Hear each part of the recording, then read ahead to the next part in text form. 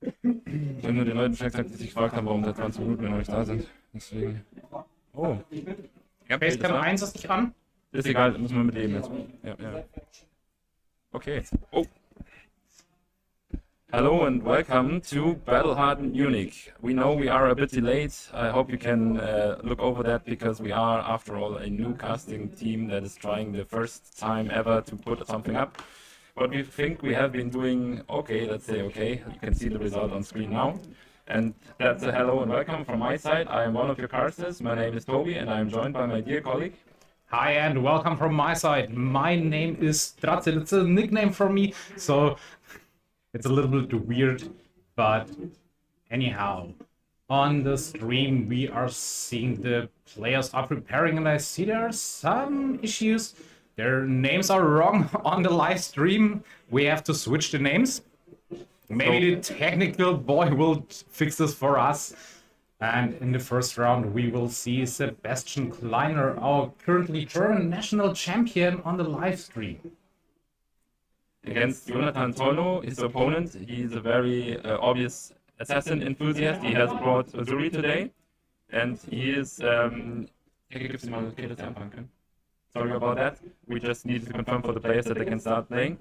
So they are on Uzuri today, which is a very what would you say, romantic assassin pick for the event today. A very classic hero. Everyone who has played assassin has some fond memory of her. And let's see what she can bring to the table today and if she can take down Cindra. All right, and as we can see, Sebastian is on Uzuri, as Toby already mentioned, one of his first and loved heroes. I think also because of the current ban of Bonds of Agony. And there we can see the first card is Blade. I think this is the classic get the hand fixed for the next round type of play, make some value but not lose too much, establish an arsenal. And as everyone might know who has been following Flesh and Blood for a while, Uzuri is actually a very special hero for Semi Kleiner because he has been doing well at another Battle-Hardened with her before. He was playing her at Battle-Hardened Antwerpen, making all the way to the finals, facing up against Pablo Pintor on Ultim.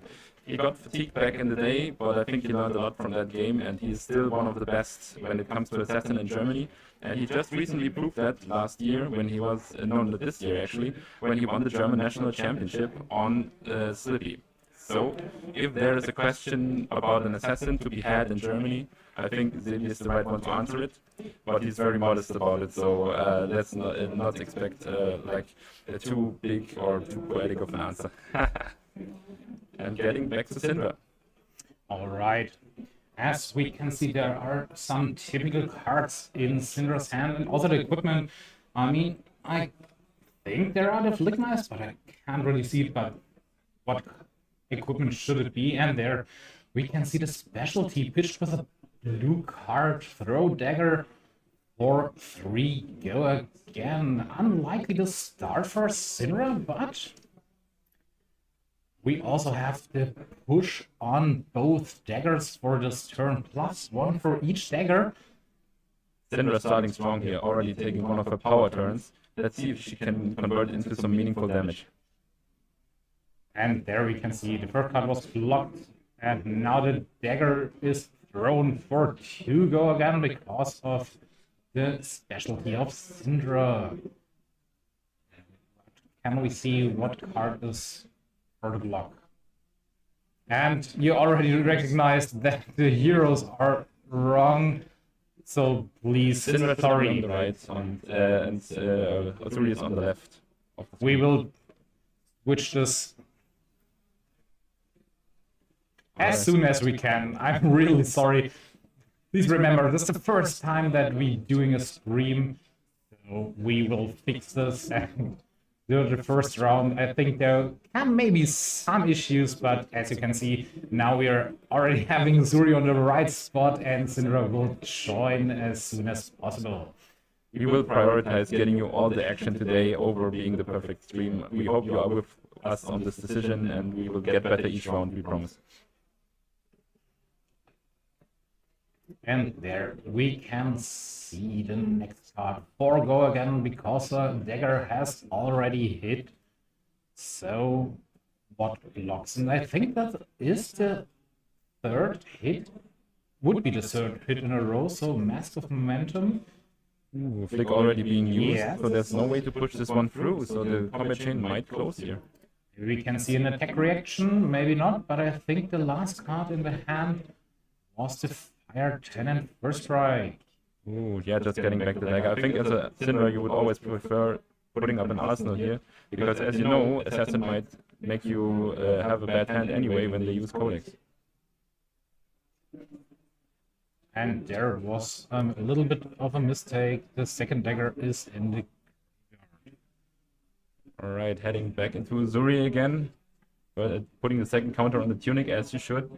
Every player can pat themselves on the back when they remember the tunic trigger, we all know that. So let's see what Uzuri is trying to do now. When I would be playing Uzuri, I would be looking at the cards in hand for Cindra and ask myself, how many can I take? Because I can definitely not withstand whatever aggressive play she's putting up with. She has the whole hand, so I need to make it as worse as possible for her.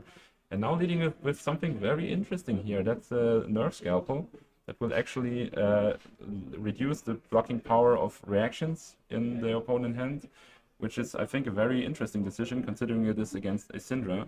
So maybe he has just not had another dagger for the slot, because it's one go again dagger anyhow. So, and it has piercing, so you can convert some damage here. Maybe he will flick them later and replace them for something else. That would be interesting to watch.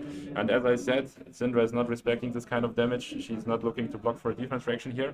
And now he can safely play this Leave No Witnesses, because if he were to have a defense reaction that would cover this one up for 4, it would not be sufficient. So he would need to still give up equipment here. And that's the classic assassin play. That's how you force your cards through. Let's see if she will let go of that arsenal or if she likes her hand more.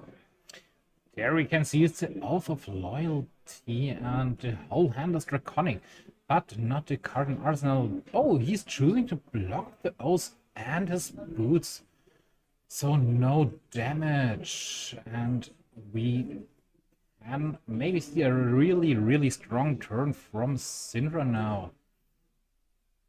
We will maybe start with the card in arsenal to pump the next draconic card, or with the 3 go again.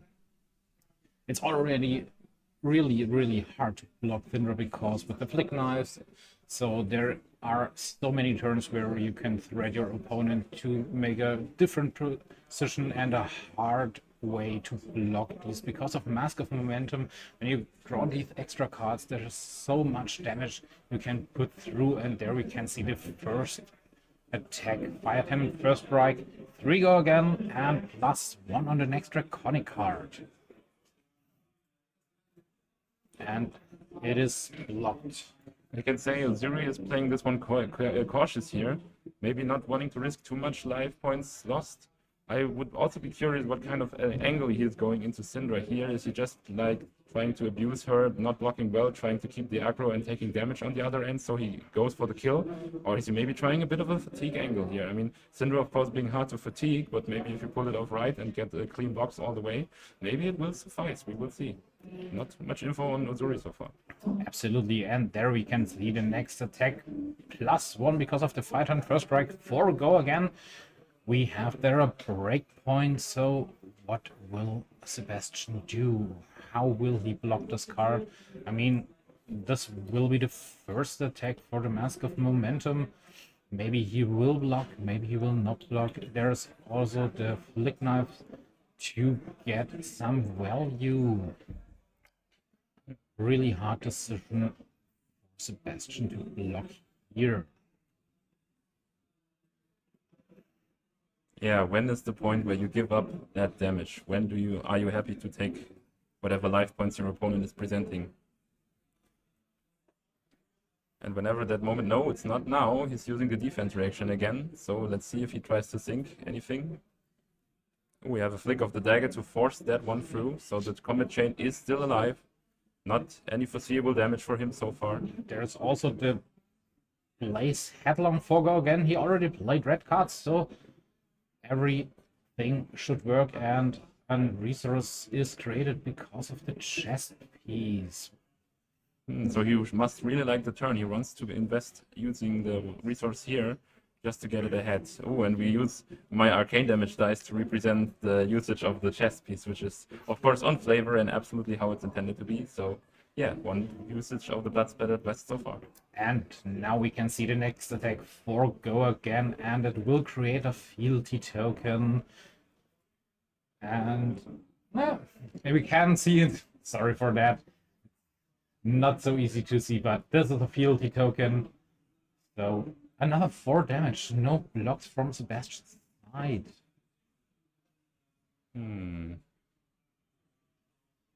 Let's see. And here's another 4 from the Blaze Headlong. Also, the Mask of Momentum would trigger here if any damage going through. Will he accept the extra card? Maybe it is a big attack or a card for the arsenal.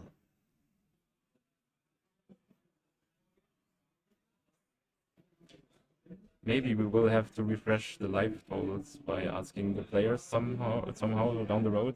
Excuse that, we will find a solution for it. But as soon as we can see now, Blaze Headlong is coming in for 4, go again. Combat Chain still alive. Meaning there has to be a draw on the end of this Blaze Headlong hitting. There's Lock with already 1 equipment piece and an extra card from his hand to prevent the drawn card, and returning the daggers, ending the combat chain. Really strong turn from Cindra. So Uzuri only has 2 cards left in his hand, tuning up to 3. Looks like he really respected the over-the-top value damage that could have been coming from Cindra here. Getting back some healing by using the sigil. It's like a block from the past, as one said. Ooh, and there's the Codex follow-up. That's what you want to see to get the pressure out of Cindra, to make the most out of a 1-card hand, which is the legendary 1-card hand every player knows by now. So asking Cindra, would you give me 2 cards at least? Or would you like your hand so much as to take 4 and give me probably silver, considering how much red cards are in Cindra's deck so far? So let's see if the silver, I mean, he's not playing any silver equipment so far, so the silver is not going to matter on an equipment angle. But he will maybe have the silver to get some crazy late game plays going, maybe for some damage leaked. But if I saw it correctly, there is a Shelter from the Storm in the hand from Jonathan. So there is a clean 4 block, and he can choose the Oath of Loyalty. The other cards in the hands are all draconic cards, so he will get so much value maybe out of this. Yeah, it makes so much sense now. He's really trying to put all that he can into this block. And when he has used the shelter to cover it up, he has set up for a very nice next turn. And that really messes up Sebastian's plan here, because now he will not know what he will draw off of that Ponder token and if it will actually help him. But he can, of course, be cranky about it and flick the dagger to get at least some damage going. And then we will see. Oh no. What happens next. Totally forgot about the flick knife.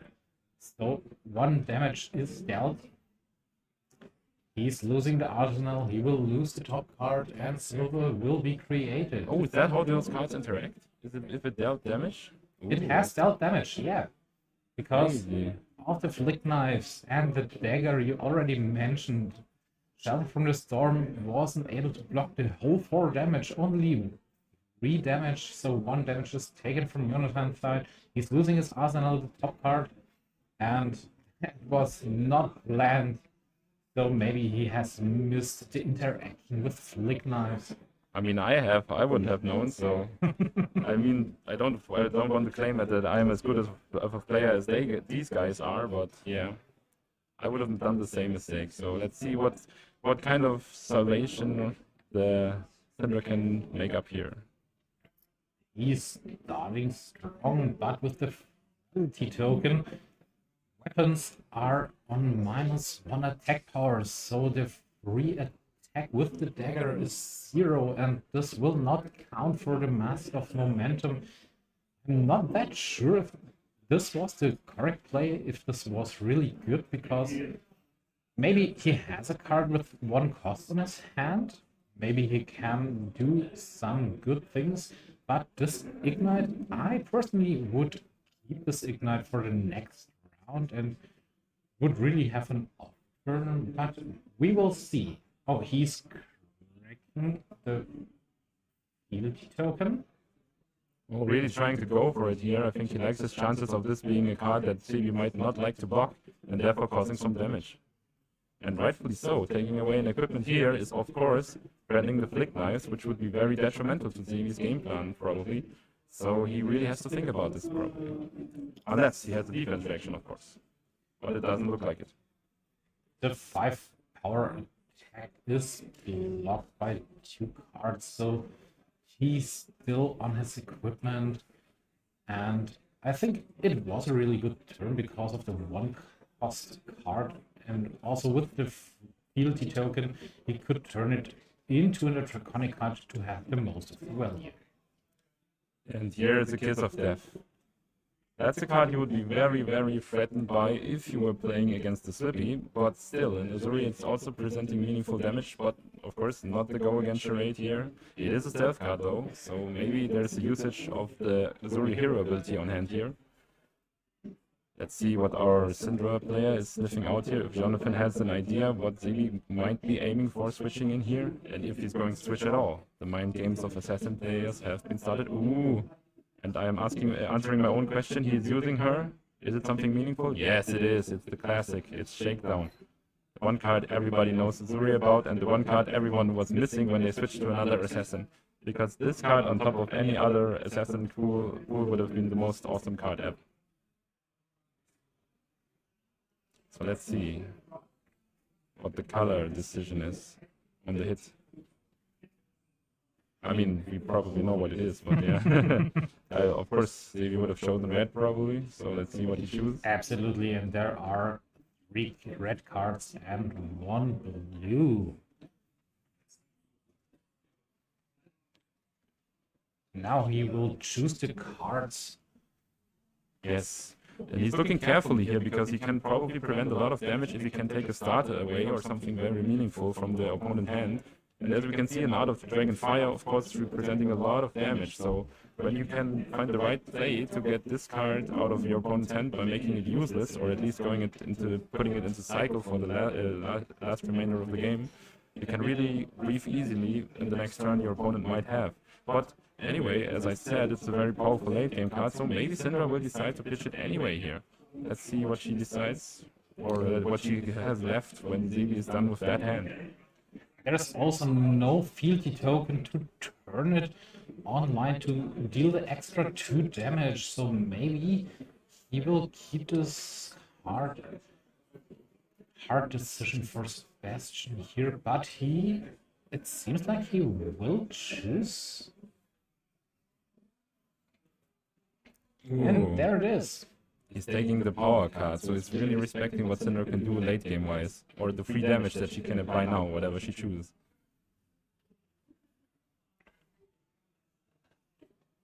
But with this hand knowledge, the turn isn't that strong, and also the attack reaction, the throw dagger, isn't any surprise anymore for Sebastian at this point.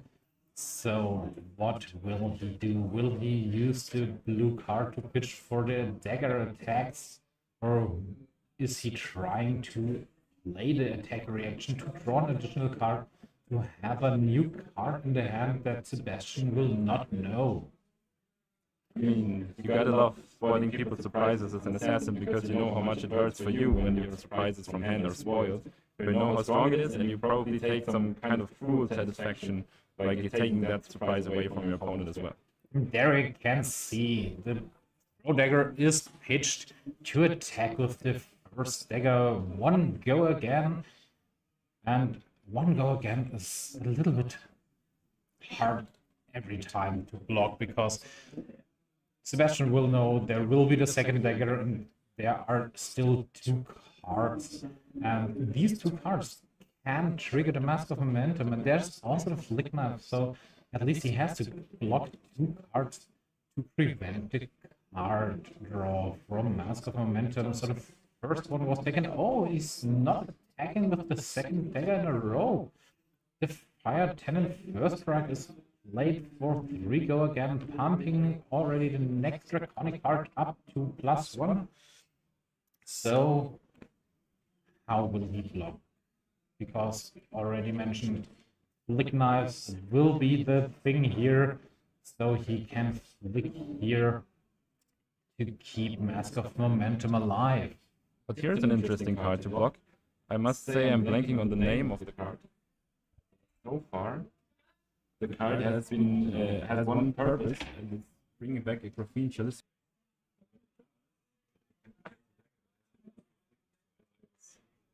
Assuming he has a plan to get back some daggers and make them work in the game. So, we know that he has a plan to get the dagger.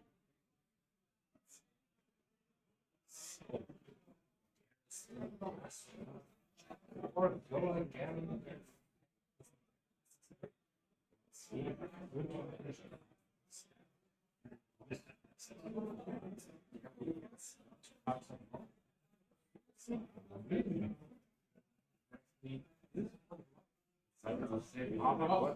I know where the confusion came from. Of course, it's another card that will give back some life when it goes to trade. Starting as a Cindra one, and I'm asking myself, if the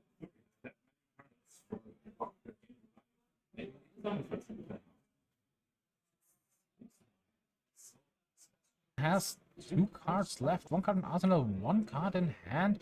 The tunic is up. So what can we expect for the next turn from Sebastian? Cindra retreated 1 dagger. So no arsenal, no extra card is drawn, and no arsenal. And there's the last card out of Sebi's hand. It's a codex while having an arsenal. Very interesting play here. He's probably getting rid of a specific problem he's trying to address. Maybe 1 card from hand on Cindra's side. So he has probably the card to clear out the arsenal already there. So should be, probably, as my wild guesses can be, a Leave No Witnesses. Because that's the 1 card.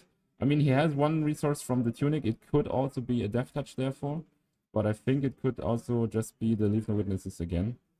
I think we have seen 2 so far, but I don't remember really how many of them were brought back by a codex. Leave No Witness was recovered once with the first codex, so there's only 1 Leave No Witness in the graveyard right at the moment, so maybe he has drawn the second Leave No Witness. And he also knows blocking isn't the best option for Cindra, so he can thread 2 cards. And as we remember, even if he will block, maybe there is an interaction with flick knives and the second dagger. So Jonathan is checking the dagger, what he can expect now. This mistake shouldn't be done a second time. I mean, Flash and Bud is really the right game to learn some stuff. And I can say one of the players really has learned something here, and that's the interaction between flick knives and the on-hit of contract cards. So trying to make the best out of that knowledge. Now he has decided on what he did this card, and ooh, who would have thought? Here's Leave No Witnesses. Can Leave No Witness, the 3rd time played in this game. So what will be the block? And the thrown dagger was put into the graveyard because of the codex. Wow, Cindra really getting no time to breathe here. Another on-hit that is relevant to Cindra's arsenal, so whenever she tries to go over the top, she will get punished for it, and that's the kind of the problem with the assassin matchup. Because of the gravy, you can just play no arsenal and you are safe from Conqueror, and that's the end of the story. But the assassin can make you block anyhow by using the codex we all know and love or hate, whether we use it or not. So it's a very difficult decision for Cindra every time, getting no chance of actually converting a 5-card hand here. And there, Brent with Thunderclaw Red. 3 go again, turning the next attack into a draconic one. And there we can also see Ravenous Rebel and Fire Tenant First Strike, 2 non-draconic cards. And it is blocked with a regular 3 blocks. So backstab, it is. It's the classic. you cannot use defense reactions. I will switch in a Command and Conquer, and you were never able to use defense reactions whatsoever, after all. One of the most atrocious tricks that Uzuri Next can attack, perform. we already see the 4. He's sure there is a red card, and it is a Tenacity, the yellow one, going down to 3. No break point for Jonathan on this point. Now it's a 3 go again, but it is Draconic at least for Cindra. Yes. The only card that would have been more poetic finding as a yellow of the Rebel would have probably been Assault the Wound. But let's not go there. I think he was really sure to find a red card here because we already saw 2 throw daggers. But, I mean, most of the decks are playing 1 Tenacity or 1 Salt to Wound, so the chances were very low for this. And here's a Spider's Bite. Now using the right dagger for the right situation. Cindra, of course, having a lot of attacks in her deck. That will make them block worse, and you know what that means. The next on-hit will be very painful for Cindra when he comes. But you have to ask yourself the question as the opponent. You have seen meaningful on-hits for 4 to 5 turns in a row now. How long will Davy Kleiner be able to keep this one up? And how well has he constructed his deck to have enough on-hits to actually perform like this? And here's the decision. The Shelter from the Storm is already seen in Jonathan's hand. So I think he will prevent this as an instance. So there is no hit from the dagger, no damage is dealt, and even if you wanted to flick this dagger in the same turn, there is no hit from the dagger. So 1 prevention, 2 floating prevention. Oh, and there we have the famous Death Touch again. One of the best cards to come from Arsenal that the Assassin player has access to, and a very, very good late game card, of course, because the chance to give Blood Red Pox to your opponent is representing 8 damage on just 1 resource, which is, of course, one of the best rates you can have in Flesh and Blood. So, now, being the Cindra, I think you would consider your opponent to pick the Frailty here, just because damage will not matter as much as disrupting your damage. So, another Frailty will mean no meaningful dagger usage for the next turn. And that must sting, and therefore you have, of course, the luxury of not having taken the Spider's Bite so far, so there might be some consideration to block this, but still you would have to give 2 cards probably, and that's something Cindra certainly would not like to do. I mean, there are 2 block cards in Cindra's deck, so with the 2 floating prevention, maybe there's a 3 block and a 2 block, and he can prevent 1 and the last one if he has the way to flick the dagger. There we can see as an instant Munich 1 resource, and it will give go again to this attack. Yes. So no blocks from Jonathan. Ooh, that's quite the damage coming across on Cindra's side here, and let's see what kind of token he decides on. No, he goes for the Blood Red Pox. So now maybe a bit of a gear shift here, going for maybe using the Dominate on Uzuri later on. Just getting into the damage mode again. Ooh, and here's the spicy one, Sensor. I think it might be quite hard for us to get the call which one card he chooses, but maybe he will signal it somewhat. You can see. I mean, we already have seen the Tenacity, so there's always the way to call the card he has already seen because of the Ravenous Rebel. But is this the right decision? He will block with this card. I think, being the player that won a national championship already, you would probably be experienced enough to say, I want to get the guaranteed value so I can see him taking Tenacity here. But we are not sure what he will choose ultimately. Let's see if we can lip read. He's considering.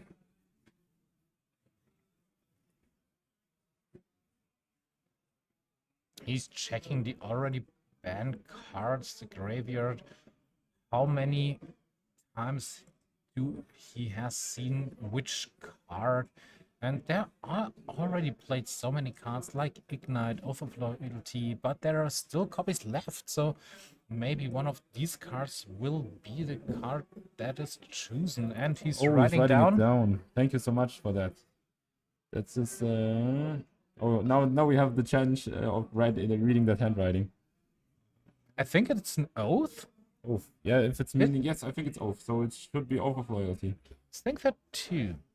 So he's not going for the value he knew he had, but rather the one that would have been the most crippling for him.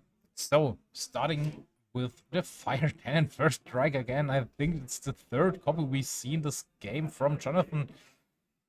Such a good card, but not a Draconic card, so sometimes Cindra is struggling on having not enough Draconic cards on the combat chain to activate the ability to retrieve the daggers, and there is the block with an Enlightenment Strike. That was clean 3 block. Will he already flick here, or what can we see? Yeah, Cindra giving this really a lot of thinking here. Now deciding on the dagger, coming in for 2, being buffed by the first attack. So to go again, 1 resource is floating for the last 4 power attack in the hand. Maybe takes it here, but maybe also because you ease his fears a bit by pitching that tenacity away.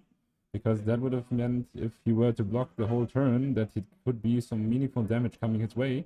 And it's also Cindra telling us, I will not respect this Bloodbath Pox damage, I will accept the 2 I take here and just push on forward. Absolutely right, and here we can see 3 go again is clear block. And as everybody should have known, Flick Knife was used to keep Mask of Momentum alive, so the last resource is used for the 4 power attack. And we still have to remember, even if he will draw the card, and why should this have go again? Did I miss the fealty token? Because I don't think it is a Draconic card right at the moment. I don't think why it would matter anyway, because we will have not have a follow-up here. I think there's only coming the dagger retrieving after this, yeah. So Cindra back at 2 daggers, of course, but yeah, no point in having an arsenal, and also the Bloodbath Pox damage is now leaking through. I mean, it would be important because this were the 3rd hit in a row, so he would have drawn a card with Mask of Momentum, and I thought this would be the best way to crack the boots for additional go again. But we can see Sebastian Kleiner only passed with an arsenal, so a full hand for Cindra.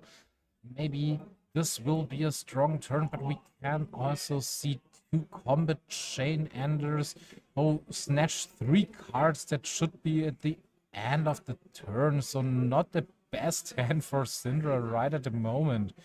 There's only 1 card, the brand with Thunderclaw. He could start with this, but he's choosing to pitch one of the combat chain enders because there aren't that many chances to have the conditions online. So 1 attack is going through. There's the brand with Thunderclaw. 3 go again. The 2nd attack for Jonathan. He's just charging forward all the time. Absolutely right, and I think that's the right decision from him. But there we can see the flick, I think, for the Blood Splattered West to create a resource out of this. Yes, you're absolutely right. Absolutely. Otherwise, there were nothing else I could imagine why he's doing this. And now I would say he was going for the fealty play, right? No, not really. Oh, crazy. I think, okay, it's a little bit hard for me. I mean, we can expect that he could now use Yes, he will. the boots for the go again, but there are only 2 Draconic attacks on the combat chain, so he has to use The resource. the probably. resource. It costs 3. Did we miss here something? I'm not sure, but it's gonna be covered up anyhow. I think maybe he was going for a double draw turn here, having the draw and the snatch, and then getting another chance at getting the mask. Now Alright. he has the 5 power attack, and on play the opponent hero is marked. Using the last resource, but maybe judge can explain to us or you in the chat why could he use the boots on this turn? The flick of the dagger might count, I don't think so, but yeah. Anyway, we can see what damage has been leaked here, so if the players did not catch it, we will just ride with it, and let's see how Zebi tries to strike back after this one, but they're having a bit of an argument here about retrieving daggers, obviously. But since Cindra resolved them, everyone seems to be fine with it, so that should be it. And now here's another, probably, maybe Uzuri switch target. Let's see what Jonathan thinks about this one this time. What could be coming here? Is it another shakedown? What we see in Jonathan's hand is a lava burst I already can see, so he's not checking his cards anymore. Oh, there is the shakedown. I mean, you gotta play Uzuri if you find them this reliably and when you need them. Those 6 damages going through, and Sebastian is able to see the whole hand, and there is an attack reaction. I would take that. Absolutely. Yeah. +1 and draw a card would be the best. But otherwise, to be brutally honest, there is only one combat chain starter, so he has to pitch a card from his hand to play the other cards. So yes, the combat chain starter is the way to go. So now he has to pitch a card, and I think Lava Burst will be pitched to attack with the first dagger. But now he also probably maybe has to think about this ancestral empowerment being in hand or in arsenal. Because if I was Cindra, I would park that in the arsenal and ask the question if you want to respect it every single turn. And that can really get onto your nerves. That's the reason why I would see why you would brick your opponent's turn. But still having to think about this attack reaction all the time would at least make me uncomfortable. So maybe I would favor it over that, but I don't think it's a misplay by any means. So let's see what he's trying to do now with it.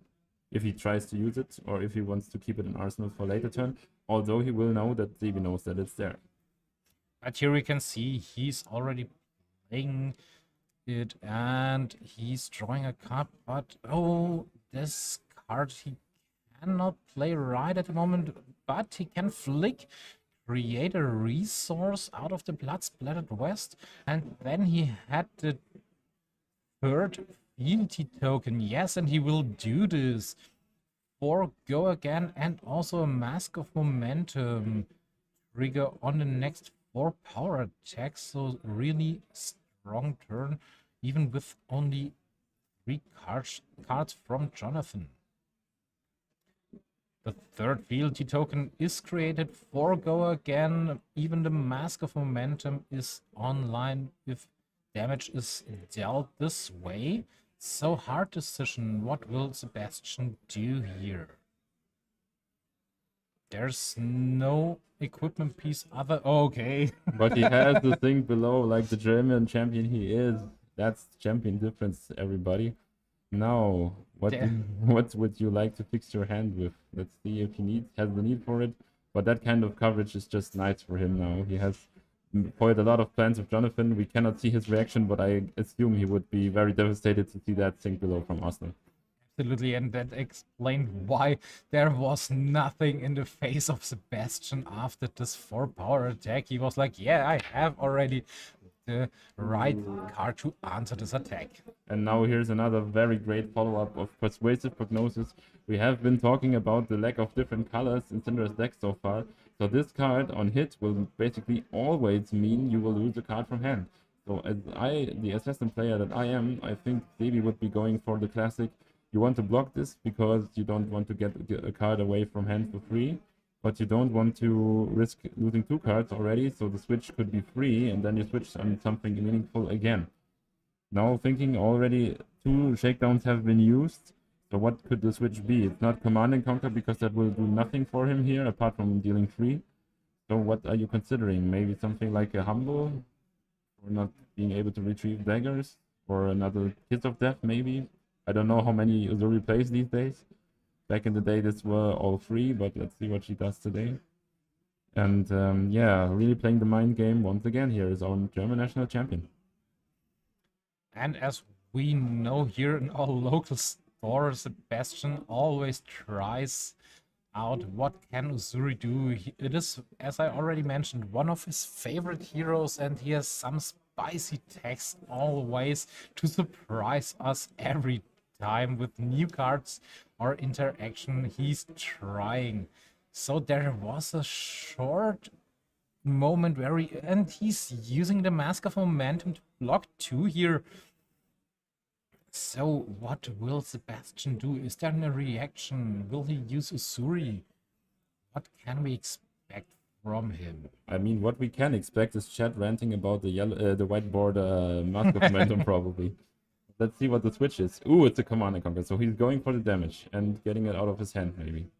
And now he, of course, will also have it engraved for any future codex where he might use it. I think he has one left, so maybe he can use that one. There's one codex left, and maybe this is the card in Arsenal now. And Ignite, one of my most favorite cards. I'm brutally honest here on the side. I mean, Cindra is also my main hero, and I really love to play her. And Ignite always feels so great because of the 1 cost reduction for the next attack or ability, and this also counts for the daggers. So 2 go again, and you already know the next attack with the dagger is for free. So there are 4 cards in the hand, but you always have the chance to attack 5 times.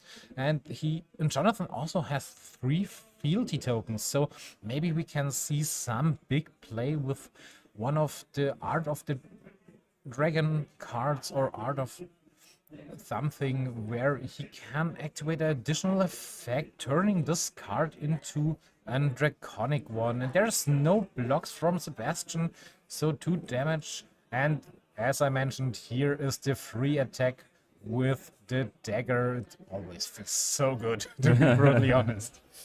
One can say Cindra is a form of art, but now here's the best coverage for that. Here is the Shelter from the Storm. So 80 euros per card in both decks really makes a difference here. Not that we advise anyone to spend more money on cards than they have, but you can see that the good cards are doing the work they need to. There's the Blood Runs Deep, and I really like this play because he has to put both daggers away.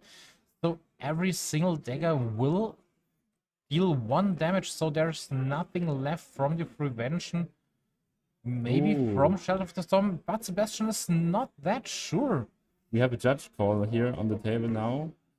I think it's about the prevention of the dagger thrown by the Blood Runs Deep, and we have the head judge coming here right away.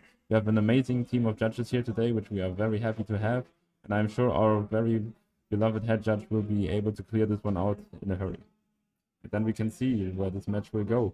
Cindra already getting quite low now. We can see she's at the life points total where any Uzuri switch target for 6 power could actually be spelling doom, especially if it's linked to a Blood Red Fox out of a Death Touch. And in this kind of spot, I think the game can get very harsh for Cindra. Although one might also say 15 life points is not too much for her to clear as well on a good turn. So, but you really would need the good combo enders there, of course. Something like Soul Dragoon, Lava Burst, obviously Tenacity, because we have seen it so far. So that's true. 15 isn't that much, but otherwise Jonathan also only has 6 life left. And when there's a good change of the attack from Uzuri's side, it is very dangerous now with so a low life for Jonathan. So we have to check if both damage from the throwing daggers are prevented, or is this one source and only one is prevented? Our head judge is checking this, and maybe you should know in the live chat. Will this only be one prevention, or are both prevented? yeah, I mean, anyhow, at least one should be prevented anyways. So maybe only looking at taking away 1 life. Oh, he's taking both counters, so it will probably have been preventing both of the effects. So now the game can continue.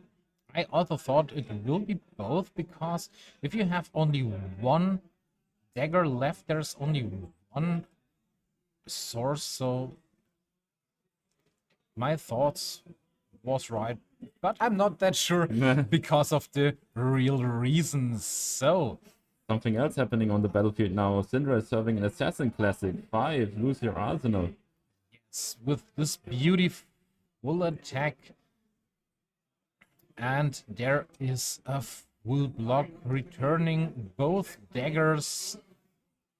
This was a good turn from Jonathan, but to be brutally honest. Oh, and also Flick Knives wasn't used this turn, so he turned back the daggers, activated Flick Knives after that, and now Sebastian is down to 12, has one card left in hand and one card in arsenal, and oh. CB throwing away any hopes of the daggers bringing any significant damage, because now he has taken back like 3 virtual throws that have been happening in the past again, and he's back up to 15. Now almost a 10-point life difference between the players now, which once again is not too much for Cindra to clear if it's against anyone who leaves her space. But against an assassin, it can be quite hard to do.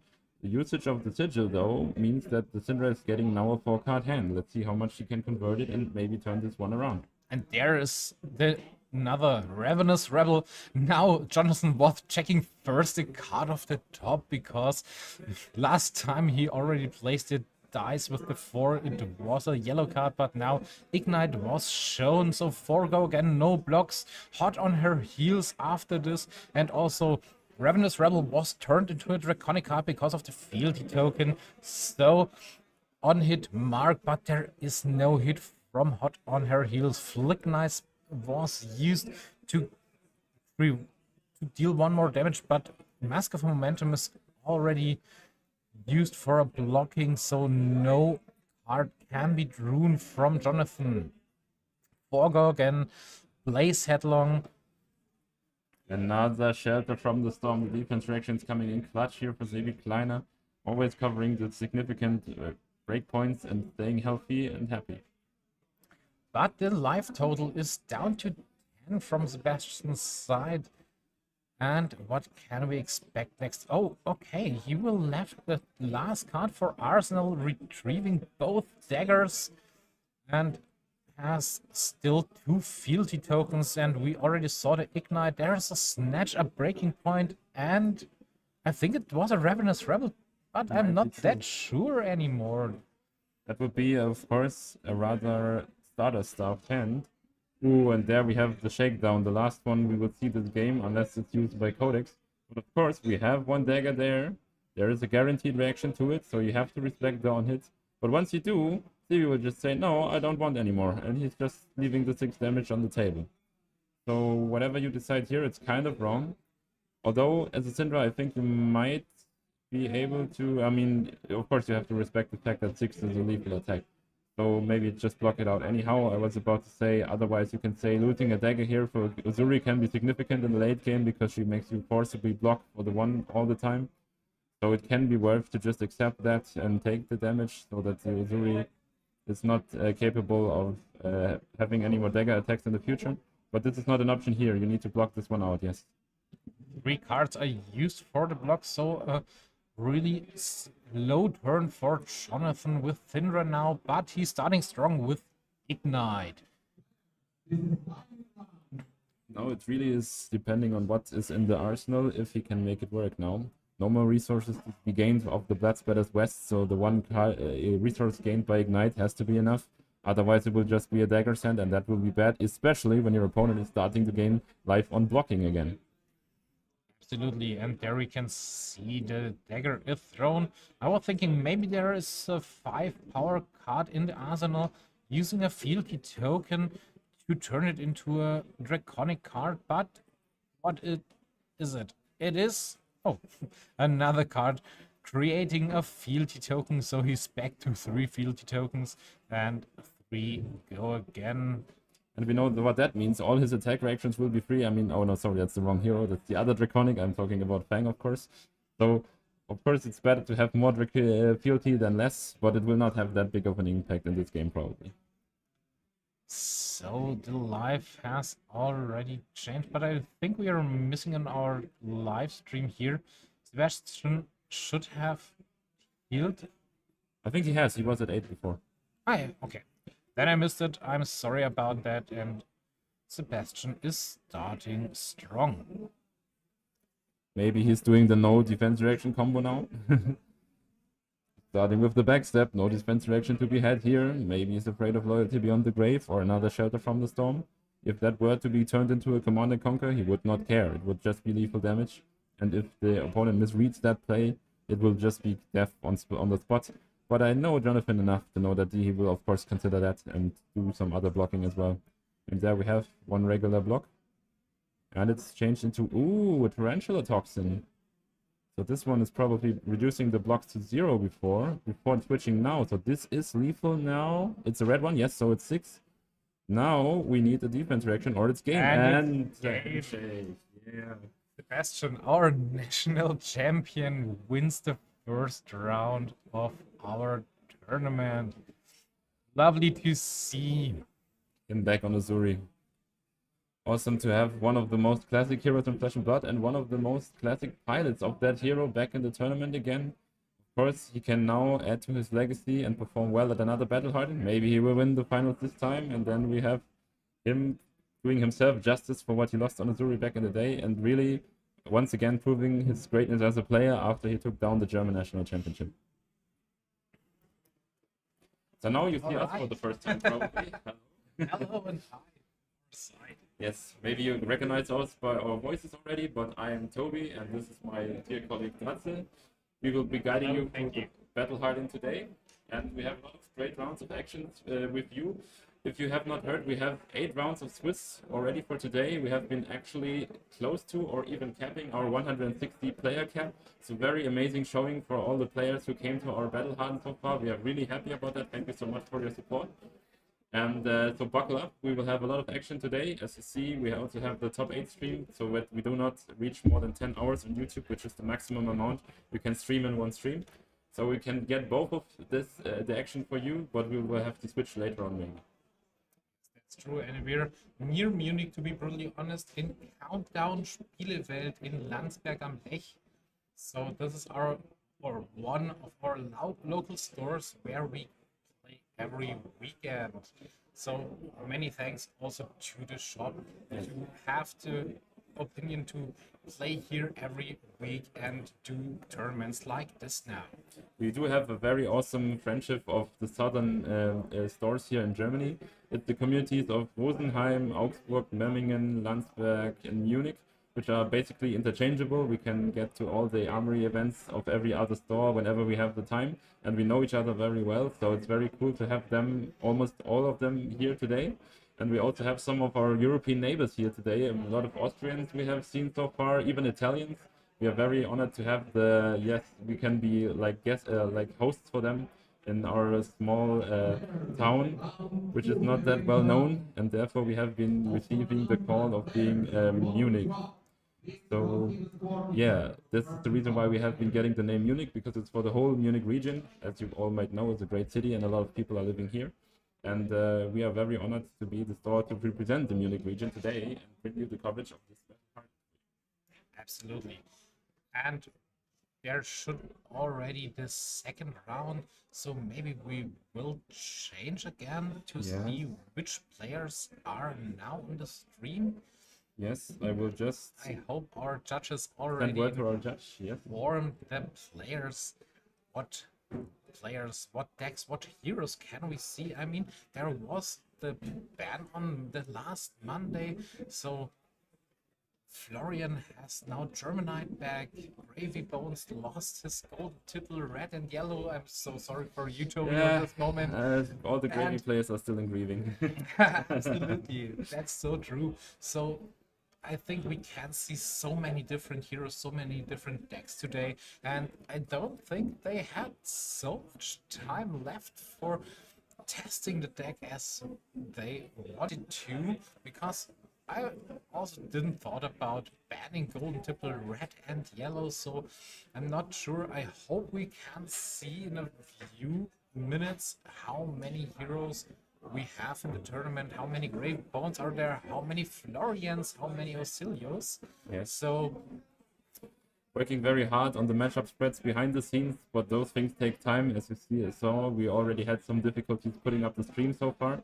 It's a long day. We have a lot of time to fix things, but for now, we are working on it. We have a very great scorekeeper who's doing the things for us here, and he will have the matchup spreads ready soon. I mean, he has them now, but we can show them on stream soon, probably.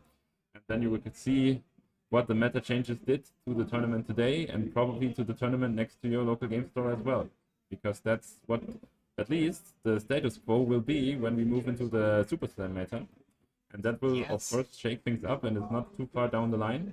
But for anyone participating in any other tournament, so therefore, and also to make up your mind what might change when the new Super Slam cards are revealed, then you can take the info you get here today and say that was what happened before. Now let's check what will happen after these new cards come in. We are in such an interesting spot. There's a new list since Monday. Next week is the World Primary of Super Slam. So we are in a small spot where the old heroes are played, the new heroes are still missing, a new ban list is out. So maybe we can see some very interesting text today and which hero can do it best. My money is on Florian, though. I think it's a good guess. Maybe we will have so many Florians. And we already got the information. We will change back. And there we can already see one player is sitting there and the second one is also joining. We'll fix the tail camera, I think. Ooh, it looks like the players have been opting to take their own playmats into the stream here. And it's the classic judge playmat against this rounds on me. No, it's the wrong card. What's it called? No, Coax a Commotion. Sorry, I was just messing up the cards here. But looks like our player on the left is trying to Coax a Commotion today, and let's see what hero he brought to do that. We will slowly fix everything, just a few seconds. Then you will see which hero they will play, the right names, and we are also really sorry for missing the face cam. 2 is still missing, but there we can already see Fang on the right side. I also think Fang will be seen really often today because he's really strong. There was no ban or something changed for Fang in this moment. And he's a really loved hero right at the moment. I'm trying to sneak. What can we see for the opponent? But I'm still missing something to see which hero he is playing. Yes, he has not shown the hero so far, but Fang means some classic anti-gravy action. This hero was really rising to popularity when he was the bestest warrior to face off against Gravy, because it's just that dang hard when you have the noble allies in hand to make the right blocks for that attack reactions. Any attack reaction playstyle, really. So he, of course, was a natural good killer for this kind of type of hero. And he, of course, now is enjoying his time in the sun. We know warrior has been a troubled class, has had very different results in the past, and so the warrior community and everyone who is fair to their fellow competitors can say, let's have the Fang players enjoy their time in the sun now. I think I saw already some ninja cards from Yorick, so maybe this isn't Ira, or is this Katsu? I'm not that sure. I think I saw some cards from the new Armory deck from Ira. Should be Ira, but the thing is, who else is not sure about what hero he's playing? The player themselves. So unfortunately, I think there has been a judge call because he cannot find his hero. Maybe he lost it, but the head judge has been there right away, and now they are making the ruling for what should happen now. Knowing the way our judges handle these situations reasonable, I think he would just have to get another token for the hero's representation. But yes, he's off to it now. I mean, we have some Ira Armory decks on sale, so maybe we will see one cracked on stream now. Since there has to be a hero shown to represent if you want to play a game of Flesh and Blood, of course. So I think he is checking where is his hero. And our technician doesn't Yet. But there is a smile on his face. I think he has some informations for us now. Maybe we will see what he's changing. Uzuri will change into Yes, Ira. wow. Just Ira. So, but then we will. That's not a hero he's missing, because I think. He's missing something else. What is he missing? Interesting. There are no more cards on the table. He's checking everything live on stream. Maybe the pressure is a really thing to him now, because he knows he's searching live on YouTube right at the moment for something that is missing, and it's also missing for us because we don't really know what he's searching for. I mean, that's the kind of the deal you're doing here. With an LSS stream, they would probably cut away and tell you about the situation. With us now, you know exactly what is going on, but you also have to wait with us. So, and we are the kind of people that will comment on the mistake of the player, which we are, of course, sorry about. We do not blame any of our players for anything. But yeah, let's see how the situation can be resolved. We will hopefully find the card that has been missing and can proceed according to plan. If not, I think the judges will find some kind of ruling for it. And yes, this will of course continue.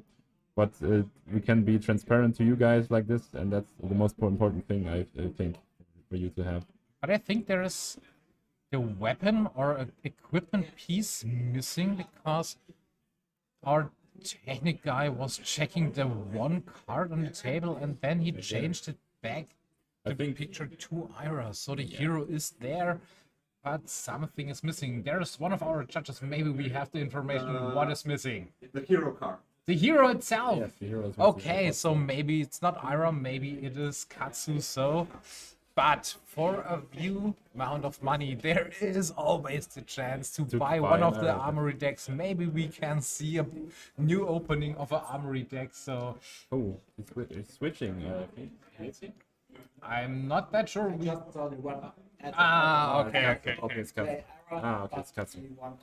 Okay, the mistake on our end, it's actually a Katsu that has been missing. I mean, he's called the Wanderer. Maybe he's wandering around the tables now, finding a new player, since he had so much a new success area. on one. Yes, maybe also. Maybe he's mistraveling right at the moment, but then he cannot buy the Ira armory deck because there is no Katsu in it. Yeah, that's true. But still, I think there's a Blitz deck Katsu over there. Maybe you can get the Blitz version. With a young we have hero. to tell you about it, the young hero being the adult actually.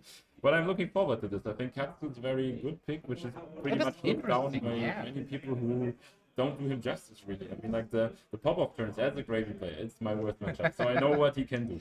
So I think, especially for any ninja enthusiast, it should still be a very valid pick, and the Bonds of Ancestry kind of playstyle is still very good. I mean, you make your fours, you make your on hits, whatever you want to play. You can just get them, and anyone that can search anything in a card game is very good. That's so strong, and I love to see Katsu here because I already heard that the Ira deck isn't more like a Katsu armory deck, so maybe there are more cards for him than less for Ira, but he's a hero we never saw that many in the last few tournaments, so maybe we'll see some interesting new cards from the armory deck and some new plays because of the change in the meta. Yes. Let's see what kind of tech he brought. But we can also maybe let's use the time for something actually useful. Yes. Because, of course, the patron of our awesome channel, Spice of Sandikai, Freddy, has not been leaving us without nothing here today.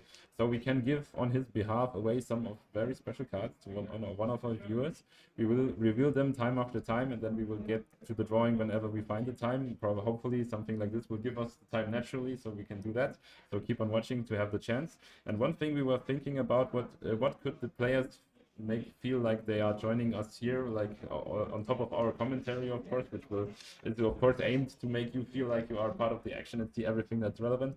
But he also gave us these, for those of you who can already tell, or maybe you can just hear what I have to say about them. Those are all of the Battle Hardened promos that you can receive here today.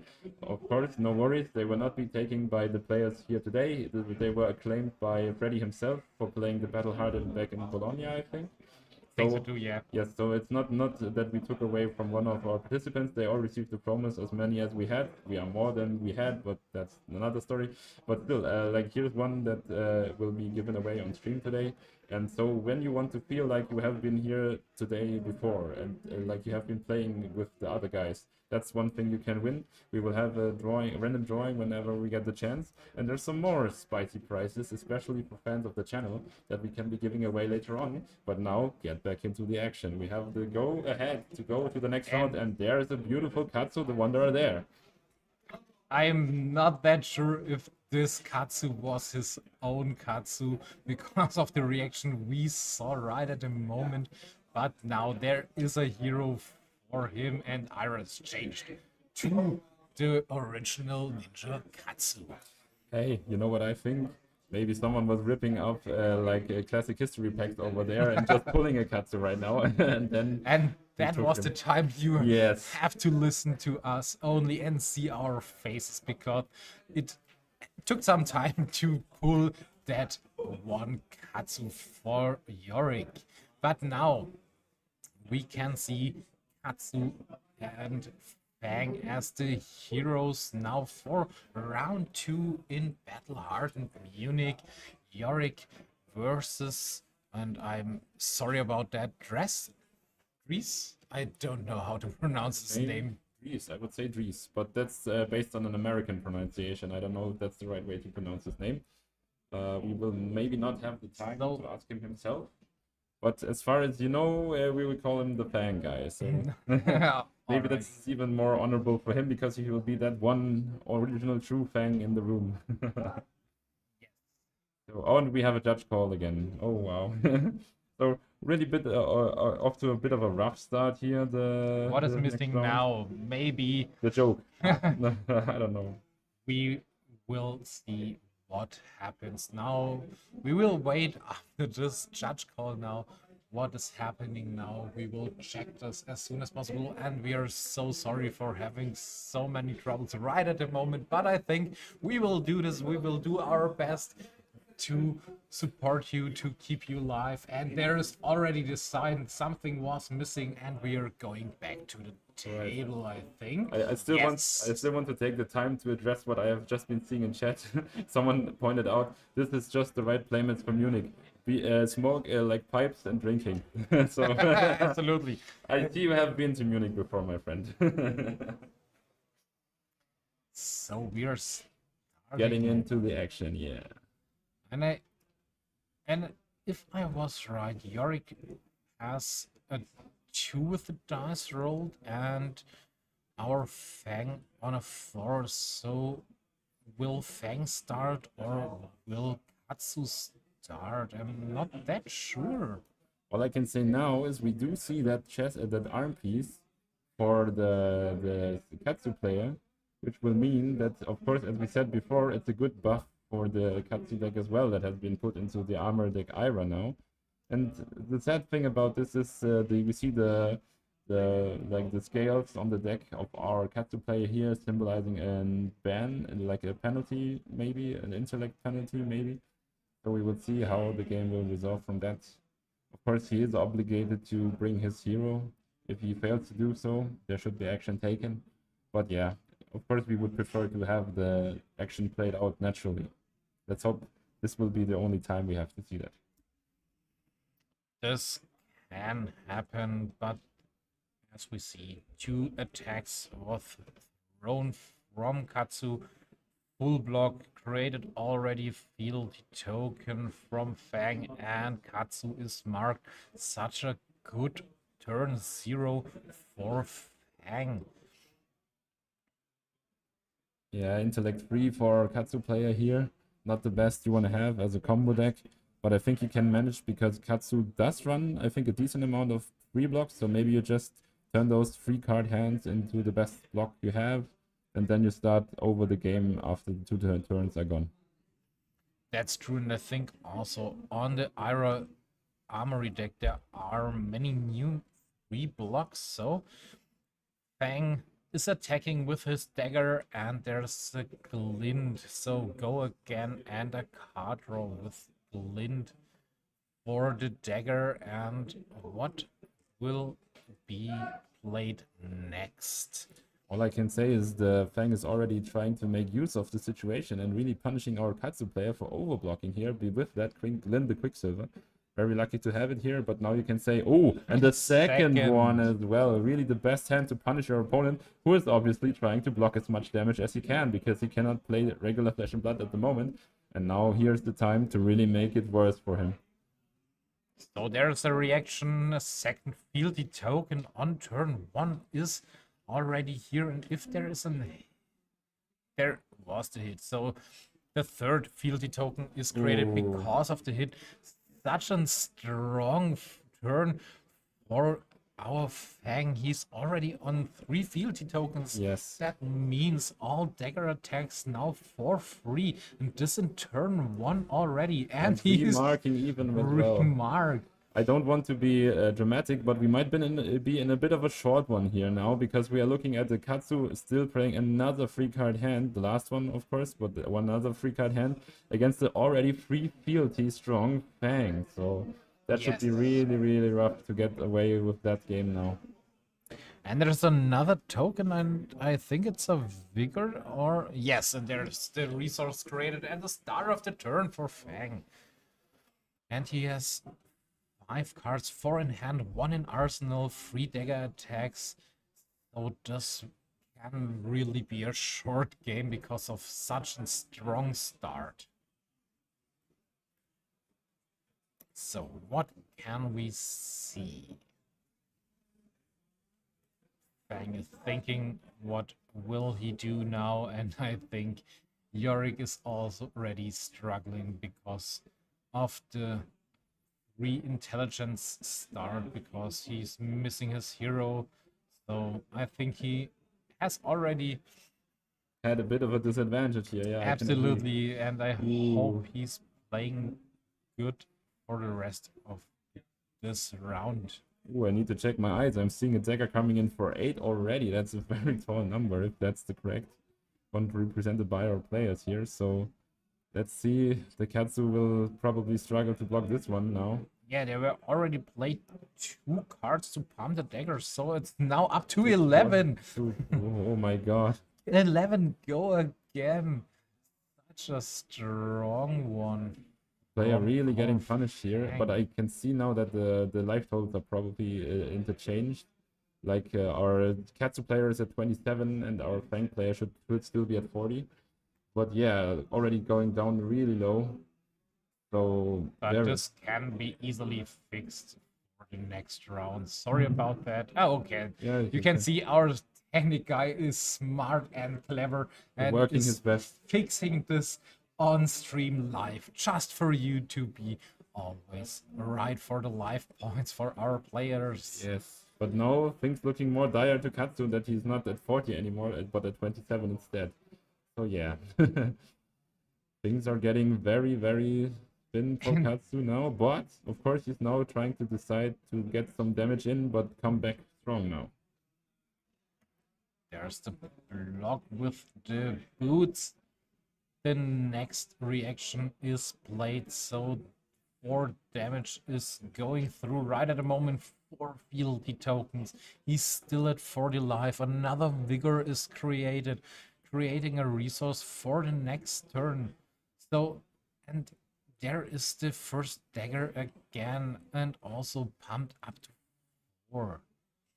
He's marked again down to 19. I think this will be a really short game, to be honest to you. But we all know about the explosiveness of Katsu. I would think if he has the leeway to do so, the life point advantage, he can make like 2 strong turns in a row now using all the resources he has. And he's doing so by using that hardened cross wrap right away to get that surging strike on the way.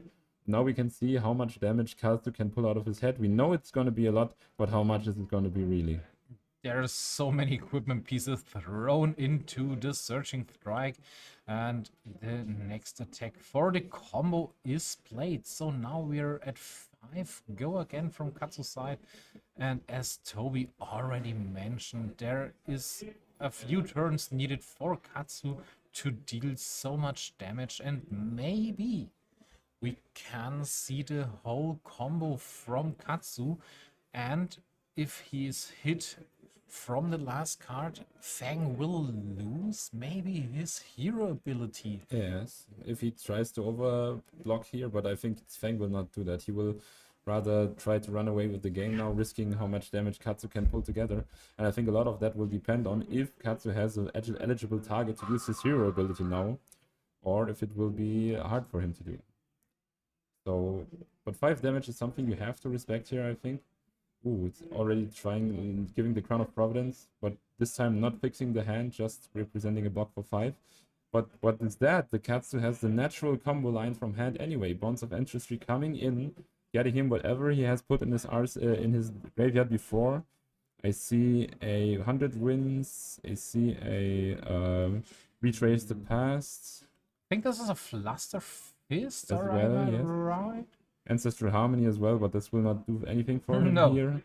So, are we going to see a Dishonor line here? No, that would be crazy, I think. I would really love to see a Dishonor line, I to be would as well. brutally honest to all But of it looked you. like it's Fluster Fist is the choice, sadly. So, of course, it's the right choice looking by damage, but it's not. Oh, he's changing it again. Let's see what he takes. No, he's taking 100 wins instead, looks like it. So, really, just taking the value damage here and trying to make the best out of his numbers by not overcommitting. That's true, but if I'm right, Katsu still has his hero ability, or not? There was yes, no he has hit. no hit so far, so he can use it on top. Maybe that's the reason why he took 100 wins. Maybe he chooses to take another one so they can profit off each other. Or He shouldn't use it now because I think the hit is on the stack now, right? he already lost the life, so he's thinking now, will I use Katsu Yes, he or will. not? And If we he's go in the full go again and the Katsu doing is it. used. Ooh, and Dishonor. there it Yeah, we is. have it. Dishonor. Dishonor in the chat, Oh my everybody. god. Woo. Will Fang go to sleep for the rest of this game, or will we see a meaningful block here? That's going to be the question. And of course, that meaningful block might mean that the Fang might not have enough Draconic cards to play for next turn, maybe losing his fealty. That would be really the play that our Yorick Schulte would need to turn this game around. So, such a hard decision. What can we see now? He's attacking, I think it's 5, but I'm not that sure, to be honest. Dishonor wasn't played such a long time for me. So maybe we can see what he's using for the block. I think he's having no block in hand as well. I think I spotted some of the legendary where you draw a card, drop of Dragon Blood or something. I don't know. Something like that. Yeah, something I'm like not sure. I was counting on you as a Cindra player knowing it. But if it's a non-block, then the things could get really difficult because you will have that and nothing else. And that would mean that he could maybe not play something next turn. There's also the equipment, the arm piece left from the Ira Armory deck. Yes. So he's Able to push this one through, maybe. Push there. Oh no, I was wrong. He has the blocking card again. Ooh, not committing fully on the Dishonor, using the 100 wins instead, and getting another Dishonor to his hand by using the Mask of the Pouncing Links. So what can we see? What can we expect here? What will happen? Yeah, his opponent reading the card again, if he can Dishonor him again this turn or not. Ooh, there's the flick. They're playing really, really fast, to be honest. And that is the So hit. there's the hit from Oh, Dishonor. we have been dishonored. Nothing he can do with his hero ability anymore. And well, there's making the fealty on the board of the Fang less valuable, and then there's straight up dishonoring him straight up now. And that's what our Yorick Schulte has been doing. And now the game is completely flipped. After the intellect penalty, we should be looking at a Fang that is really struggling now to keep paying for his attack reactions. Not that he will lose like that. Of course, he can go over the top still, but it makes it very much less likely that he will win this game than it was before. That's so true, and he was thinking maybe, hey, I will receive an intelligence penalty for the first turns, but you, sir, will receive a hero ability penalty for the Yeah. rest of the game. Who didn't bring his hero token now, my friend? That's so true, Toby. So, we can see Oath of Loyalty forego again, and nothing else is left. Okay, here we can see one dagger and... But that's not a great turn. That's 5 damage. Yes, your opponent is a 19, but let's see what Katsu will make of this. I already see like another like a gust wave in hand. So another draw can be threatened. That's of course a surging strike. And remember, after missing the hero token, now he still has the ability to Yes, use he Katsu. has. Not like Fang. But you cannot respect those cards that much anymore as a Fang player, maybe.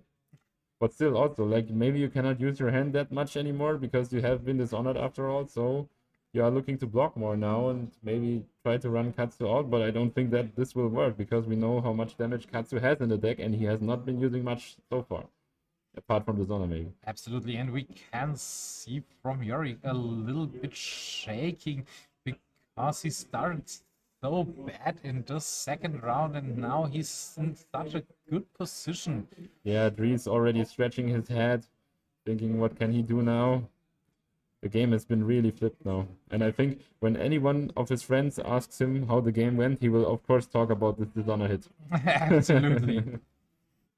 So, the next card is played, I think, from the ability of Katsu, and there are no blocks, just letting the hits going through, and our Fang is down to 21, and there we can see Arsenal pass, and our Fang only has how many cards left in his hand? Oh, 3 cards, okay, and there we can see starting with the dagger, but he has to pay now because of no hero ability. So, dagger, 1 power.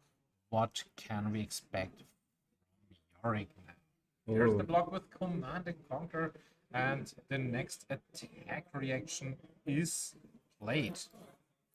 Man, it really has to sting having that 5 fealty on the board, not being able to play your hero like you used to. Yes, you are getting some meaningful damage again, but obviously Katsu is gearing up again to move in at full speed and full power again. So let's see how much meaningful offense he can put up once again. And it's starting by Be like Water. Of course, giving the ability to Katsu to name almost any card he wants. Let's see what kind of combo line he can pull together like this. If he has another Gust Wave in hand, this will probably be a Surging Strike after he's done with it. And that Dries must really know what that might mean concerning the damage that can be put out from Katsu this turn. He's getting marked again here, but fealty not being a part of the game plan anymore. So not the best card to have. And there's a Gust Wave. So probably, I think I saw a Bonds of Ancestry in the hand of our Yorick here. Think so there too. There should be a nice grab from that Bonds of Ancestry. Probably Clusterfish, something to start to finish the turn with a lot of damage.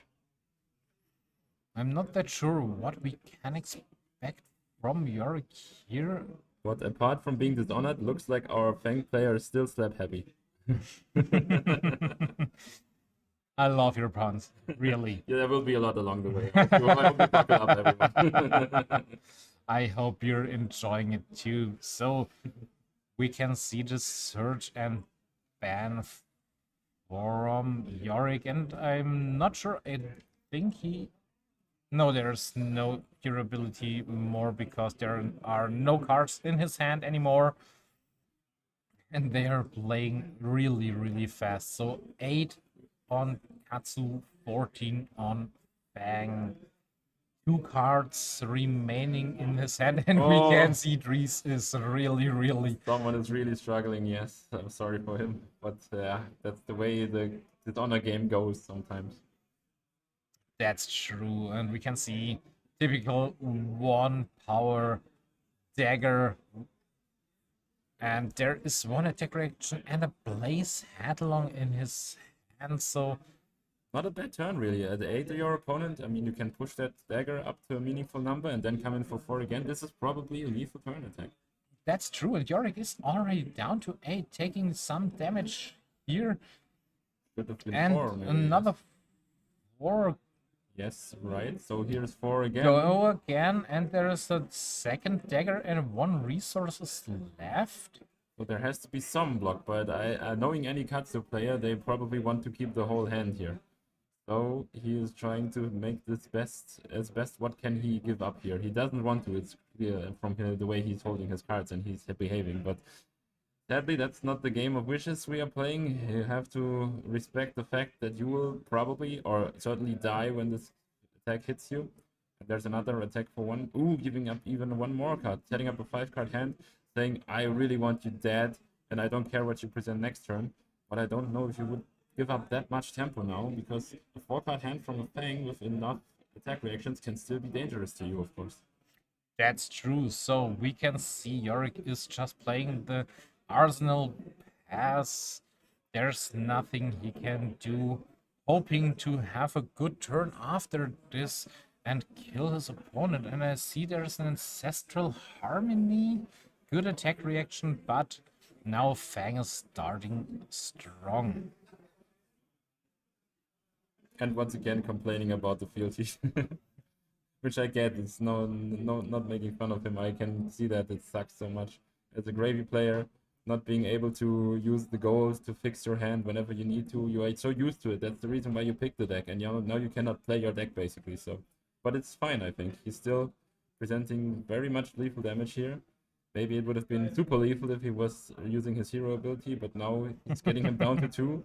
And still presenting a lot of damage, leaving only a 2-card hand for Katsu. Or 1-card hand even, with the Arsenal. That's true, and there we can see one of the new cards we already mentioned so many times from the Ira Armory deck, or should I say the Katsu Armory deck in this case. Let's not make this about product changing. Ooh, defense reaction, clean cover, and importantly, Fang gets to fix his end and not lose a card from his hand. So maybe the dishonor will not matter after all. And I say maybe when I say likely, because 2 means Katsu will never get another full card hand. I do see a Command & Conquer in the Katsu's hand now, but maybe he's looking to keep a 2-card hand and send this one back, which would be not bad, of course. But I don't think that 1-card blocks here are enough to stay alive. Oh, there's a hunt, and that is the game. There is pulling back from being dishonored early on. Here we are again. Maybe we have the chance to talk with our winner right now, because we are so good in time, I think, and we are receiving some informations I have to read. Okay, we are trying to fix the face cam is from our technical guy now, and he's changing back, so I'm a little bit confused what will happen, but we will see what it is done. So maybe I will take the chance to bring Grease. Yes, we will try. Of course, my colleague is trying to get the winner for us. Maybe we can have a little interview here. But of course, as you can see, there's a lot of great action to be had on stream here and on our tournament as well. We are very happy that some of the first matches we had were not the typical heroes you would expect to be in the meta right now. Of course, that will be changing as the further rounds of the tournament we are going down. But yeah, it looks like our winner, Dries, has been agreeing to having an interview with us. So let's see what he has to say about being honorable while being dishonored. I think the guy already changed back to the camera to us, and now you can see our winner. So how was this game for you? I don't know. Dude, this was, I just told Jordan, this was the craziest game of Flash Blood I've ever played. Wow. I'm 2, and then I'm online like turn 1. Literally, this could not have gone any better. And then you pay 2 dishonors, and I get actually, I block wrong on the first one. That's and then I draw blue. Dude, this was so crazy. We already mentioned he was with a penalty on the intellect, but you was penalty with no hero ability for the whole game anymore. After such a strong start, turn 1, 3 field turns, but very well played. I think lucky, I was saying. All the tech reactions hand was, all the tech hand was pretty good, and then the Hansen just sealed the deal because it let me go so high. But yeah, absolutely crazy. It was so much fun to watch, and it was like, okay, you will do this. This is such a good start, and then this. Dude, that was nuts. I told him, I just lost. I don't think I can get this. But I have a question for you. When you saw the penalty in the beginning, I felt like you were really trying to make. I was assuming you saw that due to the penalty, he will probably not use his full card hand in the early game. So maybe he's looking to block. And I think it did really nice on punishing him with the quicksilver. What is where you draw the card? Was that something you were looking for? You just got lucky. I because drew you had an the all blue hand. You did All blue blue hand I've ever drawn. It's the only thing. Pursuit, double glint the quicksilver, and then the one reaction. Oh.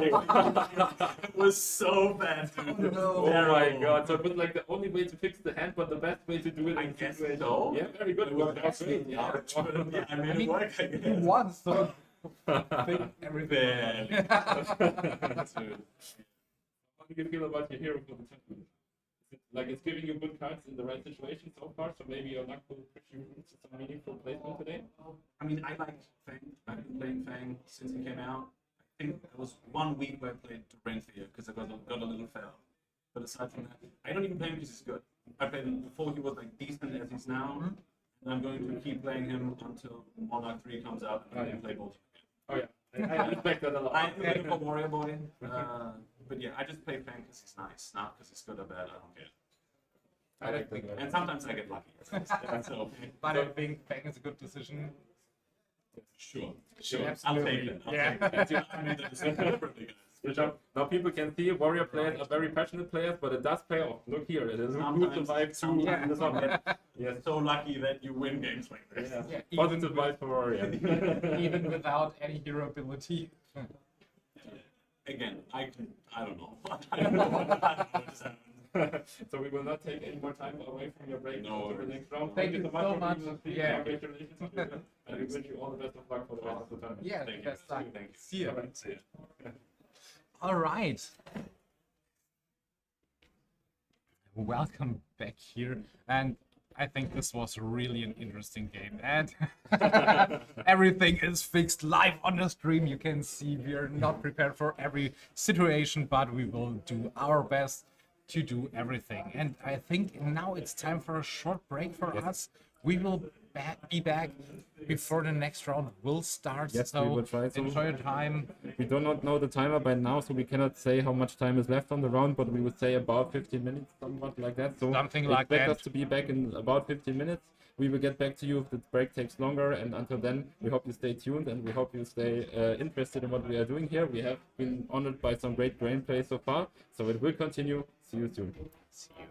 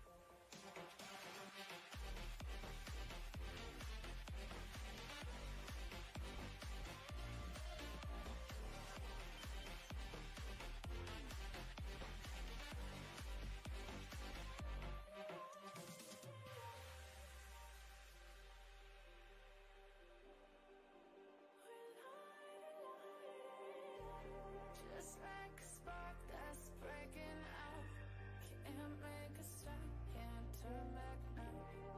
We know that there's no room for doubt. No, we can't turn back now. I see danger in your eyes. They know we'll burn down the night. Coming just like the sunrise. You know that we gonna light it up tonight. We gonna light it up, babe. Tonight we gonna light it up just like the sunrise. We gonna light it up.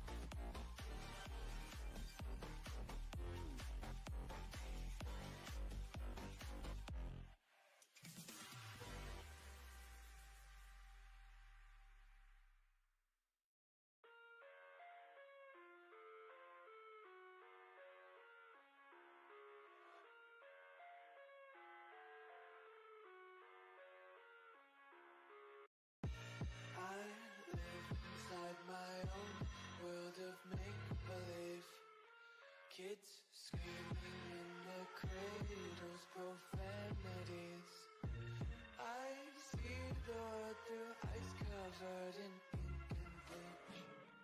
Cross out the ones who heard my cries and watched me weep. I love everything. Fire spreading all around my room. My world's so bright, it's hard to breathe, but that's alright. Hush.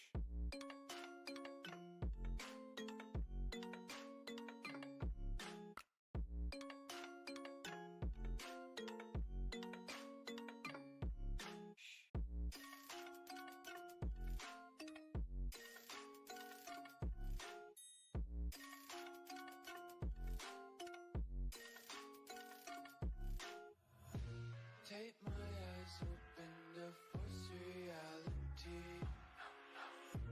Why can't you just let me eat my weight in glee? I live inside my own world of make-believe. Kids screaming in their cradles, profanities. Some days I feel skinnier than all the other days. Sometimes I can't tell if my body belongs to me. I love everything. Fire spreading all around my room. My world's so bright, it's hard to breathe, but that's alright. Hush.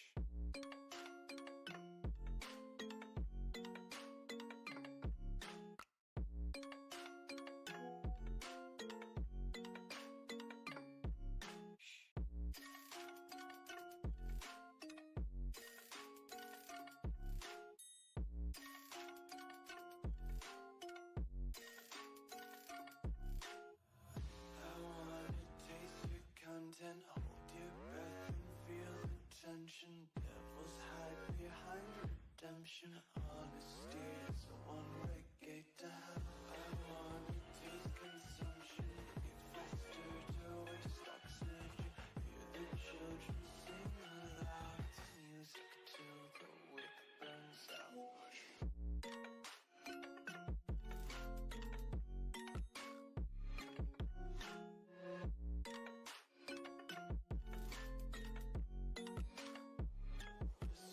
Be carefree lately, yeah. Just picking up daisies. Got one too many quarters in my pockets. Counting like the four-leaf clovers in my locket. Untied laces, yeah. Just tripping on daydreams. Got dirty little lullabies playing on repeat. Might as well just ride around the nursery and count sheep.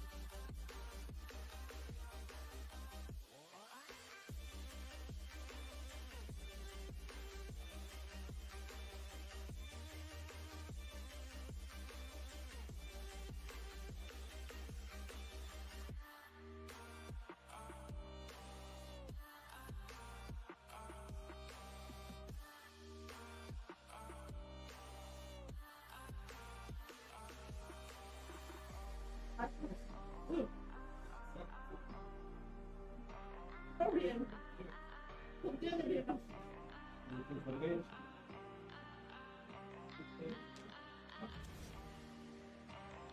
Das ist die Matte, oder? Nee, das ist das Video. Cool. Ich wollte eigentlich auch am Essen filmen.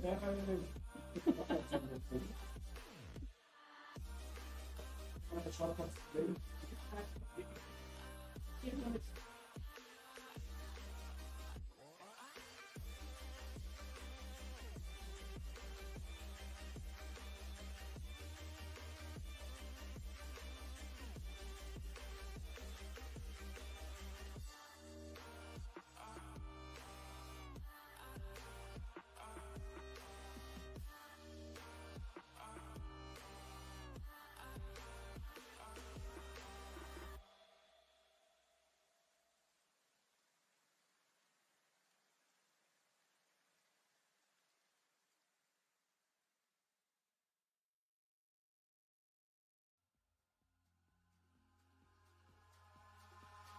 Eyes in the sky, gazing far into the night. I raise my hand to the fire, but it's no use, 'cause you can't stop it from shining through.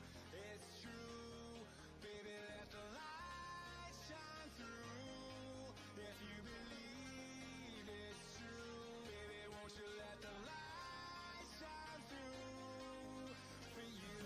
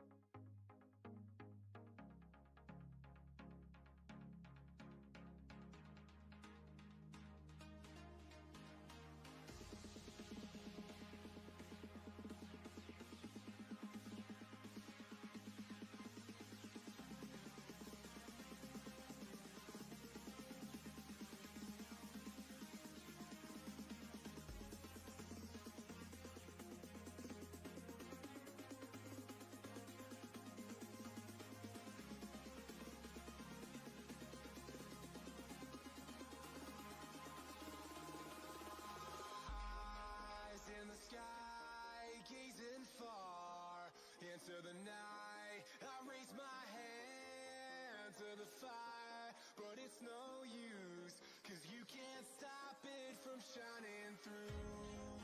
It's true, baby, let the light shine through. If you believe it's true, baby, won't you let the light shine through for you.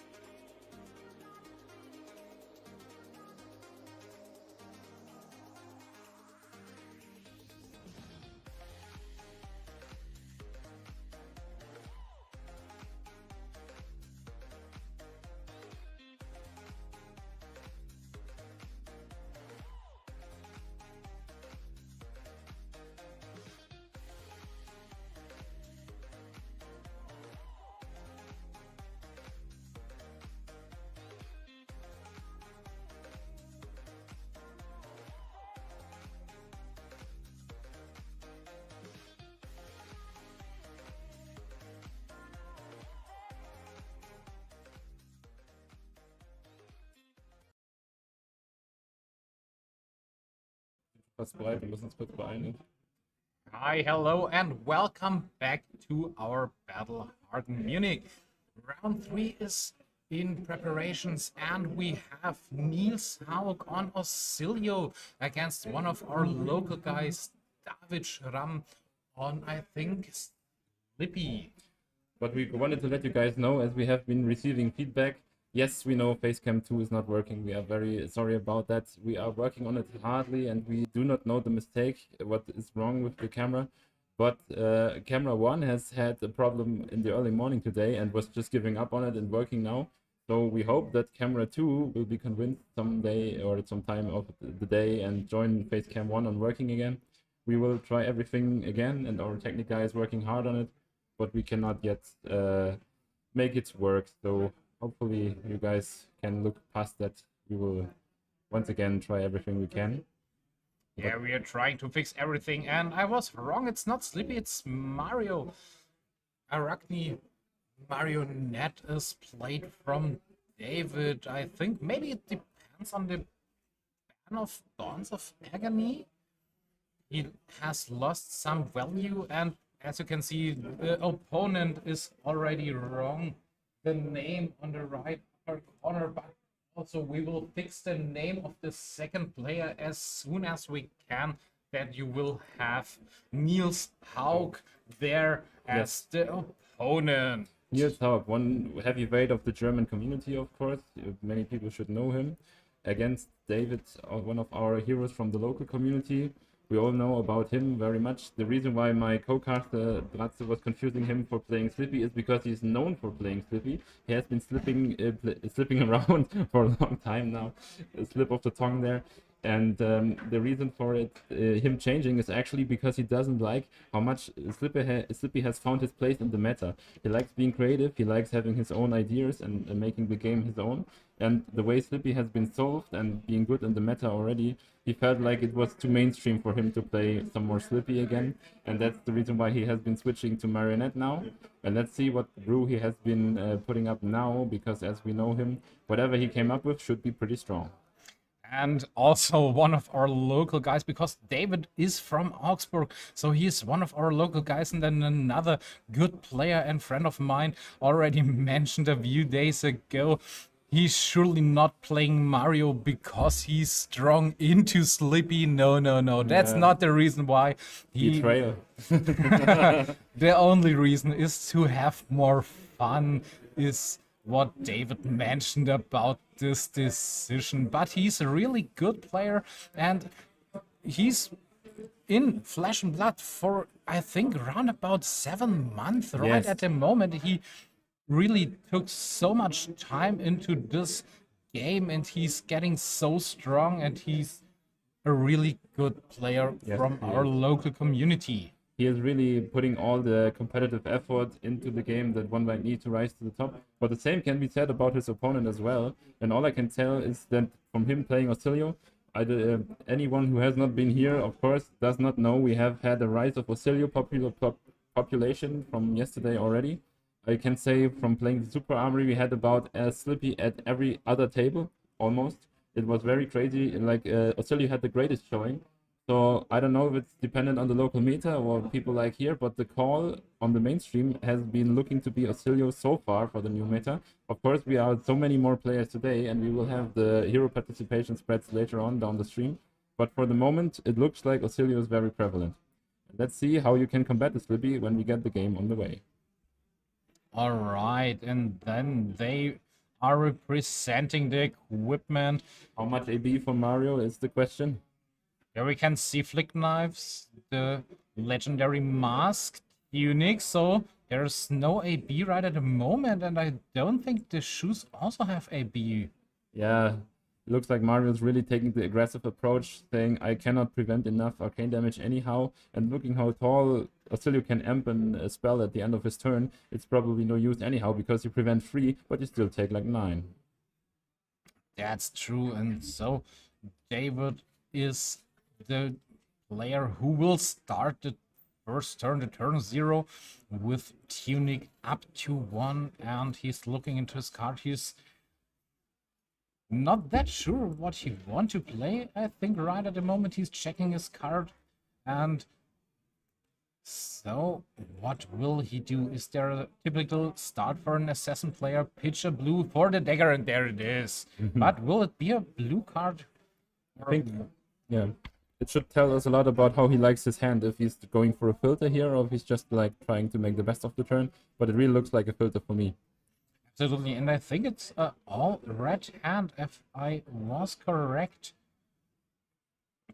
So blocked and flick in the turn 0, already losing 1 dagger. Maybe he has a card with retrieve also in his hand to buy back the dagger. No. Ooh. He's even sunken treasuring it. Ooh. Looks like the stream is under construction.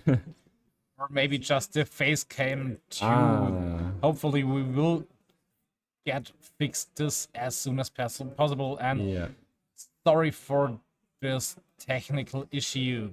So we admit to our mistakes and say technically under construction here.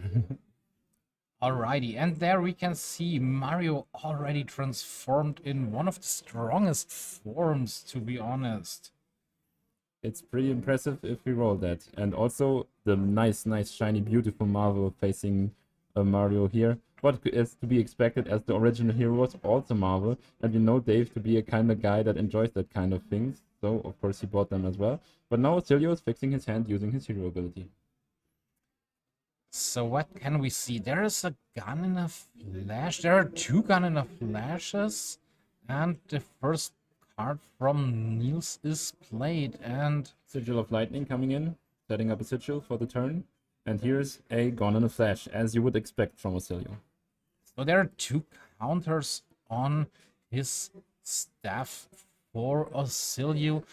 4 without go again right at the moment. But we can spoil the news. We do not see any spells in his hand so far, so Volts are probably not playing a role here.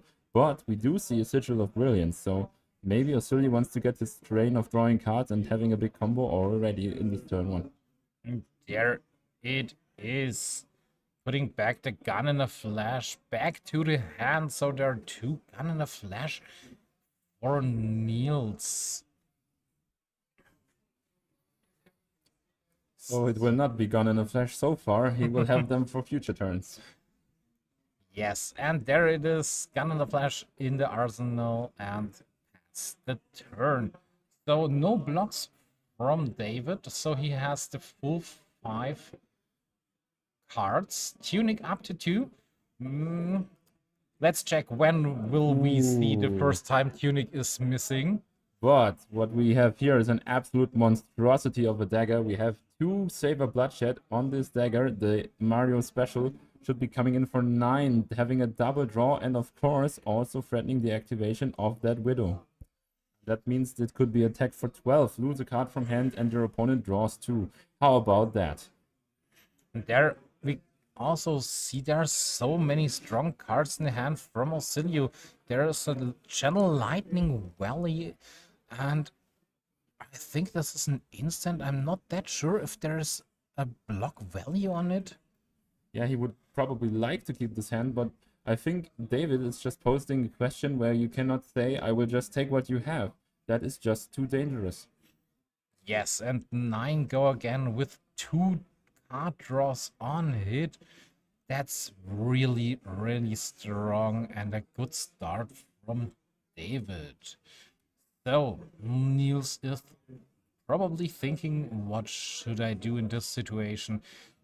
2 cards are too much to draw for David in this position, and also he's already transformed, so with the next attack there is the chance. Oh, I see the life counts are wrong. Yes, I think Dave should be 5 life higher, but we will try and get back to that and confirm it, because I think he was starting at 36, so there should be 4 or 5 life difference, but we will get that fixed along the way, and now we can look back to the turn of David.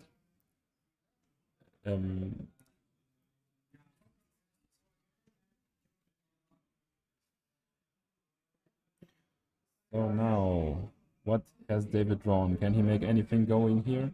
I mean, for every assassin, you love to draw cards, but sometimes they just do not fit. And for Mario especially, you have very strong combo hands using hits of death, but sometimes you get all reactions and sometimes you get all attacks, and then they don't match as well. But here we have a retrieve of the dagger, which is awesome, of course, at first. We have a mark as well if he wants to use it, but he decides on not to, and here's a +1 of prognosis, and with them, the opponent being marked, of course, that smells like take up the mantle. But he's taking it back. Still thinking on it. Looks like his opponent is allowing it as well. Ah, so he's paddling back to using the dagger before, valuing that go again and hiding his intentions some more. Using that shiny rainbow foil, persuasive prognosis, to do it. Pitched for the dagger with, I think it is 1 power with go again.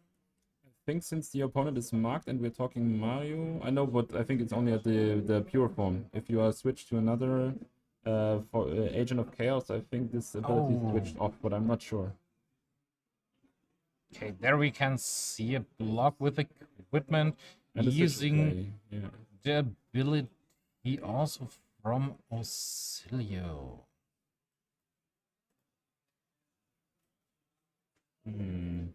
As you can see, we also try to fix everything for you to be informed about everything, and we are so sorry for struggling with the technique in this situation, but this tournament will be a few hours longer, and for the top cuts, I hope we get everything fixed. And even after all, we will be sure to have every information for you that we need, so you will get a meaningful result from the tournament.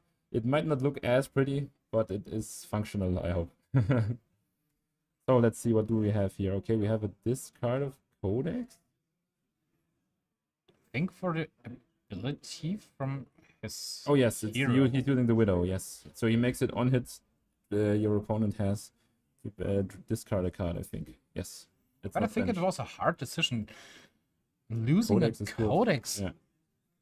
maybe not the best decision sometimes, but maybe there are so strong cards in his hand that he don't have to use the codex right at the moment. I think he's just acknowledging the fact that Oscilio has been using the Sigil of Brilliance.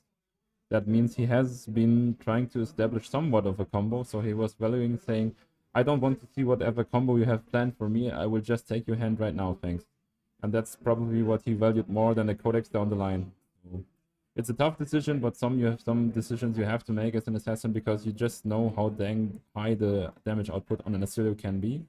And now I think David is pretty happy seeing the card blocked from hand, because now he can get the full value out of this flick, marking the opponent, taking another card from hand, and pushing this one up to 4. And also the next attack reaction, losing the value from the block. Oh, it's not going up because as I was probably right, only on the original form the attacks on the marked hero regain +1, so it's just a 3 which is not blocked anymore because the Gun in the Flash does not block anymore. There we can see so many cards were played from Oscilio in the Ooh. opponent's turn, like the good old days where Kano was around everywhere. Oh, the good old Oscilio special. Umping that shock on your opponent's turn, doing a little bit of an Icelander impression, and just sending arcane damage straight to face while your opponent has no resources or no ways to block it. And even with no possibility to prevent this damage. So maybe we can see what will happen next. Niels are just with 1 card left in his arsenal, but there are already some cards in play, and both will be activated at the start of the turn. Then he will draw the first card because of this one sigil, and the second one is creating an embodiment of lightning, giving the next action or attack go again. And there, as we already know, there is a gun and a flash in the arsenal. So for Go Again is the first attack with a lightning channel valley on the field. So on hit, Niels is able to draw a card. And there's the hit. 4 damage is dealt. Card is drawn. And Niels starting now the turn with 2 more cards. And that's the power of Oscilio right there. You see how much David tried to interrupt his turn, but still he makes a meaningful turn, and that now is a surged brain. What is it called? Brainstorm, I think. Don't remember I the don't name, remember the card, but I so- think when the damage is higher, the opponent has to shuffle back his whole hand into Yes, the sir. deck and has to draw It's cards Mind Warp, I think, minus yeah. 1 mind warp. Yes, Yes, that was Mind the Warp, name. yes, yeah. Just needed to wrap my head around that, sorry. As you can of hear, course- no wizard player from us. Yeah, I'm sorry about that. But still, we know what the card does to us, which is putting back the hand and drawing 2 random cards, which can be very good still or not related at all. That's what you want to go for as an Oscilio player. Yes, and he also was able to pitch a card, and I'm not that sure, but this is a lightning card, so he will keep his channel lightning well. Yes. So channel is still on the board. He will draw his new 4 cards, and there are already sigils in it. So he's able to use Oscilio's ability. What can we expect now from David?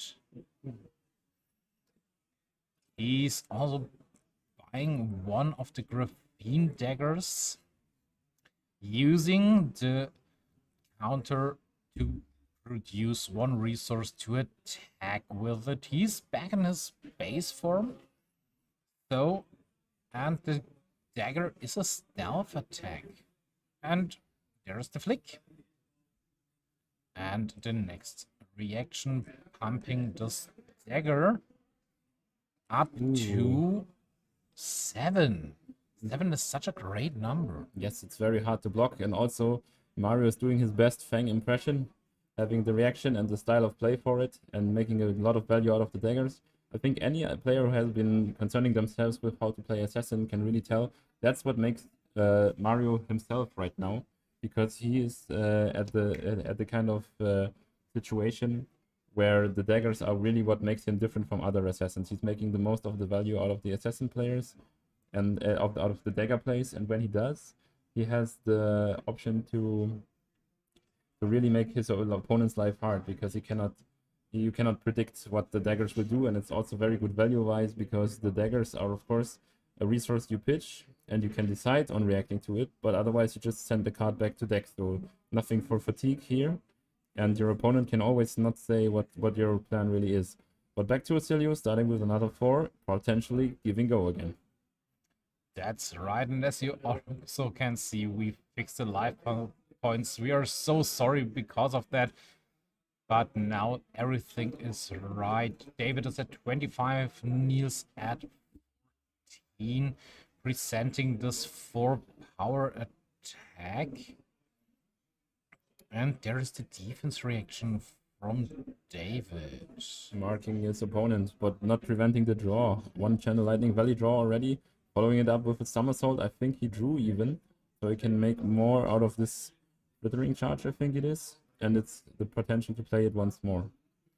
That's true. So, turning the card back to the hand, and he's able to play it again, as we can Right away. see now. And there's the 3rd counter on the stuff for Niels for this turn. Sigil of Brilliance. Yes, Sigil of Brilliance, the most powerful card in Oscilio, one might argue, giving card draw whenever he needs, fueling up his Sigil engine, and also giving go again to this attack, so that he can send in another, and here's a current funnel.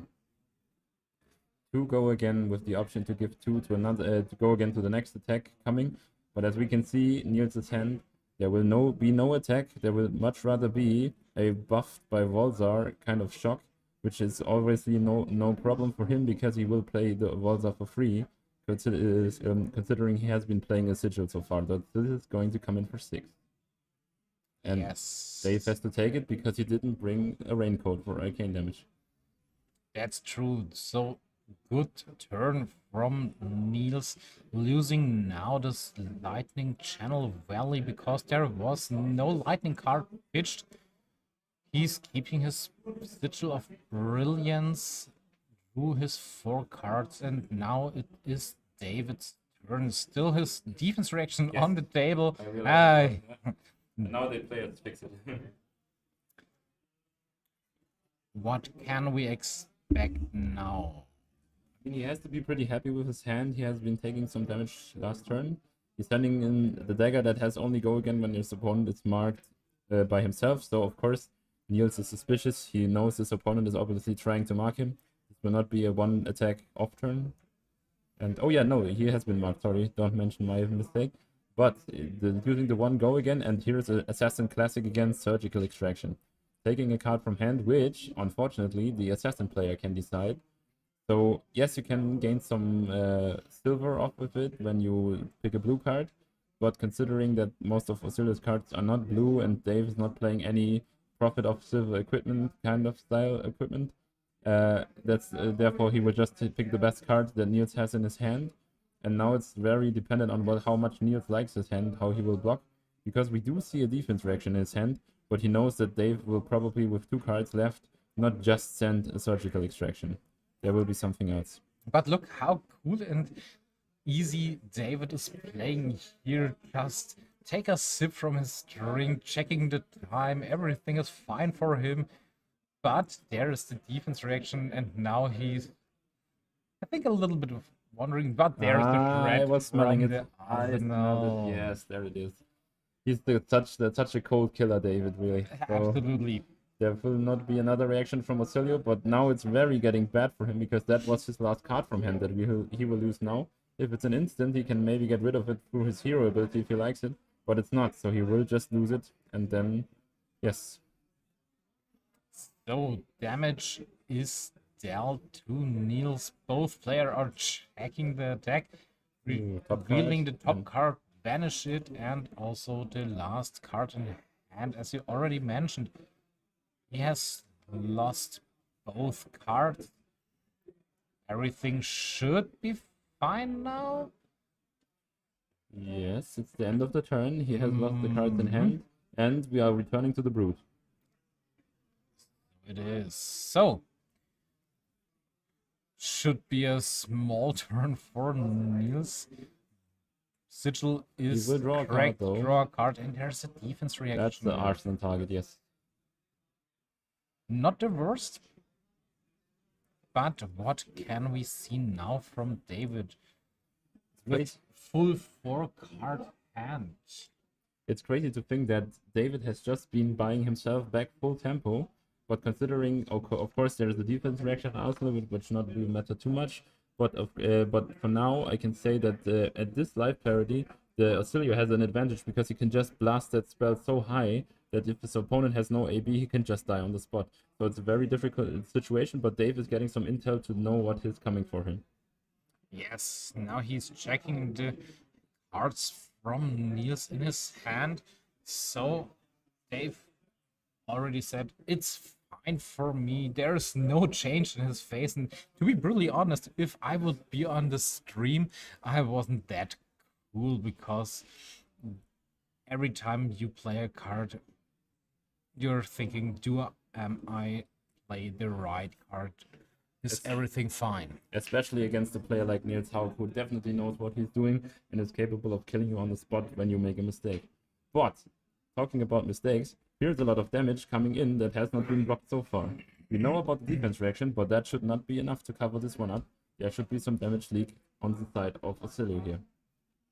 No further reactions from Niels, so damage is dealt. Going down to 8. Such an interesting game, and he's marked again, so David is able to transform again at the end of the turn. But I think because of the boots, he has go again. Yes, he has, but transforming here can be such a good setup for next turn. If he gets Black Widow here, it could really mean doom for Niels. But he has another card and he will send it. Leave no witnesses. Of course, not having an arsenal on the side of Oscilio, but it's 4 damage and another card from the top of the deck. That's true, and down to 7, knowing there are maybe some cards in the hand from Niels without the option to block. The hero ability from Oscilio is also already used, so no filter for him, but we can see he blocks 3, lose 1 life, lose the top card. And Dave is making 2 gold. But also, no, it's 1 gold, sorry. But still, Dave has to be really happy about this one because that is a Comet Storm. That's one of the big arcane spells that can really make Oscilio push the lethal damage in the late game as we are approaching now. And so every single high arcane spell that is lost in the Oscilio side is a very a brief of relief on the side of our assassin player. Yes, but no transformation because of the hit. And there we can see the first sigil was played from Niels and Arsenal pass. There wasn't that much. And I think in the Arsenal there's another defense reaction, a shelter from the storm. But I can see David is missing the card he pitched last turn. And Yes, we also need to- the resource counter is also... If he uses that, we will need to probably say something Yes. about this. He is now taking the counter away, but leaving the card. Maybe we can help him remembering that the card in the pitch was from last turn. Oh, no, I he's know realizing he's it now. Yes, realizing yeah, that yeah, now. That's fine. I know he sometimes goes through the motions without realizing, but playing cleanly, he should not do it. That's true. And if he would have has used this resource, this would be Ooh. such a mistake. So But gold is cracked to drew a card. Gold would be nice. It's silver, actually. silver, He's giving oh up no. a blue, but it's it's a rare assassin moment, but sometimes you actually use those things. So you get them by coincidence, you don't plan for them, but sometimes they help you. Yes. And we see Oscilio was also activated, and we see the attack from David. There's a block, and David using the 3 counters from Tunic for his reaction. Mark of the red back really making this turn big. Now it's a +3 and go again, meaning that this one will hit if Oscilio has nothing else to do. Taking a card from his hand probably. Ooh, the perfect answer here in Calming Breeze. But still using that go again to get another attack off, which of course our Oscilio player has to be afraid of now. We are looking at 6 points of life. And as we have seen in Uzuri before, well, not the same assassin here, but still plenty of 6 power attacks in the deck. And now it's the Leave No Witnesses threatening the arsenal again. But as we already know, there is the shelter from the storm, so a clean block for this attack. Ooh. I see another Mind Warp in the hand of our Oscilio player here. Yes, and there's a sigil on the field for Niels. And the Sigil of Brilliance with the Mind Warp in the hand. So, at the start of the turn, the Sigil... Ooh, going for it now. Using the Ancestral Etchings, I think is the card called. Like his arm piece to make the full value and get some more amp on his turn. And let's see. Oh yeah, so he's really trying to put the damage on this one. Coming in for 4. Mind Warp. Or... Yeah, he- And David will lose these 4 cards, drawing only 3 cards. So he has 3 cards in his hand and the card in the arsenal. But will these be enough to deal more than enough damage to Niels?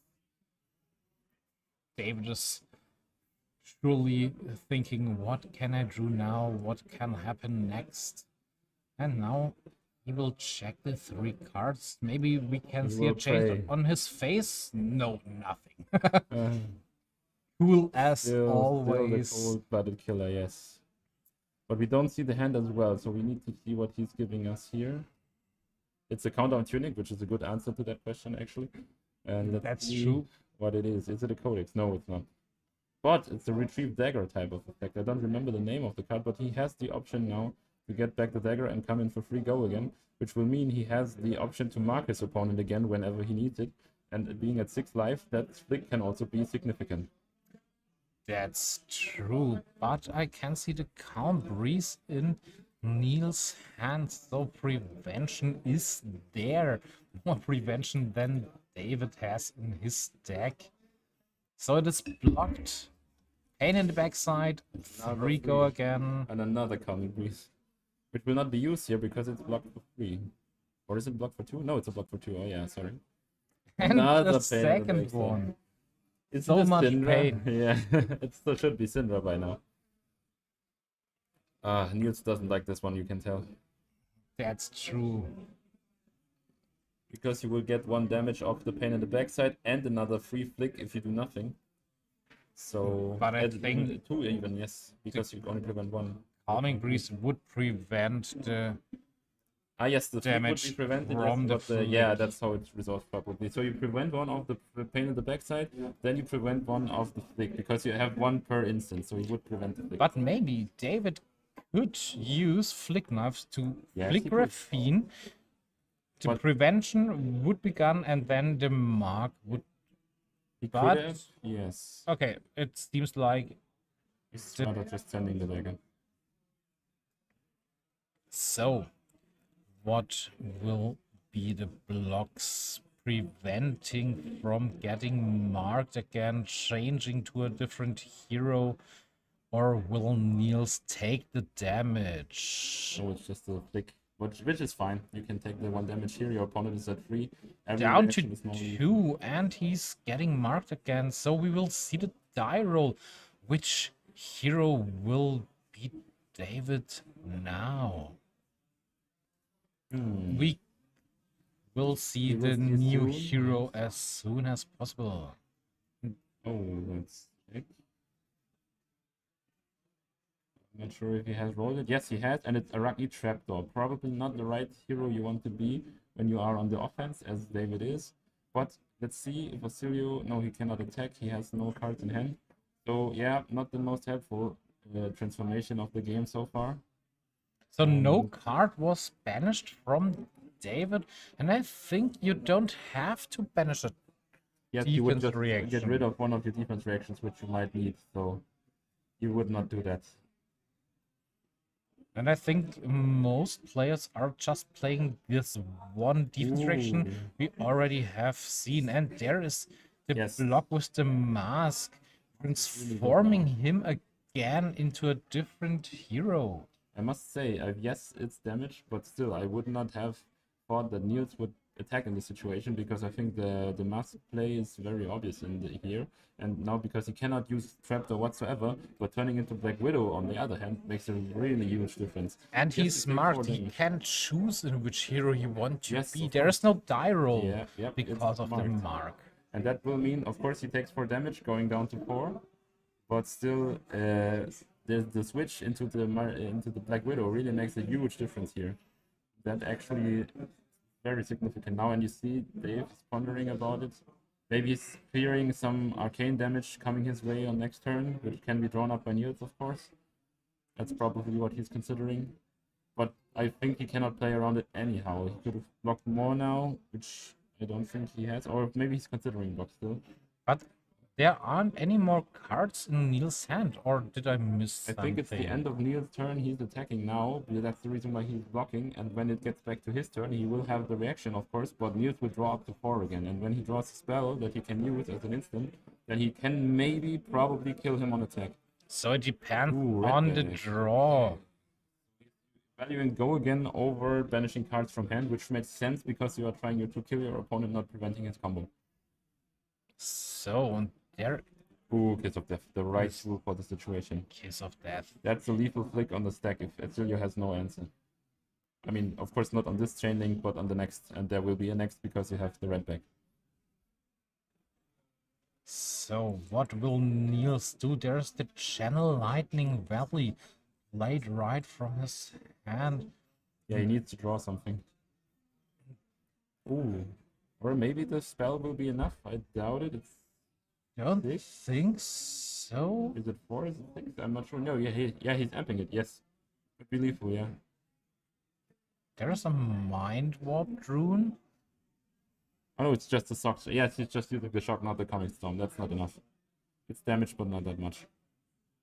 So there's a block with the mind. That's the warp, red back, and that's and the game. David David wins takes it home. this round. He's really struggling. Game without any option to prevent the arcane damage right for this whole game. David did everything he was able to win this. Yes, I can say with my whole heart, I love David as a player, but I was very nervous for him because giving up on arcane damage prevention totally may give such a good kill angle in the late game to the Oscilio. As you saw, it can work out. You can have the damage to push through and don't care about it. But still, I think it's, at least for me, as a gravy player, it's very important for me to keep some damage in the mid game away from me so I don't get too low and just die on the spot because I cannot prevent anything. And that's what he really risked on doing. And it paid off for him in the end. As the god, he was drawing all the best cards. Yes. And now you could see, I think he's the kind of guy that wants to talk us through. I hope so. Maybe we Maybe have can the get him for an chance to interview. ask him. Yes.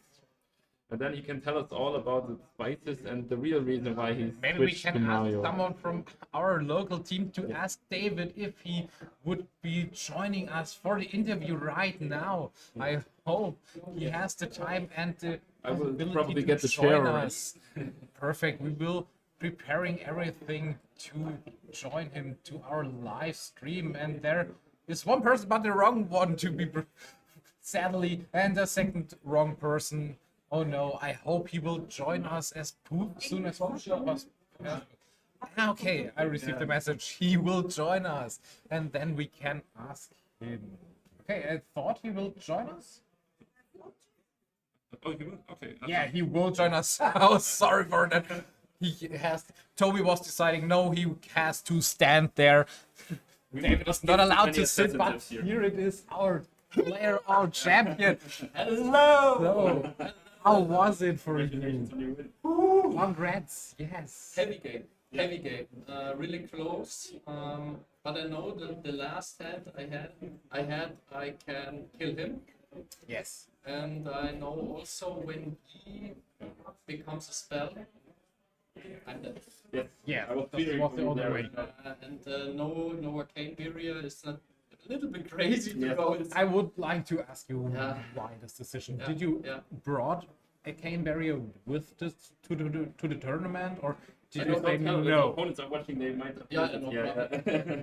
but I tested with my partner Philip Yes. a lot of, and we say it's better to take no arcane barrier. No cane barrier. Yes. It's Oscilio, okay? Be fast is the Okay. device of And Mario. it can work. Yes. Yes, we saw. Normally I play Slippy.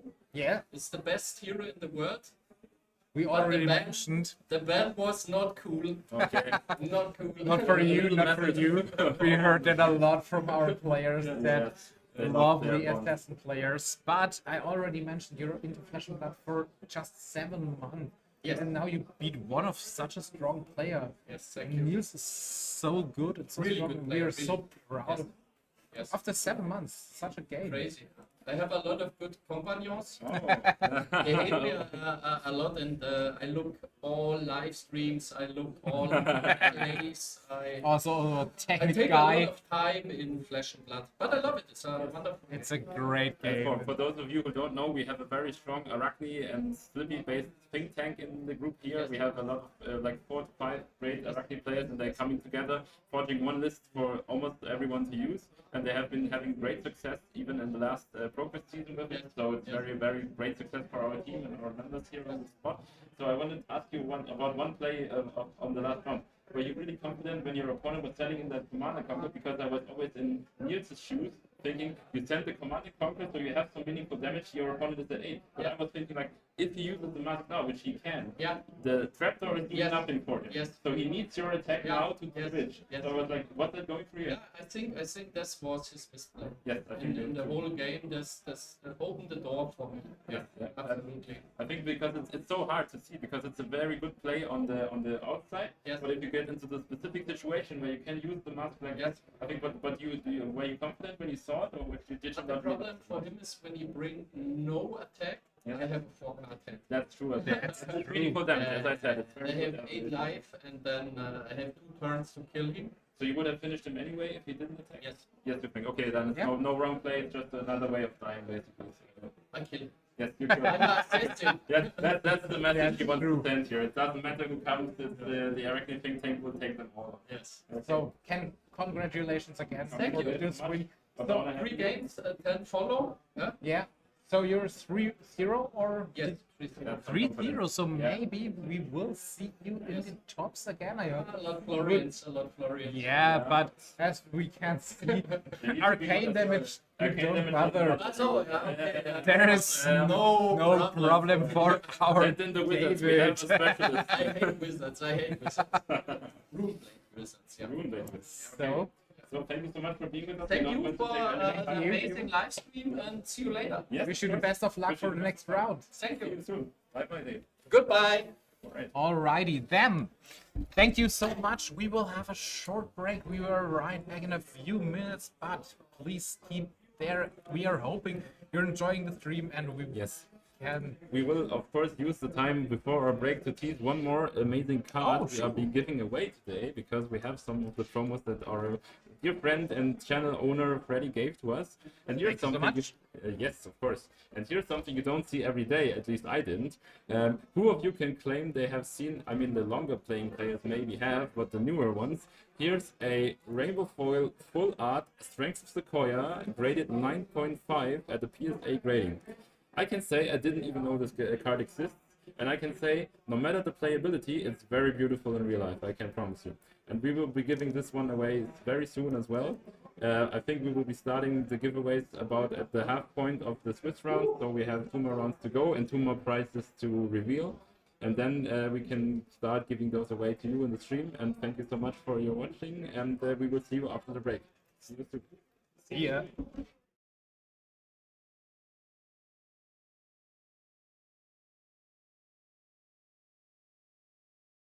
All the powers of the sun.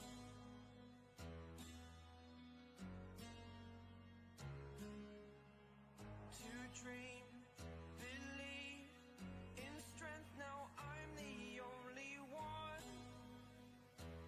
Only one.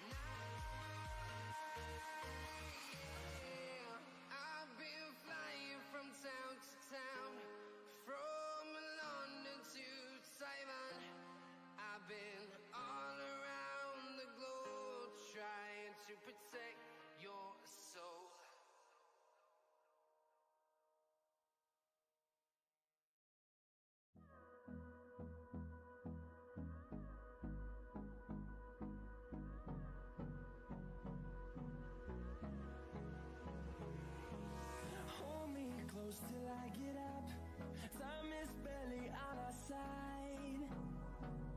I don't wanna waste what's left. The storms we chase are leading us, and love is all we'll ever trust. Yeah, no, I don't wanna waste what's left.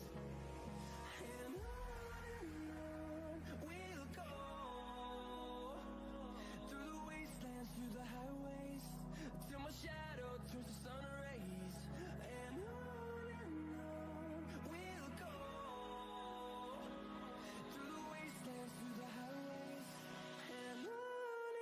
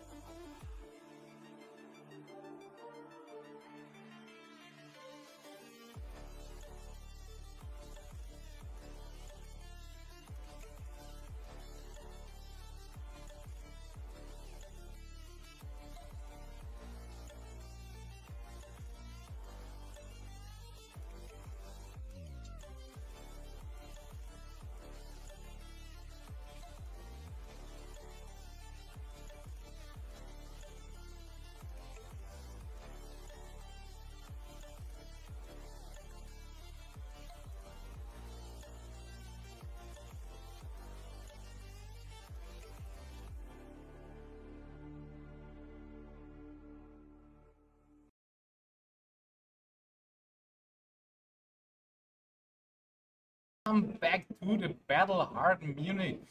Round 4 is right at the corner, and we are seeing two local people playing on the top table. heroes. Local heroes, to be honest, yeah. And one is known as that brute player. I At our hope community. he will bring back one of the brute heroes. I think he will play KO. I think we are confirmed that he's on KO Armed and Dangerous, so there should be some good KO gameplay, maybe some excitement for the new Super Slam coming. And his opponent is someone who is not only known in our local community, but probably to anyone who has been playing Flesh and Blood so far. He has been a part of the first World Championship top 8. He has been the XP leader in Europe for a long time, and he's a very known to stay name in all our local competitive tournaments. I am talking, of course, about the legendary Weird Fang. Coming in today, I think he is playing Florian, so we can put this Florian mats to good use now. And yes. I think he was playing Gravy Bones Before, yes. before the ban of Golden Tipple was announced. And So he I'm might not be onto something. what he's playing, if Toby is right, and he's really playing now Florian as the hero for today. Table 6, okay. Now we have been confirmed that we will get. Oh no, we get another matchup, right? Yeah. Okay, sorry. Okay. Someone has been rejecting the feature match, so we will switch our matchup to some We will people. check this really. Hey, there. Oh, there they are. Other players. We are really sorry. Okay. We are hoping that we can see now Viet Vam and one of the Munich guys playing. No, I think they turned it down, so we have another matchup. So it's Matteo Blasti against Daniel Hammer playing the stream. You see preparations. There is the first mecha card on the table. So I think we will see a Puffin, and I think on the right side there are assassin cards. You think that is a puffin? I think it could as well be a Dio. It could also be Dio, right? Yeah. But I'm seeing Mirror Guy as well, so we will see Dromai, of course. That's true. Yes. And the sleeves were Bring her back, Yeah. LSS. Yeah. Hoping to see her really soon. Because she was the first hero for Toby and me, and Yes. we love to play her with all of the dragons. And since she's gone, Toby and I struggling seeing Yeah. around for our next to be absolutely loved hero. So hopefully the day she will return will be soon. And there we can see there's a Florian And the puffin again. should be it. Puffin Because or oh, okay, we can see there's the Puffin, I think our technician has been talking to them, so there should be a puffin there. We will see. or maybe we are just tricking you, and we can see the Puffin in a few seconds. I mean, give us some credit here. The guy has Mirror Guy sleeves and Dio, and he's playing obviously Mechanologist. It could be anything at this point, so yeah. See what he brings to the table as a hero token, if he has a hero token at all, as we saw before. But let's not repeat that. We hope we will have a clean game on our hands now. Hopefully we can see the true hero in a few moments, but with the sleeves from Dio, I could believe he is playing Dio because of that. But yeah, I also saw Yao on the sleeve, so maybe he's not sure what he wants to play right at the moment. But why is there still this card on the board? I don't know, maybe it's just to represent the hero. Now From the side, I don't know. thought that. Maybe our players were talking about something considering this card, but turning this card. Yeah, standard equipment from Thorn presented so far. Nothing very special. And yeah, Maybe we can see the hero now. No, not still just not the yet. deck. Shoveling, Still shoveling. a surprise. I wonder if the player told his opponent already. Like, Hopefully. I think yes. I mean, the players are much more fast than we are in recognizing stuff. Ooh, it's a Mario instead. That okay. Nothing. Okay. Okay. So He we really tricked us. So we will put a recap on it. We had a Mechanologist card, we had Dio sleeves, we had Mirror Guy sleeves, and we're looking at a Mario again. That's crazy. But a very meta-relevant matchup probably, considering Assassin against Florian. Where did this Mechanodulus card came from? Because It's just a bait stream basically. He has those probably. No. you see, we are there to surprise you every time and everywhere. There's the fist bump, and now they will start. And Yes. who's going first? Who will take the lead? Will it be Florian? Yes, we have not seen a counter put on Tunic, so I am assuming that the Florian will go first. Or maybe it would be the first miss. Probably Nobody's as well. gonna know. But that looks like E-Strike Go again to me. They are not using the dice so far. That should change hopefully. Yeah, I'm hoping too that someone can tell them, please use the dice, that we can see which mode was chosen for this enlightenment strike. But I think, considering, let's see how much he goes down on life. No, he blocks for free cut. Maybe Okay, 7. It's 7. wrong. There's the Okay, dice. there's Now the we can dice. see. Yes. And an Arsenal. Keeping 2 cards, so no blue card to activate the grasp here to create the first rune chant. But there was a shelter from the storm in the hand of Matteo. There's the first countdown Tunic. We see a very clear Leave No Witnesses in the hand of the Mario here. Another cards, I think there was an Upstrix and Run, which I have also spotted. There's a Mark of the Redback as well. No, Stains of the Redback, sorry. And yes, we lead with Upsticks, so we don't care about retrieving our dagger later. We just want to send one big dagger now. Coming in for 4. Let's see if I am right. We're not showing the damage on the daggers so far, sadly. But it's a 2-card block. I think it will not be a 2-card block if it's anything below 4. Millennium Tree and Plow Under, and there's the instant from the shelter. Wow. Prevent that dagger is flicked. Full block, 2 earth cards in the graveyard. Now there is the Leave No Witness. Just 1 card in the hand, 1 in arsenal. Will he let him take this? Because if he has an earth card on the top of the deck and also an arsenal, no, there's the defense reaction with the prevention.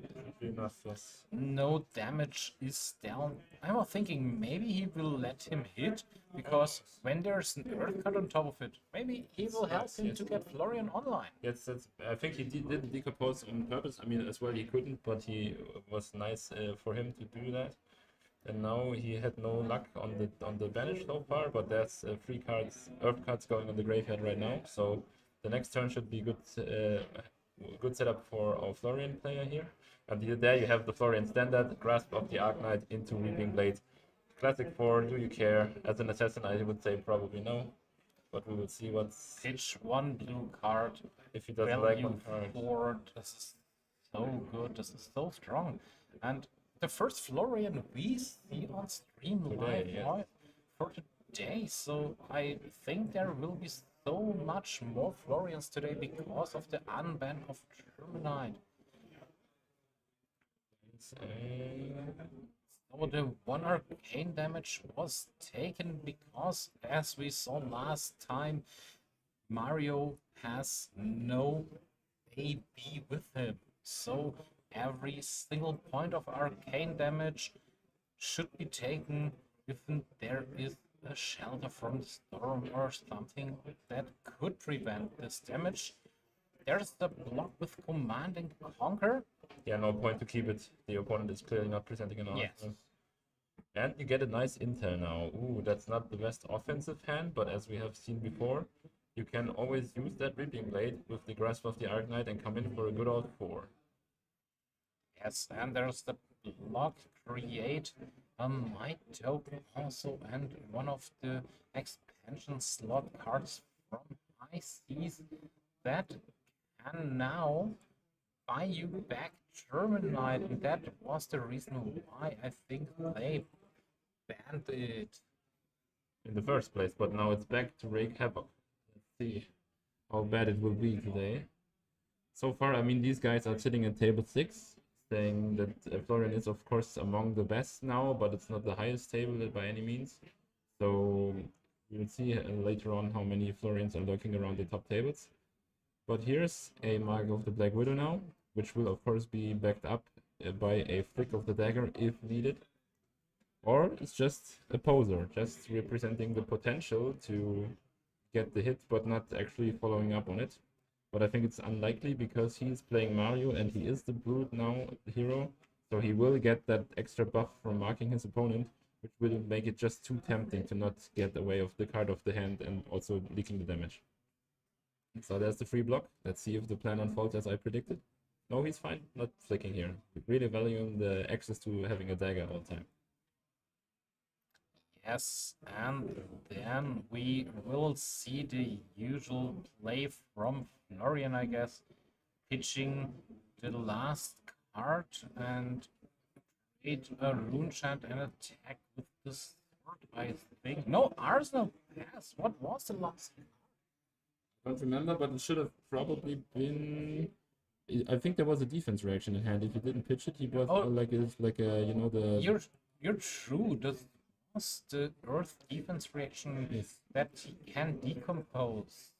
The root-bound characters? Yes, it was, but I can't remember. I didn't saw the color of it. Yellow, maybe, right? Could be, but yeah, we will see later on probably. As we have another Hunter's Clave coming in, trying to mark the opponent again. Or considering it.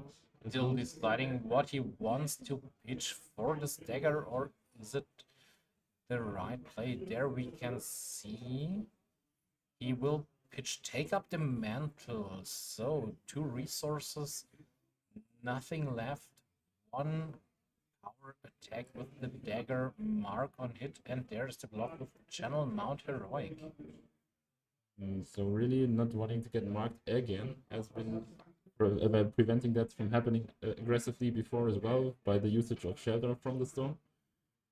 And now something completely different, we get back a dagger, which will make us breathe easy in the future, because obviously the play of the Black Widow would have been nice last round, but someone that's really valuing the daggers is Daniel. And now he has a chance to roam freely again, because he has gotten back his precious dagger, number 2. And of course there will be a leave no witnesses at the end of this turn, but it looks like Daniel is also considering how that will become to be, because he will of course not want to keep the other card in hand as well, but rather convert his whole hand here. And so let's see what options he has. He has not marked his opponent so far, so there's no go again on the dagger. But can Daniel remember? He saw the hand. He should know that in the arsenal is this root-bound carapace. So the leave no witness isn't that good in this particular moment. But he's keeping it. Did he forget about that, or is he just hoping to steal him some good cards, dealing damage? All I can say is it's very hard for good players. You know what value your hand should bring, you know how to convert all cards in your hand, and it can be very tempting to say, I really want that to be the case. I really want to put this card through, and then when you do, then it's sometimes not as much as you hope for, and then you get maybe some greedy, but it doesn't look like it because he had the stains of the red back to make the play happen. Yes, and there's the die for the go again, and the attack is pumped up to 5. Matteo will now check the graveyard. Maybe he's missing something, maybe thinking, is there a codex, or what can he expect next? So now he's blocking with his defense reaction, no regular block is announced, and now he starts to banish cards from the graveyard to get Florian online, and also the plow under the felling of the trees. The next time he will play a card like this, they will receive the +4 damage, because then he should have 4 or more earth cards in the banished zone. Yes. Now probably going in for another one. If he just lets this leave no witness hit, it's Matteo. But let's check. if he takes another damage here, because I don't think the players have been. Oh no, they have been trying to keep the life totals up to date. So they should be true. It's a hit, and there is It's an an Earth card, card. yes. So Not the Earth card you want to see, but I think Earth is Earth for him right at Yes. the moment. you care only for your hero ability there, I think. So Oh, true. And the Florian Classic is coming back. I am a bit afraid how many times we will see to say that today. Yes, and I am hoping that we don't have too many Florians in our top tables at the end of the day. And I think 10 minutes are already done, so 40 minutes on the clock left. And as we can see, 4 damage to Matteo and only 2 damage to Daniel, hoping that they also count the life points for us correctly. Oh, Matteo getting lucky here because the inertia trap would have been triggering if he had go again. But since he sent the Reaping Blade, there is no inertia to be had, and he can actually plant that card he has in hand in Arsenal. And there we can see the first Germanite. I think he will try to pitch this to have it later when Florian is online, and there is the second tag up the mantle pitched for another dagger. One go again. Someone is looking to have the best selection in the late game for to take up the mantle. But also I see a Orb Weaver Spinneret in the hand, and it has not been used on the first dagger. So curious what he's planning to do here. Maybe he's going to Arsenal and or have an aggressive flick and use it for later or right away. We will see. I cannot say what card he has behind that, but yes, there's the flick, so he will probably use the Orb Weaver Spinneret now to buff whatever stealth card he's hiding behind his Weaver Spinneret. And then going into the next turn, once again fully equipped with both daggers, leaking some significant damage again, and starting to maybe get some significant damage onto Florian, because time is always running out with Florian. When he gets to his late game, and he's at the moment supposed to have the strongest in the game, it will be very hard for him. Yes, and there's the defense reaction again. Now I think he's at 6 or 7 Earth card already in the banish. Florian is online in a few moments. Weaver Spinneret coming in as predicted, bringing back the Green Chalice, making another dagger hit the board. Attacking for 4. Ooh, and we see a Tarantula Toxin in the hand of Daniel. So if he were to want to push this dagger over the top, there would be both sides that can be used on this dagger here. So he can turn down his opponent's block by 3 while buffing his own attack by 3 themselves. So it would be a total block of 7, which is very nice now, because as you can see, this will be a block for 1 contested by an attack for 7, so taking 6 is Matteo.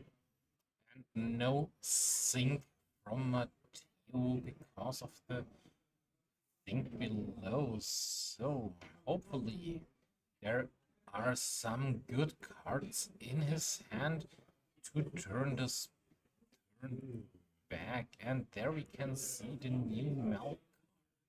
First ever blue knife being used. Let's see what he values most from his graveyard. Oh, he's trying to loop. Okay. So by looping the cards, he will have always this one card to pitch in his deck, which means, of course, in the late game, he can also infinitely perform the classic Florian play we have been talking before about. He can always make a rune shot with grasp of the Arakni and send in that Reaping Blade. And seeing him pitch a Germinate here really tells you that he's going for that late game state, because whenever he wants, he can switch gears and just send in more rune chants with the Reaping Blade as well. Yes, with Germinate and Everbloom Life now under the deck, the second cycle of this game could be so strong for him, but also for Daniel. There are 2 take up the mantle pitched. So what will we see in the late game here? The 1 arcane damage is taken from Daniel. And will he take the 3 or will he block the sword? Yes. Full block here.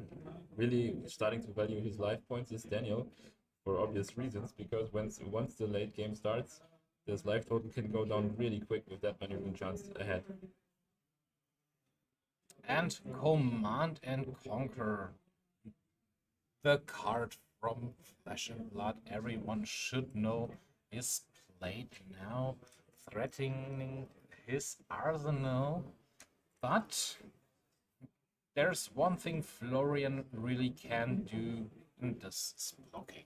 Yes, and also Command and Conquer is a card where I think it's the one, most of the testament of how skill intense Flesh and Blood can be, because if anyone had to name the most strongest card in the game, it would be Command and Conquer. But every player knows when your opponent has no arsenal or it's the wrong situation for it, it can also be just 6, nothing special about it. So even the strongest card in the game cannot be used blindly by in every situation the same value. You really need to evaluate what is the situation, how many cards has my opponent in hand, what could the arsenal be, and when those things are clear, you can send in Command and Conquer for awesome value. There are no cards left, I think, in the hand from Daniel, so there isn't an arsenal for him. Or Yeah, there's there's the Mirror card. Guy laying. There's Yeah, the Mirror Guy. There's some I'm other so cards here. sorry. No worries, but let's see how Florian, I think he's still taking the very slow approach, much more like a fatigue-ish angle or a late game based of rune chance. And if I consider that to be his plan, I think he will block out here. Not really sure if he really values his arsenal that much, but he doesn't want to take 6 free damage or give the advantage of leaking 6 to the Mario player. And as I said, it was happening exactly as predicted. Florian being very happy with just blocking out and sending the good old Florian Classic. Yes, so in this arsenal there is a good card for Matteo, pitching the block card to send the rune chant with the sword again. Hopefully I don't have to tell you that times more today. So I will check if if Daniel takes this reaping blade. I think he has not been updating his life points for a while.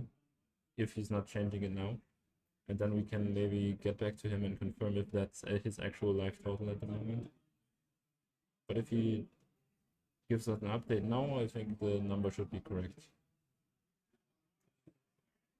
Alright, the life total stayed the same, so I can say Daniel's life total should be lower than it is. I think around 31 maybe. But we will just have someone confirm it for us and then we will talk. Alright, there we have it. It's 33 actually. Silver Bloodshed is played. And what can we expect next? Kiss of Death with Sever Bloodshed. Such a good combination. Kiss of Death is always the card you don't want to see, especially in Mario, because you have so many tools to push it over the top. The most damage dealt you can probably imagine against you.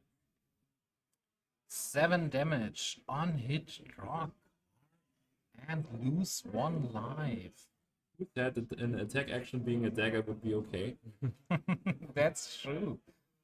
And what can we see here? Matteo's already struggling, has the pen in his hand, wanted to accept the damage, but I think now he's thinking, will I really want to accept the damage here?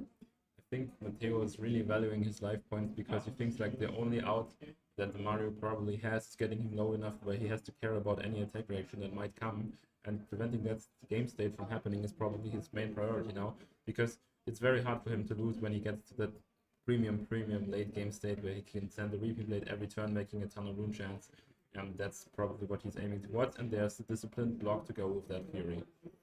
Blocking for 8 here, and remember, the shoes are online. There are more than 4 cards, so he has the option to prevent 2 more damage. And we see a flick, but it's not Kiss of Death this time. Oh no, it's not a flick, sorry, no, it should be a flick. He's representing it weird, but it should be a flick. I think he's flicking, and there are the boots, as I mentioned a few seconds ago. And he's giving that attack go again. Yes, so the Kiss of Death is not the last attack this combat chain. I'm wondering why he is using the flick knives for the dagger and not for Kiss of Death. I think he needed to mark him here for something.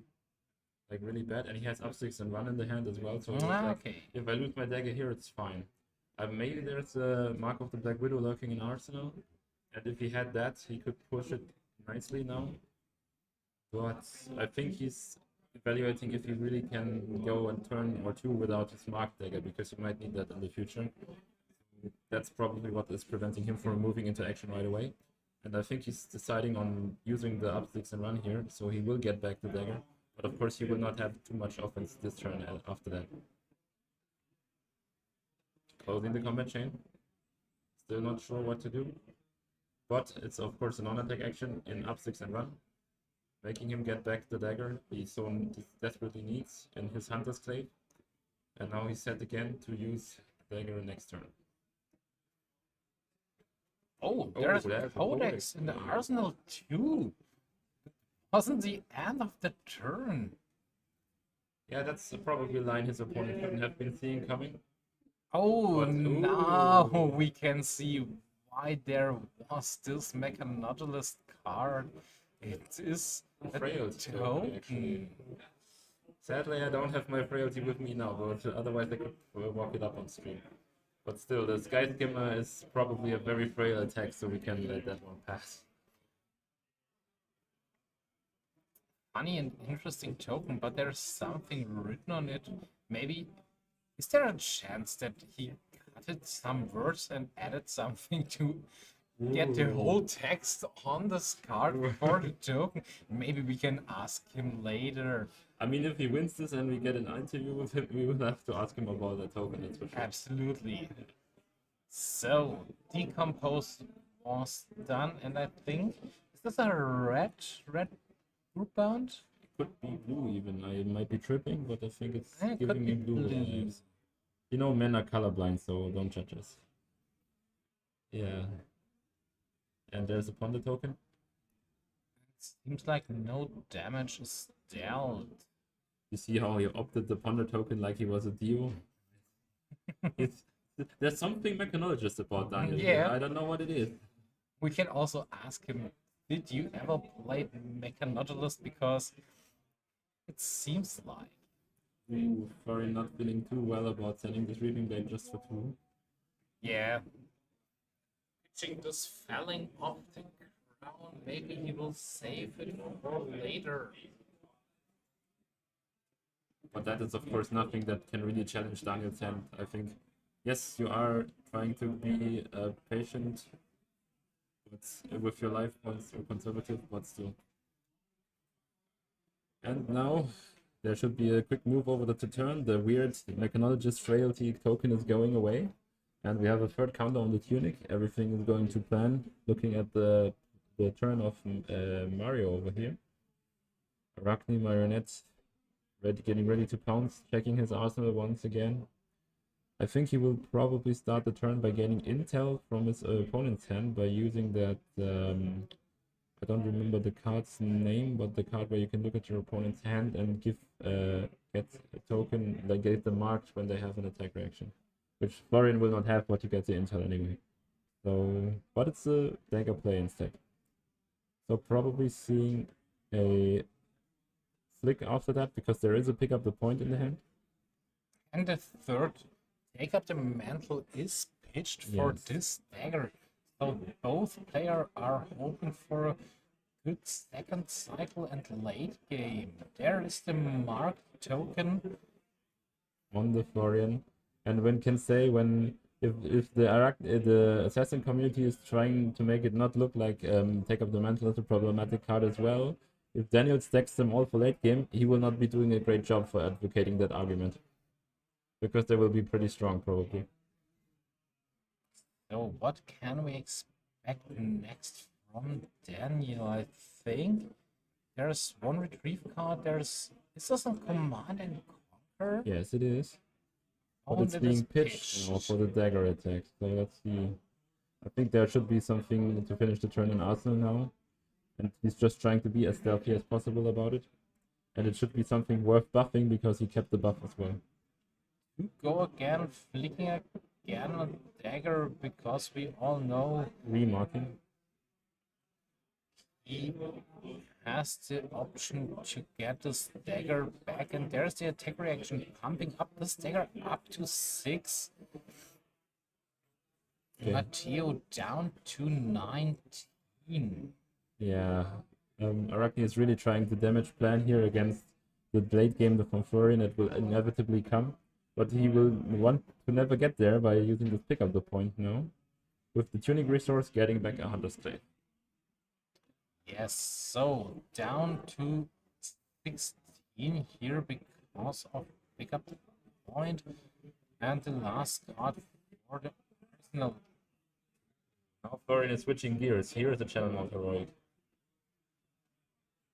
And the next attack is pumped by 3. So we can see here a 6 go again because he created or played an aura. Yeah, very nice play. That will be his probably best Briar expression for the next 2, maybe 3 turns, even if he can pull it off. And that will, of course, also be some significant damage for Arakni, saying, I see you want to push me down so I don't get to my late game. Let's play your game instead. And Terminite was pitched to keep this Channel Mount Heroic alive for the next turn, and Truce now representing Command and Conquer, threatening this arsenal. What is it?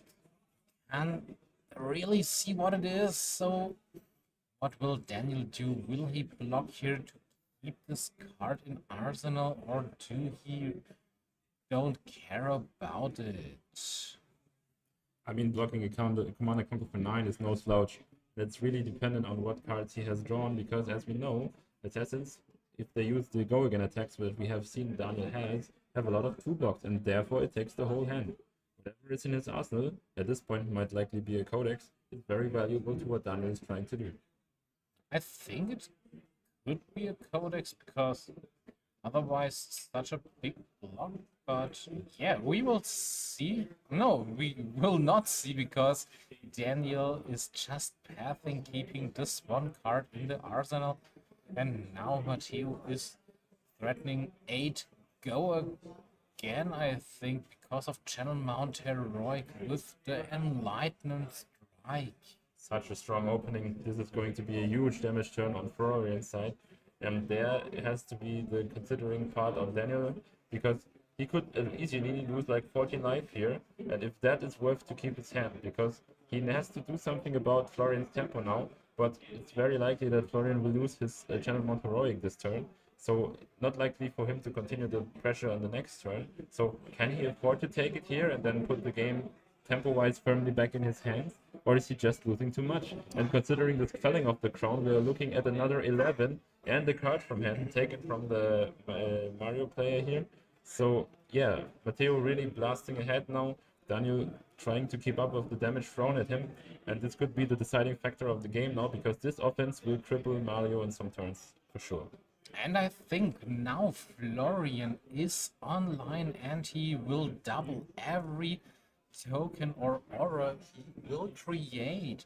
And there are no seeds, I can't remember the card to be brutally honest, where he can create 2 Rune tokens and gain 1 life. Is it ever? No, it's yes. Arcane Seeds? Arcane Seeds life, yeah.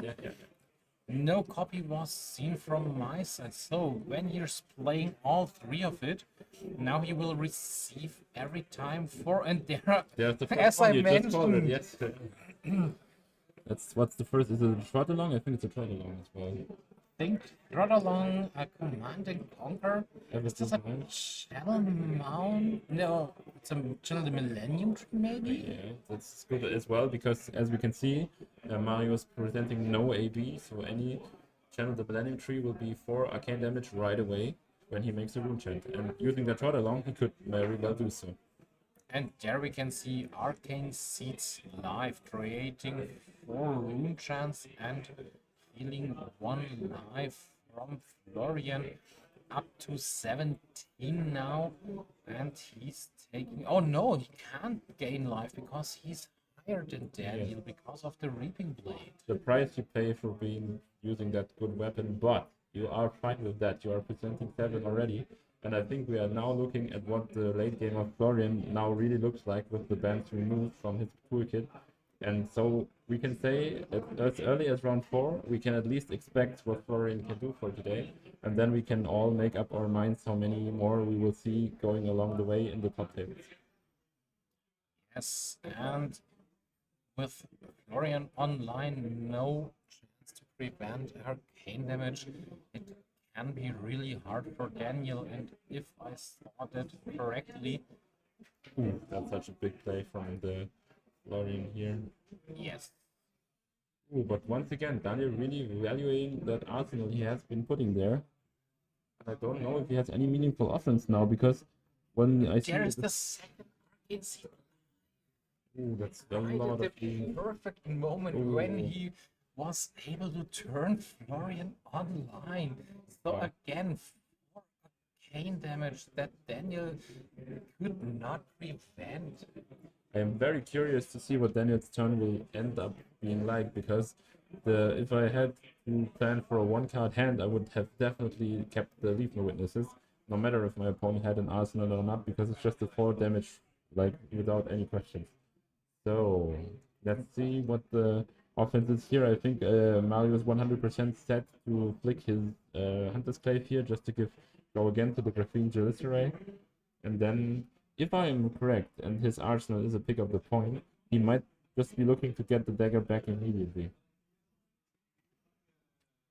Hopefully, we can see what Matteo will do. But remember, he also has his chest piece, head piece, and still 1 value of block on the grasp of the Arakni. So there are also so good options to prevent or block damage here for Matteo.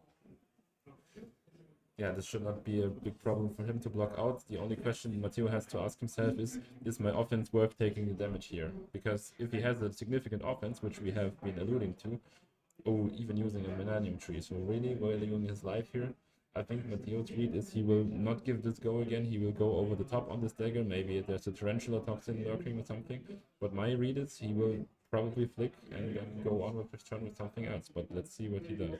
But I think I saw the Rune Rage Swarm 3 go again when you have played or created. Yes. Uh, In the hand of Matteo. yes. So maybe there will be a blue card attacking him with Rune Chant and 3 go again, swing the sword and the Arcane Seed live for another 4 Rune Chants. So when he will take the damage and can probably save the cards in his hand, he has a really, really good, strong turn. Here's the die roll. Ooh, it's a 6. I think that means Raptor. I'm not sure again. I never played Mario, to be honest. So what form See what it is. is it? It is Trapdoor. It is I a am- trapdoor. Which is not the worst, considering that Matteo is probably about to play a Felling of the Throne, but maybe he will refrain from doing so because he knows that the defense reaction could be a problem now. And no defense reaction was searched. Maybe he doesn't play any because he doesn't want to be Trapdoor anyway. And there we can see no grasp activation, but Arcane Seed live, creating another 4 Rune Chance, and the Rune Rager Swarm for 3 go again with 4 Arcane. Daniel going down to 6 life here. And now he has to block something, because every time Daniel has the possibility to create Rune Chance, he will get closer to lose this game. And as we saw the last game, Block he does. He's using that Mask of Chaos, or what's it called? I think Mask of Chaos, and Something, also yeah. like in the last game, I think it's you roll the 6, you will be the trapdoor, and you change back with the mask to the first form. I think it's actually called Mask of the Seed, as I remember now, Yes. but still, we see the same play. Here's a turn into the Black Widow, and for Dave, it paid off brilliantly, winning in round 3 of our Battle Hard Munich. But now the odds are looking a bit more grim, I would say, than in the last game. I don't think that this alone will be a game willing play this time. I think so too, because Matteo has still one card left in his hand. And maybe this is a blue card. Then he will create 2 more rune chance. Daniel will go down to 3 because of these. And the swing of the sword for another 3 damage. That would take him down to 0. Maybe there is something in his hand. No, that is only. What mean? There's a felling of the crown, but he cannot play it. So 3 damage. But 3 damage is still a lot when your opponent is at 5. So the question is, can Daniel give up a card in hand while still using the value out of Arakni Black Widow and every single card in hand he was wanted to use before? Because at 14 life on the Florian side, and he has still this his 2 equipment pieces that block very well, it's very hard to get him here to a lethal spot where you can then present something that is actually meaningful to block. I mean, Daniel has to block, otherwise Matteo can block the next turn with 3 cards, just keeping 1 blue card in his hand, and he will die because of the arcane damage. Oh yeah. And as well, still has his Florian still has his headpiece. He can force his opponent to discard a card when he really don't want to. And that is especially crippling when you are looking to put on Arakni Black Widow's effect, where you have to discard another card anyway. That can be the end of the turn right away if you align it perfectly, which I think Matteo is capable of. Yes, Matteo's in such a good spot right at the moment. Life lead with 14 life against 5. Still have the Millennium Bark chest piece, the head piece. Can create 2 embodiment of Earth token while blocking with it, and the opponent has to discard a card when he's blocking with an action and an attack action card. So many options to turn this game into a win for Matteo. He doesn't need to rush it so far. No significant damage presented so far by Daniel. Taking the 3 damage from pick up the point. Now we can see Graphene. Matteo is marked, so that means... Oh no, he's not a base form, so he can use the hero ability to pump Graphene because it is a stealth card. Yes. Correct me if I'm wrong? Yes, okay, yes, he can, Up and he's to absolutely 4. looking to do that. So it's on to Matteo, and now he's taking the play I was As we calling him to do. mentioned. I think he will get rid of the card, be fine with it, and play correct afterwards instead. Yes. probably. Yes. The best play for him. So we just accept that we have lost the go again here. The last copy of Arcane Seed Life was used to block. I'm curious. He was just playing the commission. I was like, why wouldn't you use it here? Your opponent has no arsenal, and you really need him to lose some tempo. Otherwise, he will just kill you. Oh, look at the frailty token again. Again, the lovely frailty token. I don't think we have the chance to add Daniel here as a winner, but otherwise I will ask him to show me this beautiful token he created, maybe from himself. Maybe he will show it to you in the parking lot. Oh. No, but still, here's Leave the no Leave no witness. witness target from the Codex Classic Found Assassin play. Carapace. Yeah.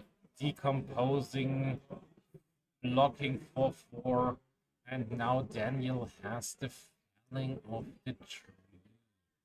Think he will have a blue card and send this, yes. Ring of the Crown at its full power, full glory, and also trouble for our assassin player because that will represent 1 less card from hand to block out 8. and you are at 5. Oh no, no. Because it was an Arsenal. Felling of the Crown is pushed Yes. down to 7 because of this Mecha Nodulus token. Yes, the frailty really doing work now, although it's cosplaying as something else. But now that I see it again, yes, it's the Felling of the Crown for 7. You will probably leak damage here as well, because 2 cards from hand are not enough to block out this attack. And you probably don't want to give free and any equipment as well. Maybe Daniel is considering giving it Tunic here, considering it will be up only in 2 turns time. Maybe the game will not be playing this long. Or he just takes the 1 and values his equipment more. Yes, he does. Okay. Going down to 4, and when he does, he will of course not have the Ponder token anymore. Yes, they realize now. A new start for our new player, having two counters on Tunic, so you are definitely banking on using Tunic next turn. Let's see what a 1-card hand, basically a 0-card hand now, just playing for the dagger, can present apart from 1 go again, 1 go again. We didn't saw what he has drawn because of the Ponder token, but I think we will see it now, and there's issue. the attack reaction pumping up that dagger to 5. So 2 damage are dealt to Matteo if he has. Oh, there is a defense reaction. Right in time. Then you send in 1 more, but that's not the kind of damage you need in this situation, sadly. I mean, he is already marked, so losing 1 life in this position isn't that bad. And we will see another die roll. So which form? Or did he just transform back? I think he has to roll a die. Yeah. Yes, he will. And And the result is we off can't see it. screen. Oh no! Maybe he will show it to stream. No, he would just pick the hero, which is fine as well. Oh, we have an Orb Weaver. Right. And there we can see Germanite was pitched 2 rune chance and 3 because of the blade. Going down to 2. That's the rip of the Another top. Codex of Reality. Yes, but the Codex alone will not be enough. So he needs something else. Which he knows, of course, so that's why he's hesitating to declare blocks on this. He will block it, of course. Yes, getting rid of the Orb Weaver is probably correct, considering that you already have Orb Weaver as your hero. Because you are. Yes, you are Orb Weaver, yes. But Yeah. he's thinking not to block with. No, okay, dog. Yeah, he has a, It's the best option. what I can say is he has a bit of an action point problem in his hand. He would love to get the value out of the Orb Weaver and then send something after. Yes. But there's not that kind of go again in his hand so far. So maybe poking a bit of daggers and then finishing off with something. It's not yet time for Kids of Death, probably, so you would probably just say, I will arsenal this one for later. Then when I do, I can, this on this turn, I know you cannot, because you will want to play a Codex turn. So, yeah, a bit of a clunker here for Daniel. Yeah, not so easy. Tuning up to 3. He remembered Kiss of Death to the graveyard because of the hero ability to pump the Graphene, and now there's the bark skin and the, I think it's along 2 embodiment of Earth was created because of Florian's hero ability, so this will be a good blocking turn for Matteo. Ooh, now having up the Tunic, so you can send in this Codex for the full power, getting back Command and Conquer, and also presenting that weird frailty token again. But he has to close the chain. So he has the possibility to block with Barkskin again, creating another 2 embodiment of Earth tokens. Wow. Pumping the block value sky high here. And there it is, the Command and Conquer. That's why he's probably not using it here, because that would overdo what is used for this block. That's true, but to be honest, he would love to see 4 tokens created in one turn with Bark Skin. And Yeah. there, yeah, Rune Chant was created, sending back yeah. the sword, no prevention left. So, Just winner rune damage. is Florian. And the question that poses to us, of course, is how many Florians are we going to see today anymore? Because as we have seen, Florian has been winning on table 6, moving up again. Also, it was a convincing performance, at least as far as I'm concerned. Arakni was trying his best, but I don't think there was a real threat for the chances of the win for the Florian here, because he could switch easily. He was trying to do the late game thing. Obviously, Mario is trying the only thing that he can, which is trying to race. But once Thorn realized that, he just re-raced him, and there was nothing Mario could do about it. So The change from Matteo from full block after the channel mount heroic turn was so great, and there was so much damage dealt at this moment. So I think Matteo did the best and won this game. Maybe we have the chance to ask him, or maybe we can ask him. Let me just check. yes. So again, we have been just finishing round 4 of our tournament, and you know what that means. We can spoil or reveal another card that we'll be giving away on stream after we have been starting the next round. And that card will be, drumroll please, something very special as well, which you do not see often. I think the right name of the card is The Hand That Pulls the Strings. The new, or yes, somewhat famed Arakni mentor that has been coming out with the Blitz Decks box for the Hunted. It is in cold foil and from Asian language. I think it's Chinese, maybe, I'm not sure. But it's a very cool looking card, and it's also very much on flavor with Arakni's design. So if you want to win this card, stick around. We'll give it away soon. And now we have our winner of the last round to talk with us on stream. And here's our winner, Matteo. Thank you so much, and congratulations. Feeling going into the matchup. I think it's slightly favored. Also after the bond ban, which is the card you were most scared of, you get a lot of favor within the matchup because now you can play much more freely around daggers. And of course they take up the mantle. I think a lot of the reaction. So the reactions are kind of good in the matchup, you know. Of course. I was very lucky that I managed to convert the mountain that was breaking my arsenal into 3 huge turns. It was pretty good. Bit of a prior impression there, right? Yeah. Good damage. I like that a lot. 12 value out of the mountains. Ooh, yeah. That was really, really strong in the turn where you can shift the game to.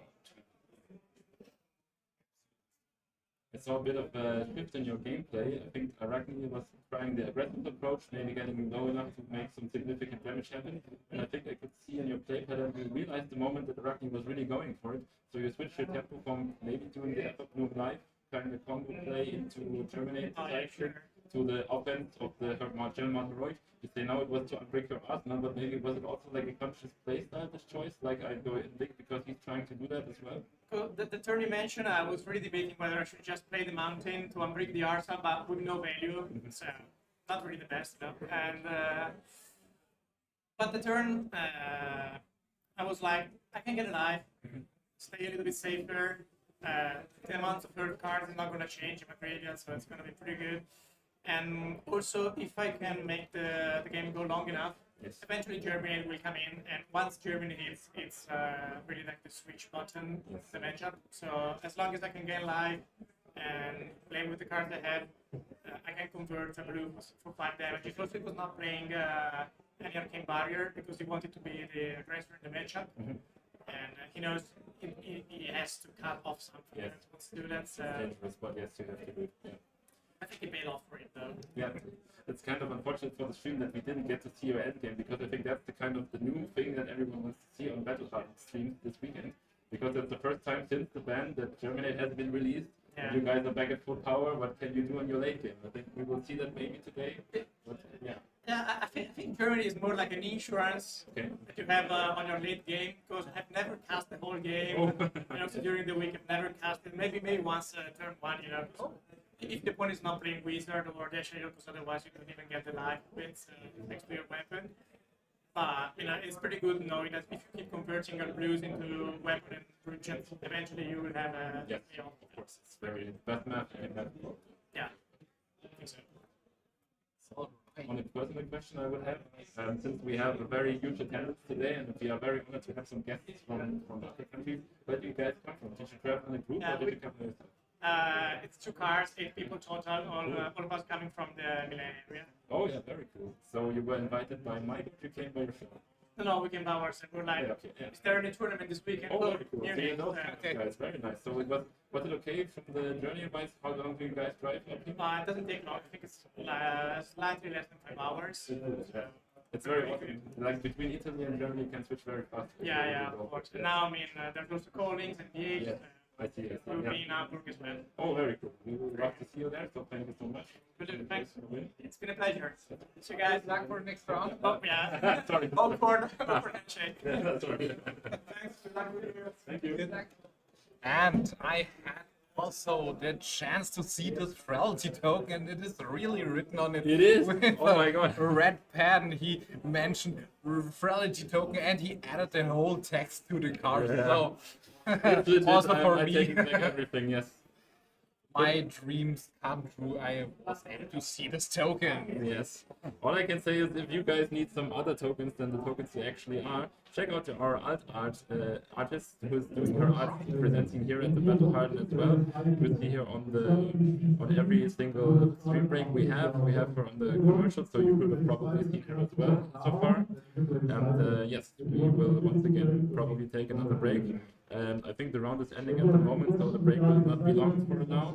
I think around about 5 minutes, not Yes. that much longer. Yes, And we will be back right in around about 5 minutes for you, so please stay live. All right, we will see you guys. See you later. Bye bye.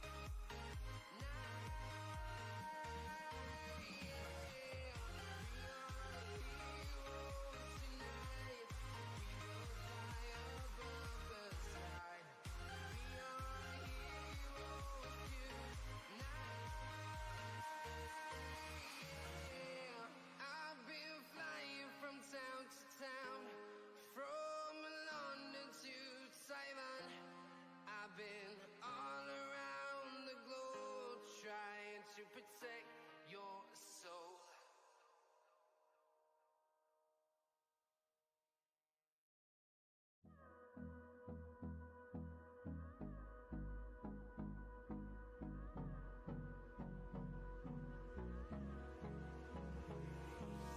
Hold me close till I get up. Time is barely on our side. I don't wanna waste what's left. The storms we chase are leading us, and love is all we'll ever trust. Yeah, no, I don't wanna waste what's left. And on we'll go, through the wastelands, through the highways, till my shadow turns to sun rays. And on we'll go, through the wastelands, through the highways. And on we'll go.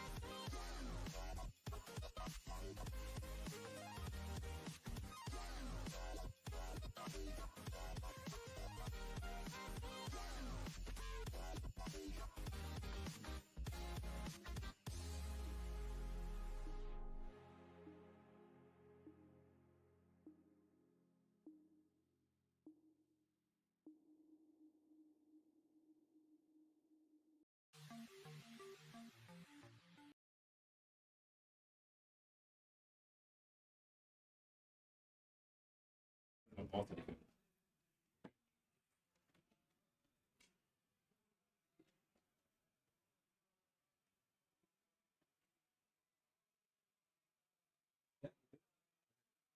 And we are back at it again, once again at Battle Hardened Munich. Welcome to round 5, I think, right? We are in round 5, that's true, and welcome also back from my side. We are currently having 118 persons watching our live stream, and because of thumb fixes, we are now able to see the whole chat. So sorry for that, and please keep in mind this is the first time for Toby and for me that we can commentate such a tournament like this, and we have never did that before. So please be friendly, please be calm if we are doing something wrong. Like teasing the wrong player, but one round later and we actually have him. You can see on your screen on the left side in all of his glory, it's Viet Pham, heavyweight of the German national community and also top 8 world competitor, facing off against his opponent Andreas Türki. We have for the first time now a very meta-relevant matchup. Those guys are playing on table 2, so both of them are set to be maybe or likely a part of top 8 today. And they are also bringing two very, very relevant matchups into this stream. They are playing Florian against a Oscilio. And because of the miscommunication from last round, where we already wanted to see Viet Pham on the live stream, we now managed to see him playing right in our feature match here. So we have a bit of sideboarding still going on. I imagine, what can the rip be for those two heroes? I think the Oscilio is also, like everyone before him, facing the blocking problem with Florian.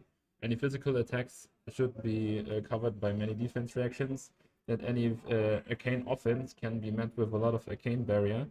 So we all know that Oscilio is perfectly capable of presenting arcane damage that is not where the arcane barrier does not matter at all. But it's still a race that he can also lose if the Florian just gets too many, if the Oscilio gets too many rune chants. No, not rune chants, sorry. Get a significant amp spell off and put a combo in with something like Gone in a Flash and a lot of sigils. So let's see if the Oscilio can actually overcome the defenses here. I think Oscilio is trying everything in his sideboard to present as much damage as reliable as possible and be very fast on his gameplay approach. While Thorn probably takes a lot of defensive tools, because I think he can survive the storm of Oscilio in the early game and then make the game really his own in the second cycle. No, this is not a Verdance, but I would love to see a Verdance.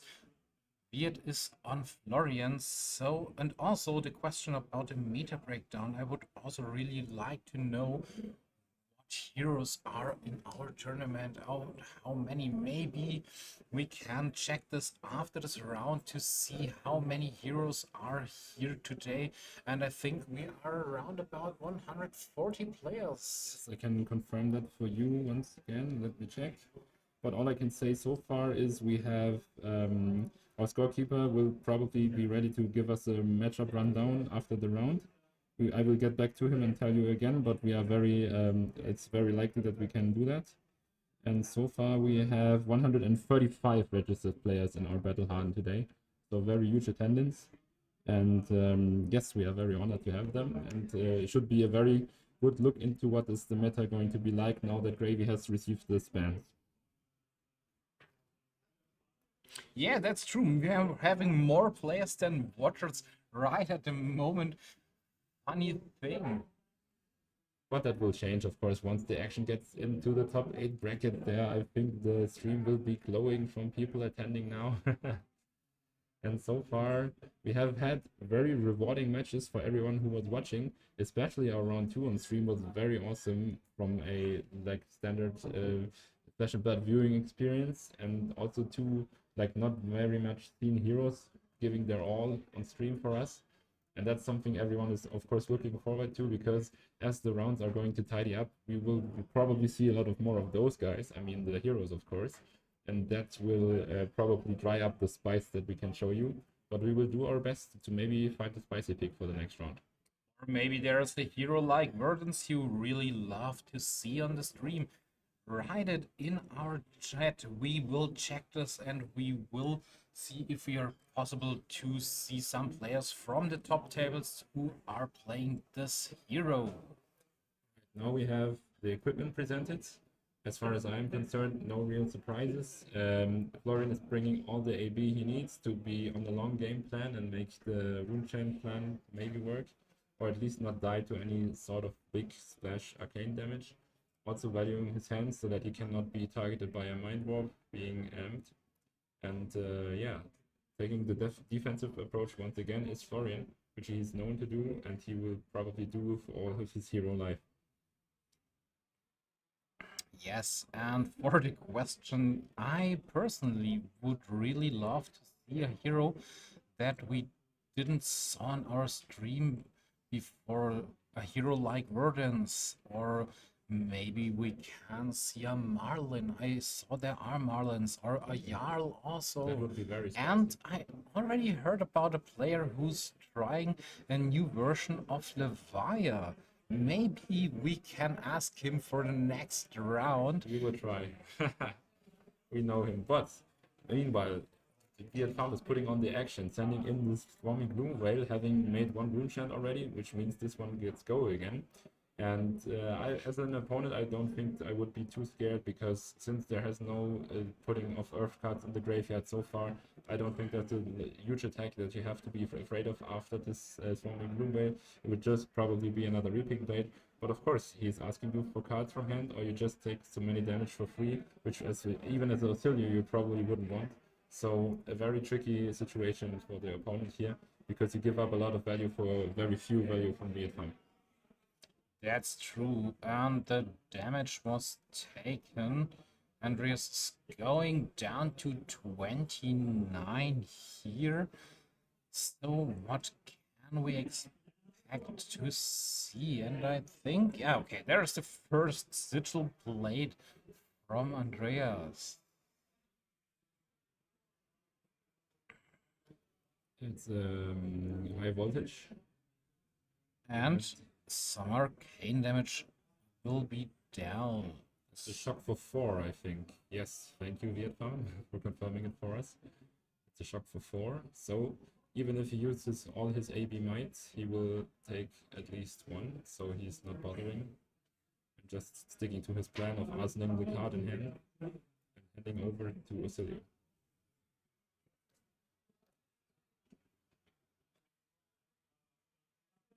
Okay.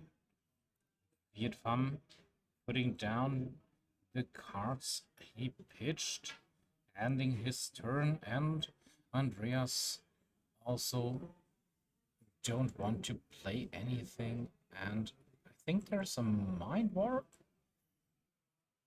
Interesting card. Yes, there is. And a Sigil of Solace. Yes, it's a high voltage, it's a null and shock. And this has been replaced by Sigil of Conductivity, I think it's called. So, really crafting his turn here to get the most value out of it. Another M from the high voltage, and that's gonna be a big mind warp. That will be hard to prevent, even with that AB3 that Luke is presenting. Okay. Switching for free. But he's taking some damage.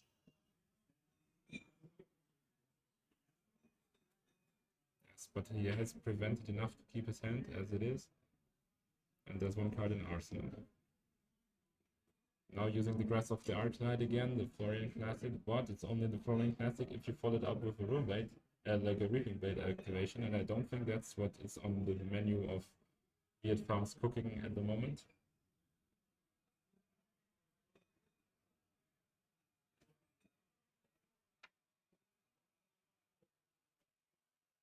And there we can see the first attack because of creating the rune chant. 3 go again again from Weird. And activation his hero ability, discard an instant, draw a card. So, will he take the damage, or is it a way he will block now? Having Somersault in his hand without any meaningful attack he can use for blocks here is a bit harsh for our Oscilio player. He really has to ask himself now, how much time do I really need to assemble a combo that can actually threaten this Florian? Or can I just be lazy with my life points and just hold the offense I have? This hand is not very functional as far as I can see. We have 2 arcane spells, if like 1 Somersault, which we cannot get back anything, and we have Sigil of Solace. This combination of cards is not the best to have. So yeah, it's really probably scrambling for the most value he can get out of this hand without giving up everything that he has. So Andreas is taking the damage, going down to 26, and now we can see pitching the sink below for another attack with the Reaping Blade, threatening 3 more damage. And thank you a lot for helping us in the live chat. You are absolutely right. We are in round 5, and greetings back to the US. So, Oscilio's turn starts with an arcane spell. But I think he has Sigil of Solace in the hand. Yes, And he will follow up with some healing.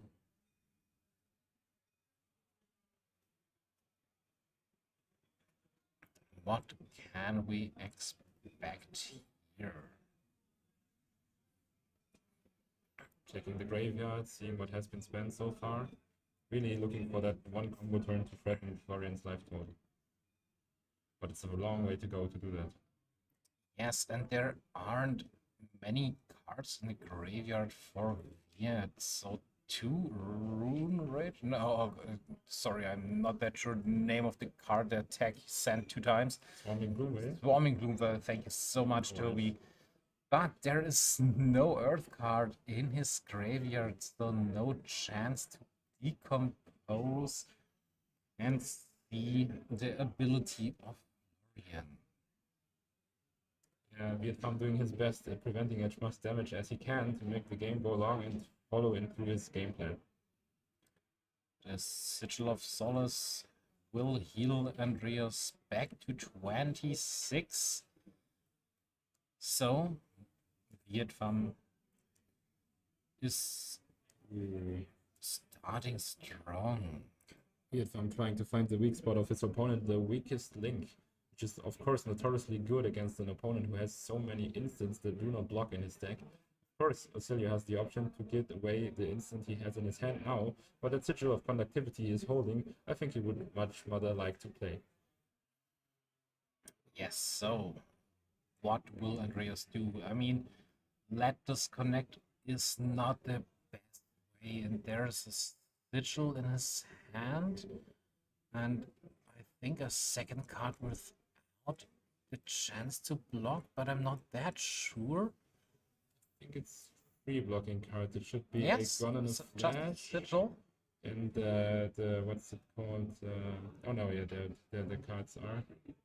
So it's a block for 6. It's a full block. He doesn't want to show Vietnam his hand, and he does not want to deal with the Sigil not being played as he intends to. Yes, I think it will be the best way for him to play the Sigil of Brilliance for the next turn, and he's keeping the gun in a flash, so this is also a good combination. There is the gun in a flash, still keeping the Sigil of Brilliance in the hand, and the Embodiment of Light will give this go again. Or go again, and on play with the Sigil, he has the option to get this gun in a flash back into his hand, and there is a defense reaction, Shelter from the Storm. Lovely full art cold foil. It's the best you can have on the market. And there's the Gone in the Flash again. So that was the 2-card hand Andreas was looking for to make this play work, and he found it beautifully. Another full block from Florian, still keeping his life total as high as he can, trying to waver the damage that is coming out of Oscilio, but he's moving in the other direction as well, healing up to 29 now. So trying to keep life parity almost close so that they can do in almost normal wizard fashion, they will go down hand in hand. But Weird Farm is now threatening his arsenal. Yes, and with the white bordered Sigil of Solace, Gunner Flash is in the arsenal now and is threatened by this Commander and Conqueror. Not that it matters, but Weird Farm is showing that his deck is much more expensive than his opponent's. That's true, but in the end, not the rarity or the foiling of the cards is what decide who will win. But who has eaten better lunch? No. Yeah, one arsenal that Andreas doesn't seem to be too happy losing, but his blocking options seem to be limited once again. At least if he wants to keep a meaningful turn, which he has to if he wants to pressure Weird Farm's life total. So, head. what will Andreas do? And I think it's so funny because the last time he blocked with the shoes, and even Oscilio can't wear any shoes. So maybe there is only just one shoe. I'm not that sure. How can Oscilio wear such a thing like these? But maybe it's a cosplay thing. Maybe he has like these kind of like doll legs at home, and he puts them on now and then just to pretend to be Aurora.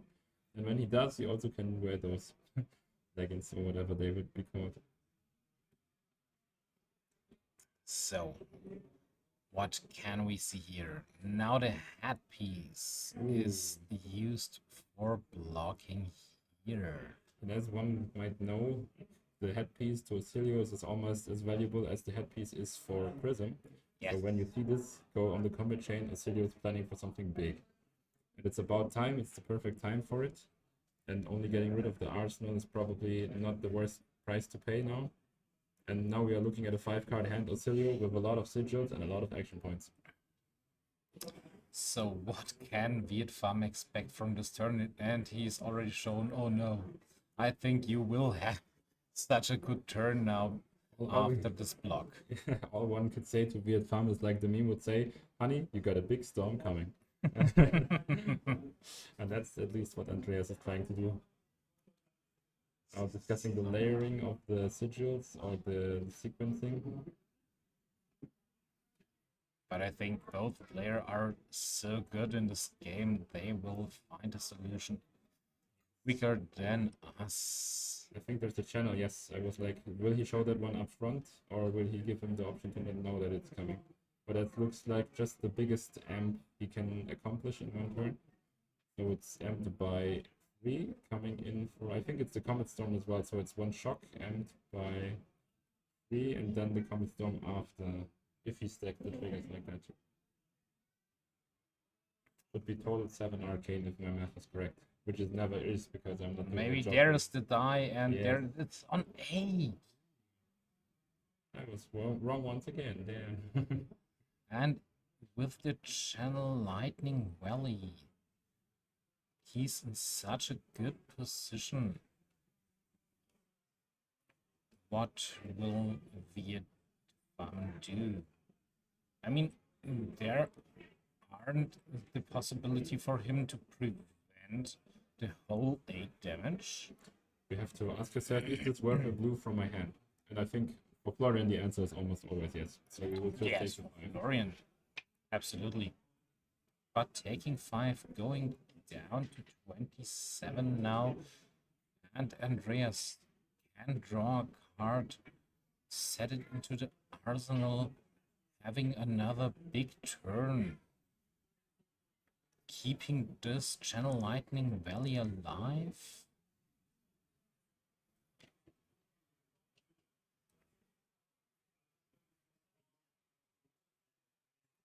Oh yeah, channel has been missed to pitch.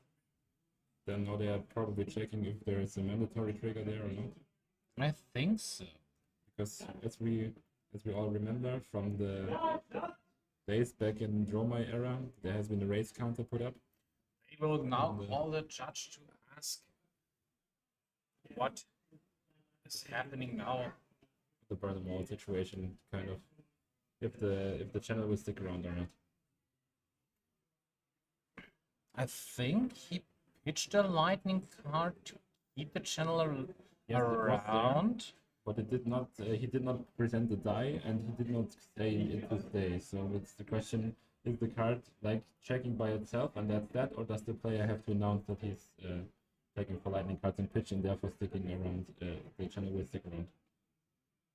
If Andreas will lose this channel lightning valley this turn because of this mistake, this is a that good for him. But I can see there was a die put onto the channel lightning valley, so everything is fine. It is still there.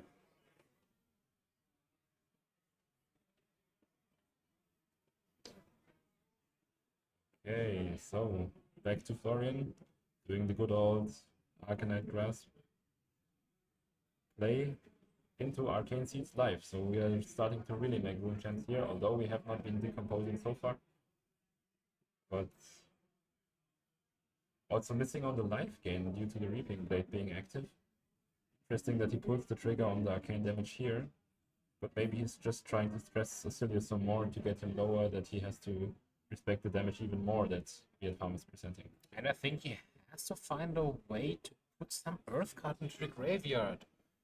Otherwise, Florian isn't that good without any earth card in the banished zone, so no felling of the crown or plow under will get pumped, and even Florian has no chance to double the creation of these runechant tokens. Yes. So, 3 runechant tokens with 1 arcane damage each, and the Reaping Blade is sent to Andreas. And we see there is a Sigil of Solace in the hand, but next turn he can draw another card because of the Sigil of Brilliance. I think it's the hero ability, yeah. Yeah.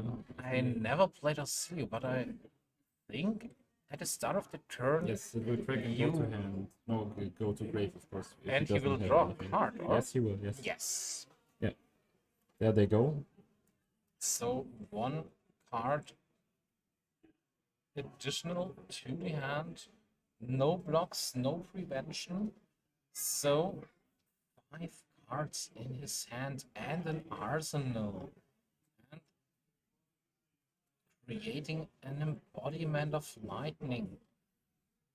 When Is there still this gun in a flash in the arsenal? maybe, I don't know if he lost it before. All I can say is I envy Oscilio for being able to play the hero ability every turn, not like every other turn like Gravy.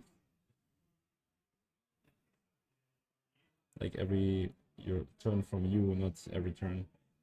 With that many cards in his hand, it isn't that easy for him to decide what should he could do now. And also converting that many cards can also be kind of tricky if you don't have the action points for it. So of course Oscilio is having a bit of a think here. Andreas really trying to make sure to find every single point of damage, because that can matter a lot. Vietnam has been moving down to only, I have to say, 27 so far. And that's not the combo range that you need as Oscilio player to win the game. So there has to be some meaningful offense crafted again. He would love to have a 5-card hand, but I think if he had a clear plan to execute a huge combo now, he would be moving into action already. So might be not what he's looking for. He's interchanging 1 sigil and gets a Comet Storm, which is not bad, of course. But maybe not what he was looking for. It depends if he still has the one in the Flash and Arsenal as we assumed or not. Because if he hadn't, there would be a lot of cards that do nothing for him now. But if he had, it would be pretty good. That's true. So, what will Andreas do? So many cards in hand, so many decisions, and I think he knows that every mistake can cost him this game because Fiat will not Oh yeah. accept There's if an he's attack. doing something wrong. There's an attack coming in for 7. Option to return a sigil to the hand if there's an instant played, which there will be because there is another sigil. But maybe he will not, because he will need the resources to put up the Comet Storm after that. Ah, but he will still get the other sigil back, so maybe he will trade that. Block of the Grasp of the Arknight on blocking duty here. Using the armor while you can. Blocking a full 5. Rune Rage's Thorn. As full block. There's a sigil activation, so that's the instant that will use the effect. Returning that Channel Yeah, Lightning Valley back to the hands. Probably a good decision as well. No damage taken so far. Maybe he can make the Comet Storm big enough that he cannot be prevented. Now, there's no counter on the Channel Lightning Valley, so he can pitch one lightning card to keep this alive. Camping for 3. Ooh, going up to 8 again. Good play. And of course that will secure a draw. Not sure if he can make it work, since he has an arsenal already. Maybe he draws an instant, maybe the arsenal is an instant. So another blue card is pitched. Viet Fang going down to 22. Channel Lightning Valley has ruined him another card. So one counter on the channel, this time it's done right. Yes. And Think see who he wants to now ask. he will always remember the counters Yes. from his Channel Lightning Valleys. Now we know what the arsenal is as well. It's an Etchings of Arcana, meaning Andreas can get back one of Sigil of Brilliance when he needs to, and he can pull it off. He will be probably looking to do that because it's a strong card. While look, Viet Thumb is always presenting the Florian Classic again. He was playing the one Earth card. Hopefully, he is able to see more Earth cards to get his hero ability alive before Andreas will deal so much damage to him. Yeah.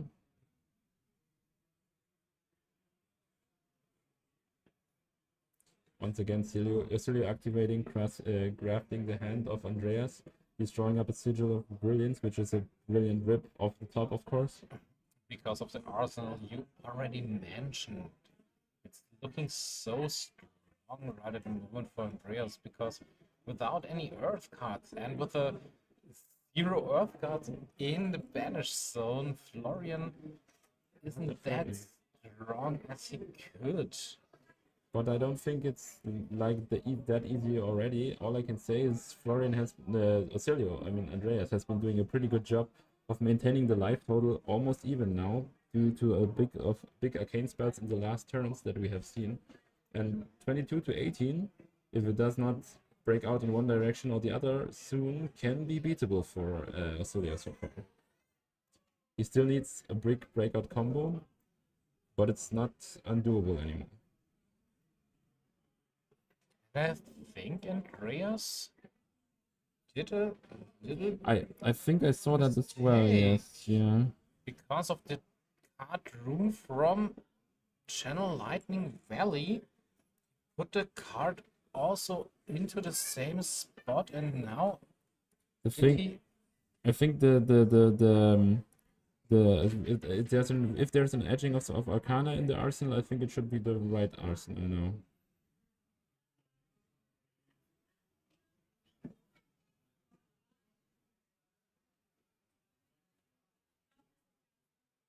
No, I think as well it was a strange move for me as well, but the thing is, all the bounce that Oscilio is doing, I was not sure if that's correct or not. I maybe should have called it out. But I think it's the same card in Arsenal now, so it's kind of strange, but I think since it should be the same card, it should not matter. We will check. If the Arsenal is not etchings, we might have to check.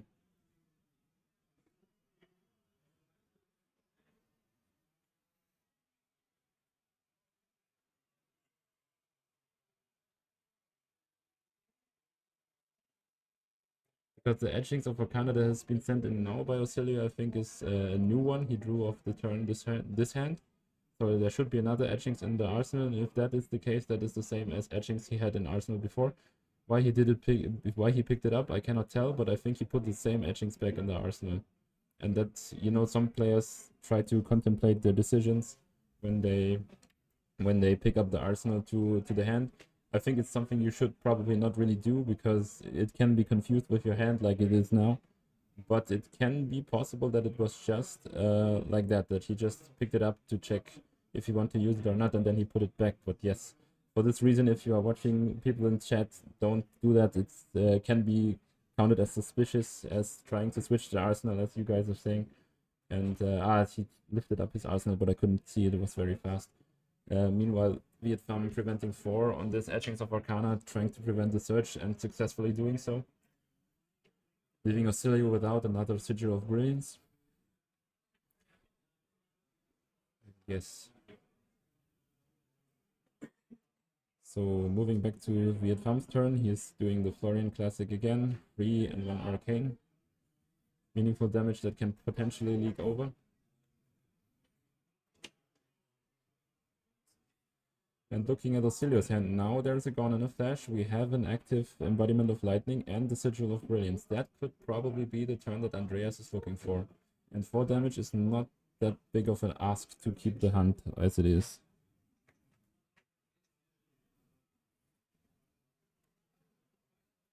So things could get interesting really fast here if Andreas decides to pull the trigger now. Yes, I see your messages in chat. You are pretty sure that he switched his arsenal. I think we have someone on the way to check that right now. And Yes, we are already on the way to check this, and good luck. We have this live stream so we can see and prove if there was a mistake from Andreas' side. So we will check this as soon as we can, and the judge will join us. I can say is if it's not etchings of Arcana, then it's the arsenal should have been switched. And I think it's not etchings of Arcana we see as I saw it now. So, just a second. Yes. Meanwhile, Florian is still trying to check the graveyard, preparing his combo turn.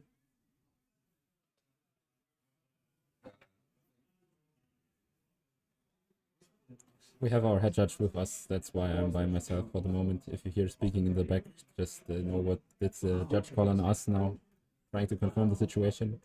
And our head judge will move into action now. You will see it now. There he is.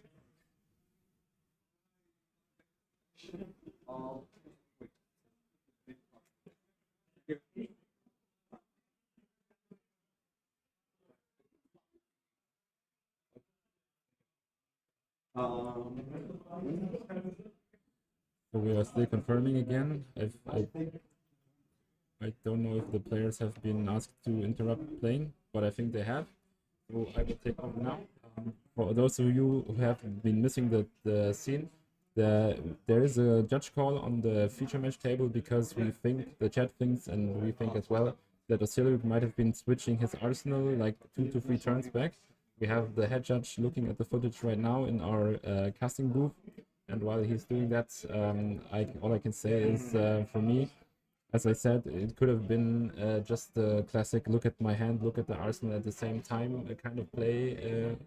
Could have been, but it's of course not wise to do when you are playing on stream and in general, because the cards could be confused. Your opponent could think you have interchanged what you had in arsenal with what you had in hand. So even if this turns out to be not the best, not true, like he didn't change the arsenal, I would advise everyone at home watching not to do that, because of course you have to be suspicious. And you know what the big of the difference a card in hand when a card in arsenal could be. Like imagine I was playing Gravy and having Song Treasure in arsenal, my arsenal would be gone. And when I can interchange for any card in my hand, my arsenal would be playable again, and I can arsenal for future turns. So that we can really make the difference in the game. We try to avoid the conversation, but it would have also made a huge difference in the top 8 match of the worlds from our feature match table contender, who bricked his arsenal by putting a defense reaction there where the US national champion Michael Hamilton was exploiting him for it by only sending arcane damage. So if he were to be able to switch the card there, he might be playing as a world champion today. So that is the reason. So now we can see We are the getting whole swarmed by judge judges, team is yes. joining us and are looking happened here. So sorry we can't say you anything.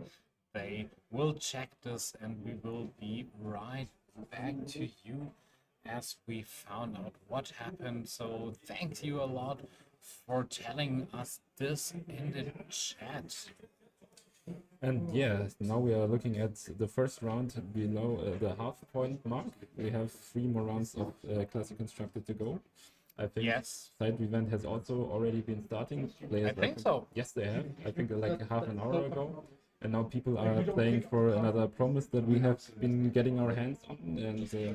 And when you're mentioning promos, don't you think this is one of the best points where we can show you the next card for the giveaway to you in I live? don't sure. Should we rush things or should we keep it? I mean, we have the time now. okay. All I can say is Maybe it's we can just show the card. it's just so dear to my heart because it's something very special for all the channel members or some people that have been following the channel. Because as some of you might know, Freddy has been in Copenhagen just some weeks down the line, and there he was on his mission Copenhagen. So he was trying to get as many copper cocks as he can. And the most amazing card he was pulling or getting from a vendor was a cold foil copper cock. And this copper cock is going to be given away by us today as well, which should be a very nice token of remembrance for any fan of the channel. And it's like the one original copper cup that he acquired in the video. He took from Copenhagen all the way to here. And we will give that one away after the next rounds as well. So we will probably give them away in the order we presented them. So this one will be last, as it's the most special to fans of the channel, or to myself as well. So yeah, that's why I didn't want to spoil it before, but you are right, the situation called for it. To keep you guys entertained, yes. It is And the best. maybe it's also more time to build up some hype for it. So let's hope that people will like it and stick around to maybe Hopefully. get the chance to win it. And we are back into the game. Players are having a good laugh so far. We We'll check this again, and there is another judge call. another judge call. I think we will have to see what happened. Okay. Okay, sounds like a short break for the players only, because our judge team is still trying to figure out what happened and what we can do now. Yes. But again, let's talk about what else we have been seeing today. I think we have been very satisfied and spoiled with a lot of very diverse matchups. I have been having a talk with one friend of mine who I've met on the floor and asking him how it went. And he said we have a very diverse meta here today. A lot of people brought what they like. And as we know, at least from my point of view, switching decks in Flesh and Blood is not always the best opinion, a choice to have, because, of course, a meta deck that is the best in the format is the best in the format after all, for a reason. But if you are experienced and a hero, and you really know what you are doing, you can do stuff like Margin Bay did in the US National Champions, which made him US National Champions after all, because he had the winning line in one of the semifinals he would not have seen if he hadn't been playing Verdance for ages. So many people probably banking on that fact and trying to play whatever they like today, and so they came with very diverse heroes. So for the next round, maybe we have the chance. I would really like to see a Verdance on our live stream, because I really want to know what changes did they made after the ban of the head piece. Bloom of Evergrowth is gone. So no more returning back this rampant growth life and play a third or fourth copy in the same turn to have this big arcane damage at the end of the game. So maybe there is a new way, maybe some players here around or from a different country, because we already saw there are people from different countries joining us in this stream. I'm so glad and happy to see so many players from around the whole city and other countries joining us in this. Yes, and I have to make a confession here. You know the new Verdance card that we have been seeing, Light Up Beliefs? Yes. I personally think it looks like an attack from Bulbasaur, the Pokemon. So You know, like the Razor Leaf attack, something like that. And it really, like, it tickles my heart. I like it a lot. I mean, like, I love the. I have never been a Verdance player, but this one really makes me consider. I mean, I have the Marvel version in my binder. Ooh, I have I do the not, sadly. whole set of her cards in my binder. Maybe with the new card, I can turn back to Verdance. Yeah, I can say as well. I mean, like, it's always nice to try new heroes, but then again, you get maybe lost in the game and try too much, and then you cannot focus on what you were trying to begin with. And yes, all I can say about that is that yeah, I mean, what would you guys like to see for the next rounds? What you are interested most about the new meta? I have heard many of you are agreeing to that saying Verdance would be nice to see what she does without Plume of Evergrowth, or maybe you just like seeing her play, which I cannot be an opponent to as well. But then again, we have some Brood guys doing some crazy stuff, like we always have. We have a very small group of Brood enthusiasts as well, and there's some couple of Jarls running around as well, maybe. So yeah, we can see what we can do for you on next round. So if you have any matchup wishes, you can write them in the chat. We will check them, and then we will see what we can offer you for next round. So Yes, the gold foil copper gold foil. was a gold foil. I mean, the sorry. gold foil would Gold be foil even more would awesome. be- That would be but huge money we would be The giving copper away. foil. Yes, the copper foil. There should be a copper foil It's a version. proper copper foil. Should be a copper foil version. Yes. I mean, if I know the card holds some value, but maybe Freddy should have signed it. Yeah, maybe we can ask him when he's returning to sign it. We can also If you do want to. a certificate of authenticity, so that he was actually with this copper cock in Copenhagen, and then you could have this one for you, and you can put it over your stove or something, so to say, like, this one is the one I made by watching the stream today.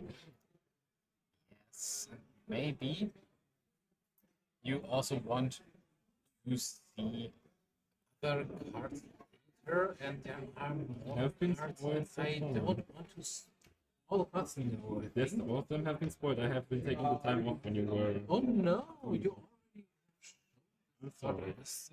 They need to be hyped. Oh. Yeah, I know. You can do the giveaway if you want.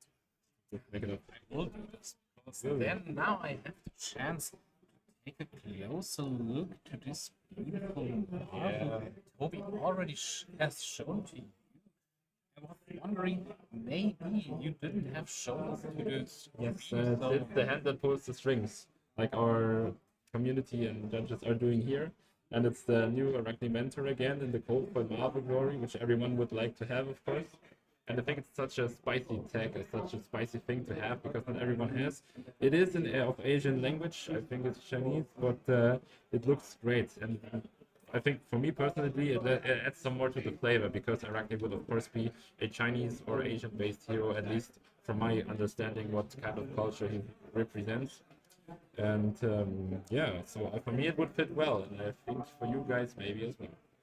Yes, absolutely. And yeah, Jarl, I mean, I really don't like him. As a Cindra player, to be brutally honest to you, I don't really want to see him anymore. But now I saw the Marvel version and it's beautiful and shiny. Maybe we're having a Jarl player around and want to join our stream, and maybe we have the possibility to see a game of a Jarl.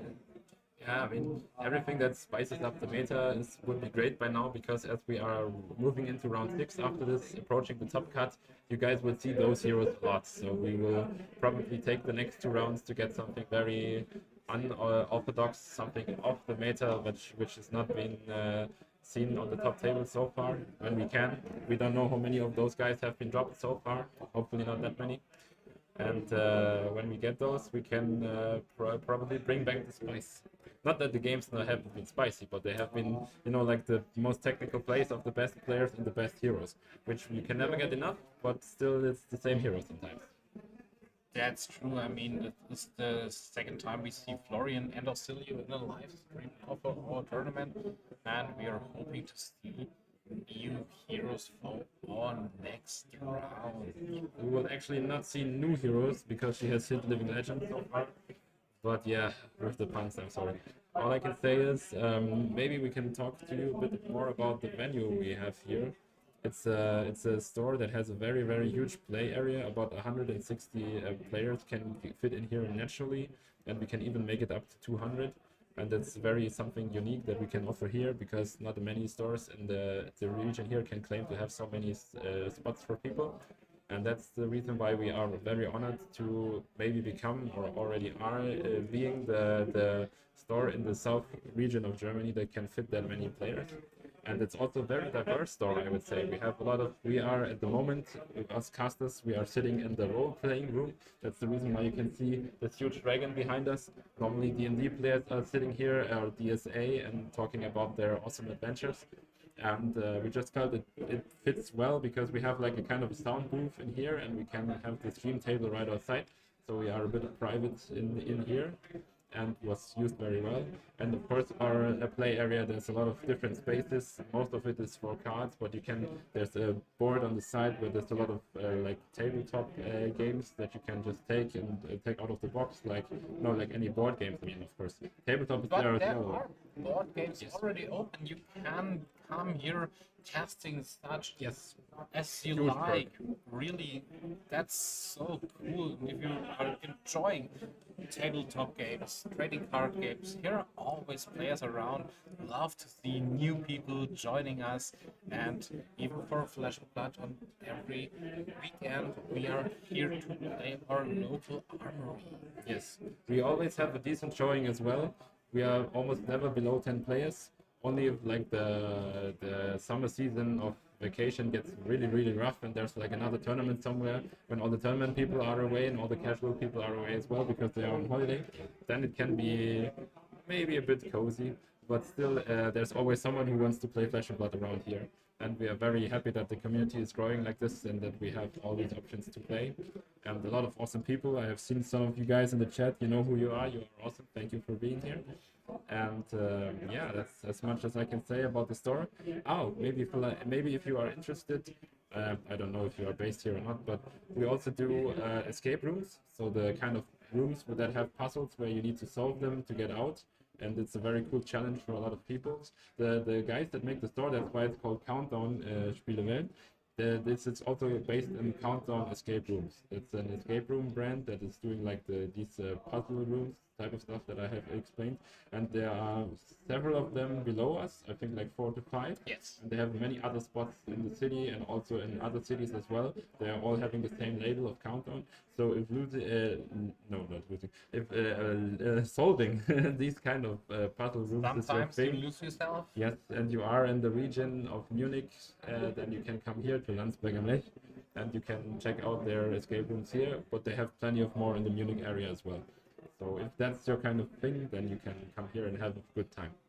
There's also one big, I mean, it's not a room because there are more than one room where you can play against another team, like a 4-player team with more than, I think it was 8 or 9 rooms with different mini games where you can challenge your friends in 2 teams who will be the best team.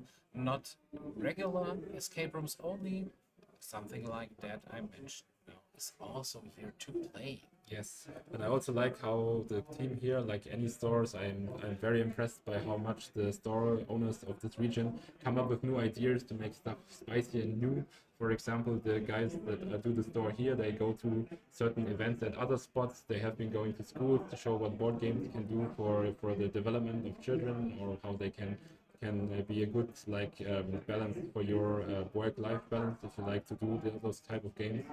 And they also have been going to cinemas, advertising some card games there. When the Lilo movie was coming out in the cinemas, they were advertising another card game, Locana, there. So it's always cool if the store owners make something work and go to other places advertising for a location, and that's what they do here as well. So I would want to shout out that as well. So because every nice LGS that does something for the community and puts new people in is a very strong contender for making this game that we play so much and like so much, like Flesh and Blood, really work and putting people into it.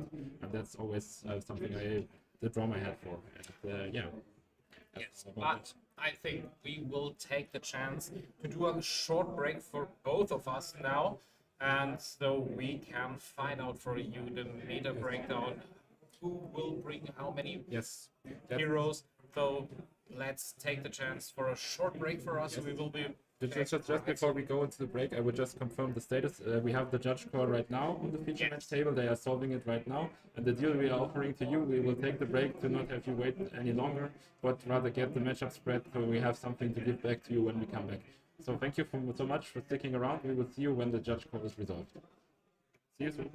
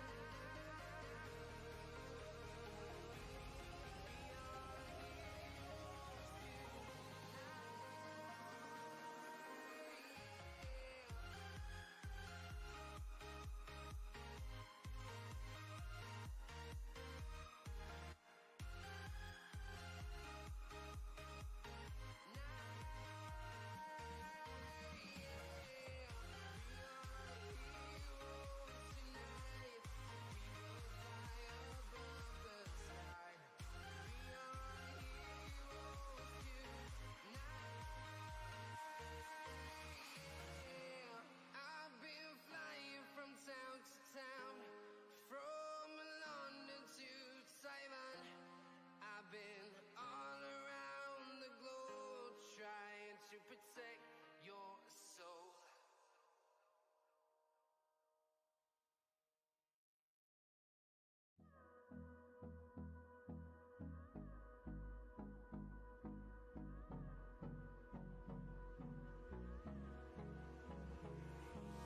Hold me close till I get up. Time is barely on our side. I don't wanna waste what's left. The storms we chase are leading us, and love is all we'll ever trust. Yeah, no, I don't wanna waste what's left. And on we'll go, through the wastelands, through the highways, till my shadow turns to sun rays. And on we'll go, through the wastelands, through the highways, and on we'll go.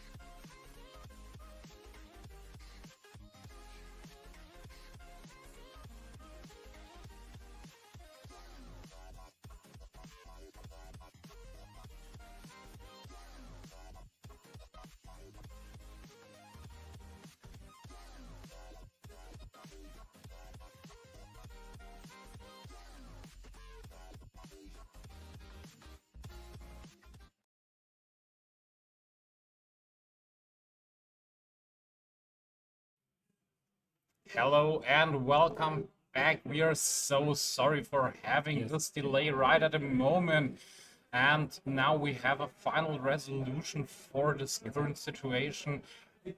Vietnam versus Andreas Turk, and the head judge told us now that sadly Andreas Turk has lost this game because of the mistake he made switching the Arsenal card with his card in hand. So Vietnam won this round because of the mistake done from Andreas. So I'm really sorry that you had to wait so long, but now we can see one of our Munich players joining the stream, and he is playing, as you wanted to see, Verdance. Damn right. He was trying to play the round before, but sadly his opponent didn't want to be on stream, which is no one is to blame for that. Everyone can behave in his personal space as they want, and if they don't want their face on the internet, that's totally fine with us. But still, he really wants to be on stream, and you guys really want to see Verdance, so maybe we can make something happen here. Have you been talking about the judge call so far? Yeah, already mentioned that because of the mistake, Andreas sadly lost this round because of switching the Arsenal card, and the decision was made because if we had to reconstruct it, that it wasn't that able, and also with cards like Command and Conquer, there is no way to reproduce the situation, and also there's a big difference playing this card from hand or from Arsenal, but we will see now Conrad Weiss, one of our local Munich players, and also I would really love to see his t-shirt. That's the reason why we seated him on the left side for all of you, so Yeah. I don't want to spoiler you, but please keep an eye on his t-shirt. I hope you will see what I mean about his shirt. Yes, and of course, his opponent is no one you haven't heard of either, even if you have been watching the stream for today. Niels Haug is back on the stream now. He is playing Oscilio once again. And the thing about that is, of course, we are having a mirror, a wizard mirror on our hands, but not the same wizard, of course. That's And true. so we have someone who we know, he likes to be on stream, it's no problem for him. And we have one of our guys who really wants to be on stream showing Verdance as you guys asked for. And so it's maybe a match made in heaven. I mean, you see the same player twice on the same hero, but still Oscilio is so relevant in the meta right now that I think it's justifiable to just have him appear once again. And also on one very good, very Such a known good player in player. Germany as well. So we hope it's fine for you. We got the Verdance you wanted, and maybe more we will see due to the teasing of the t-shirt you did there. So it is. And with two, I mean, we can call both heroes at least as battle mages, because both heroes are able to deal physical and arcane damage. Yes. And Icelander school. absolutely, I'm hoping to see a really good game in a few minutes.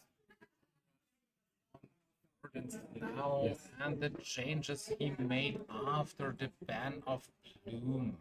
Also, I can say about that, we did not forget about the matchup spread we promised you. We are looking for it as Oh, well. yeah. Very much we want to see it as well. We are currently trying to construct the data. Our scorekeeper is on it. It takes some more time. We hope that it will not take that much more time as well. But know that we are looking for it, and we will get it to you as soon as we can. Apologizing for the time it has been taking so far, but you know, I can say with good faith it's the earliest time we could have get it done for you. So yeah, We already checked okay. the data a few seconds ago again, and there's still, sadly, no upload of the data of the heroes we are seeing right now at this tournament. So hopefully we wrote the person who can fix this, that we receive the informations you wanted to see as soon as possible. Maybe after this round, maybe one after the next one, but then we will switch to our game. And we can see already, and as you also can see, the nice alt art version of Verdance here on the table, and this is from our artist. Yes. You already saw.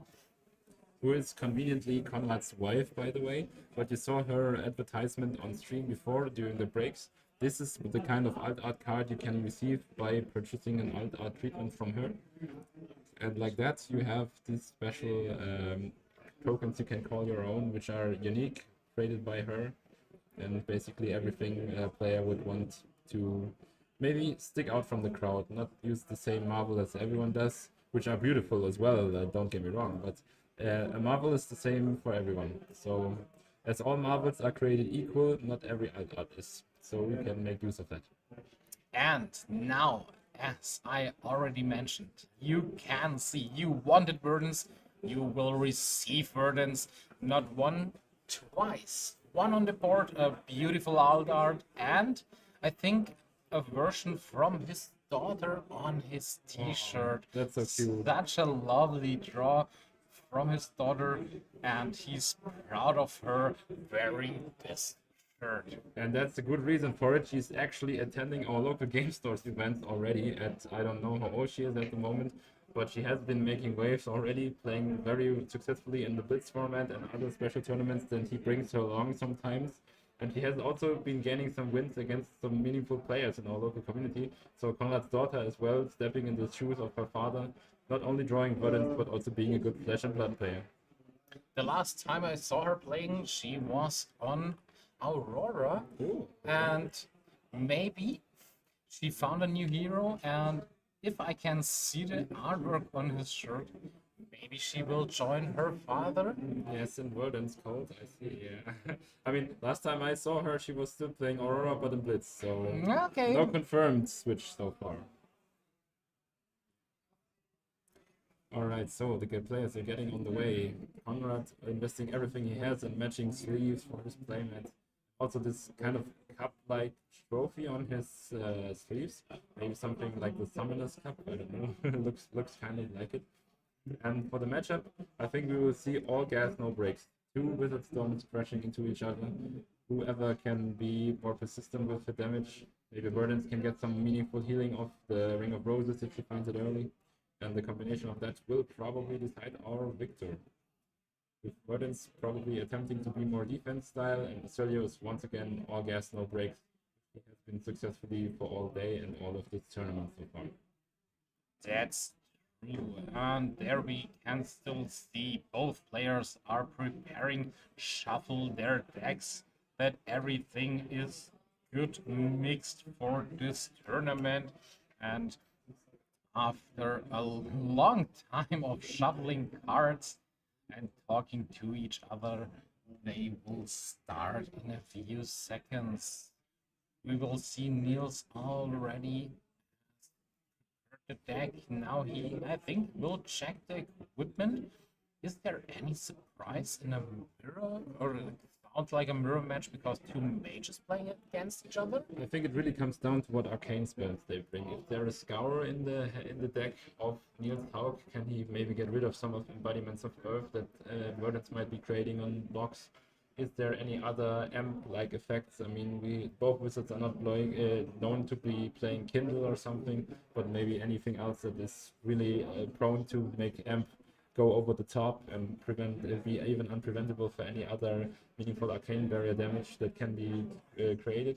And as I know Conrad from my matches against him, he's a very focused on healing type of player. He will get the most value out of the healing abilities that Verdance brings when he has the chance. So he will try to probably pull away from his starting life total upwards, and therefore be so high that Oscilio cannot really hope for a combo that is enough to get the Verdance life total down. Whereas Oscilio, of course, can probably put together a meaningful offense much faster than Verdance can, and that can, of course, swing the pendulum in either direction. Yes, and now we can see the equipment, and I think on the side from Conrad, there is just a new headpiece because of the ban from Plum, and otherwise the chest, shoes, and hand pieces, and also the weapon are not that surprisingly for us, but also you can see not only his hero is an alt art version, the weapon and the gloves are also, they are so beautiful. Metacarpus node being really put into effect here by having all the best artwork to highlight the lightning or part of it. Meanwhile, Oscilio starting his offense, putting in the first attack, coming in for 4 once again as he's using the red, threatening a draw from the Channel Lightning Valley. So, what block can we expect here from Conrad? I think I have seen 2 arcane spells, smelt cards with life on the other side, dealing 4 arcane damage. There's a shelter, yes, and it is Pitch, used I think, as an yes. instant. The effect is used, not the defense reaction. Yeah, you are right. So this Blast to Oblivion will probably not hit here, because he will probably commit another card on defense. Ooh, Burn Bear. Not the best use in the early game, and as we know, this one has been printed blank on the top side, so there's no ability to pitch it and set it up for the late game. Every Verdance player would love that, but they will get another arcane spell like it to set up in what's it called? Burning of the Leaves?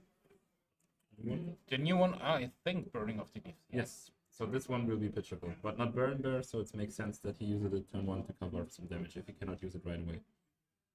Yes, and we can see still no damage is threatened, but we can see the life part is played as an instant here, pitching the second one to cycle the whole hand. And as I said, Conrad is being mindful about his life, trying to move his life total in the other direction. And also the first Earth card for Conrad in the graveyard. And for the late game, a big arcane spell with 4 points of damage. Now we have the situation of Oscilio drawing up a Burn Bear. Now we can see if this Burn Bear will be put to use, or if there's another case of being used as a block card, because it cannot be used on the first cycle efficiently. Instead, Verdance is going for short turn, just going in with Command and Conquer, threatening the Arsenal, which is a good play as well, because Oscilio obviously doesn't have access to Crown of the Providence. But this will be Verdance turn after that, probably. I do not see anything else you can use after that, due to not having any more action points. And I think it's curious, because you might want to pitch that Felling of the Crown, as you cannot use it yet. You have not decomposed enough so far. I think he's hoping to find some defense reaction, root-bound carapace to start decomposing, putting this lovely Felling of the Crown in the arsenal to send it as soon as possible. Be true as well, yeah. So really respecting the damage race. Yes, and now with Channel Lightning when he was played from Arsenal. Burn Bear, that's a guaranteed hit as it comes in for 6 arcane. Not much prevention that Verdance has on offer normally. There will be a card draw for Niels Haug because of too much damage. He can also make use of the sigil we know he has still in his hand, so he will catch up by 3 life to Verdance, and then he will also get the draw and put her down 3 more life. Using a blue pitch for preventing 3 arcane damage. The lovely Autumn's Touch, one of the oldest cards, if I remember correctly. Tales of Aria is greeting you. And it was already banned back in the times. Ultim did that. And the rip off the top from Niels, as I think, was another Blast to Oblivion, so very happy to put that into Arsenal, and the channel like Lightning Valley will also stick around. So now there is a plow under. Will Conrad now choose to put the Felling of the Crown back on the bottom of his deck because he knows there is a blue card? Maybe there will be a second cycle he can see to play? Or will he send another attack? And no! Another Burn Bear, it's a Burn Bear war. Every turn we saw Burn Bear. Burn Bear is everywhere. But the upside for Conrad using Burn Bear is, of course, the fact that he has Waning Moon access. So if he has the resources for it, he can always follow up the Burn Bear with another activation of Waning Moon, dealing 2 more arcane damage than his opponent can. So, damage was taken and Waning Waning, yes. Moon was sent from Conrad, pitching this now under. Icelander fans are breathing a sigh of relief to see this card again, and then it's in all its altered glory, coming in here, presenting 2 as a reliable tool of outvaluing your opponent on the side of arcane damage fix. Still with the felling in the ground, Conrad has his turn. But what can we expect from this? There's a gun in the flash, there's a command and conquer, and there is a third card I can't really see, to be honest. Burn Bear! No way! Again! Again!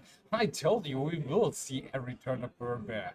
So, actually, this is just a channel to promote Burn Bear in your deck. It has nothing to do with an actual battle hardened. Sorry, guys. I'm joking, of course.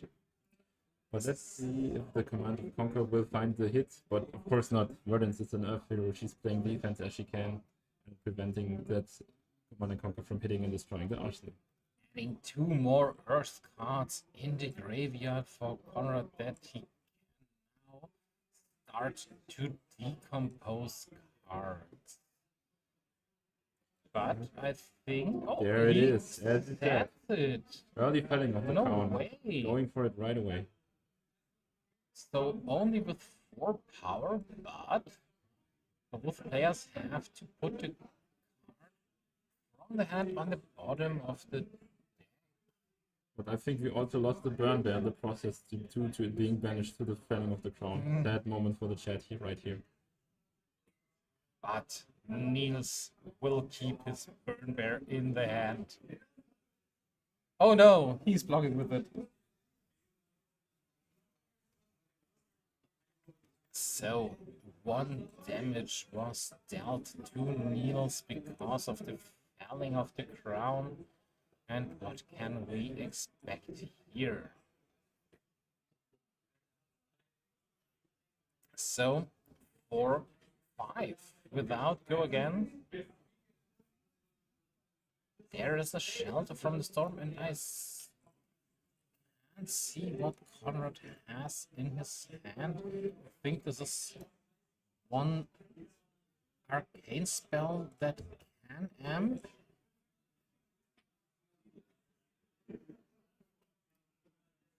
And there it is. I think it's also using the amp right away, yes. To probably buff up this Emeritus Scolding. Coming in for 5 if you were to do so. Or is it a blue? I think it's a blue, right? Then I think it's a blue, yeah. I think it's only 3. Yeah, maybe he's just playing it to send in the Waning Moon afterwards, keeping the Emeritus Scolding around, and maybe putting the Arcane Compliance in Arsenal.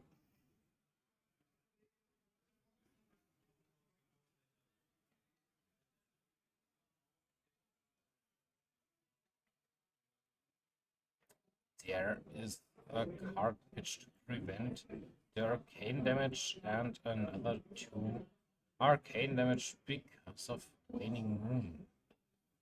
And they are taken from Niels, so 1 card in Arsenal, and now it is the turn for Niels. Counting his tuning up to 2, and what can we expect here otherwise than a sigil was played from Oscilio? What a brilliant play. And there's Blast to Oblivion, maybe making use of that sigil already. I mean, probably. But you can see how already. I think there will be a sigil for this following. That's absolutely true, and Conrad, I think he has a Rootbound Carapace. Yes. A yellow version, if I'm right, or a blue version. I'm not that sure. Yeah, it could be red even, but it doesn't really matter now because it's only achieving its purpose of decomposing him further, while also blocking the damage, because even the yellow one would be enough. And now he has to die there on 4 to present us. He has 4 cards with Earth already in Banish. That means cards like Felling of the Crown and Plow Under will receive the buff. And another meaningful arcane damage is coming across in 5. This shock that has been amped by Volzar, as he always does. And he's taking the full damage. There's a Fruits of the Forest.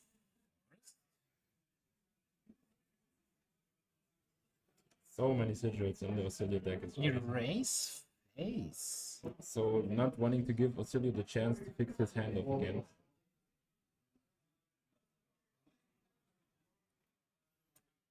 In response, Oscilio's hero ability is activated to discard an instant and draw another card.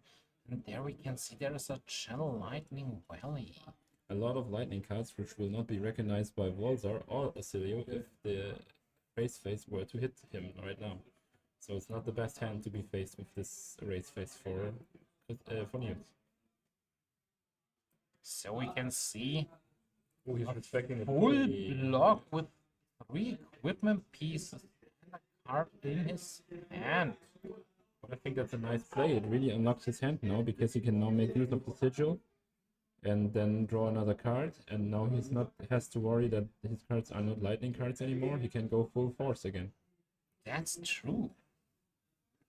I think he found a way to change his not so good hand with this block in a really good one. Giving up 3 equipment blocks in the process. Meanwhile, Conrad also buffing up his life total again, not getting dangerously low whatsoever so far. So yeah, Oscilio's still waiting for that big breakout turn. One more turn where he can actually do it, but let's see how he pulls it off. So, when will he play this Channel Lightning Valley that can really threaten Conrad? But there is a Sink Below in his hand. And he's also running AB3, so... Oh, okay, there is the Comet Storm. Ooh. Honey, you got a big storm coming. As Conrad already known, this Sigil of Brilliance was played again. So Volzar is taking up to 1, but this will not be the end. It's really giving us a thought here. Maybe he's not sure what the best sequencing is so far, but it's the right turn to think deeply and consider all his options. So there could be a really great turn at the end of this if Niels can find the line, and I'm sure he can. Yes, with this hand he could play a good combo turn. Maybe Conrad will struggle with these, but look at his face. There is no fear, there are no doubts. He's willing to win this game. And when he's looking in the camera, I believe he can hear me. No, he cannot. The outside noises in the playing area are very loud. It would be very amazing if they can actually hear us, considering we're also only talking like normal room noise. And now there's another channel, Lightning Valley, to start off the turn for Niels. Maybe redoing something. If I remember correctly, there should be an arcane compliance in the arsenal from Conrad. Ooh, you're absolutely right. That would wreck this Comet Storm.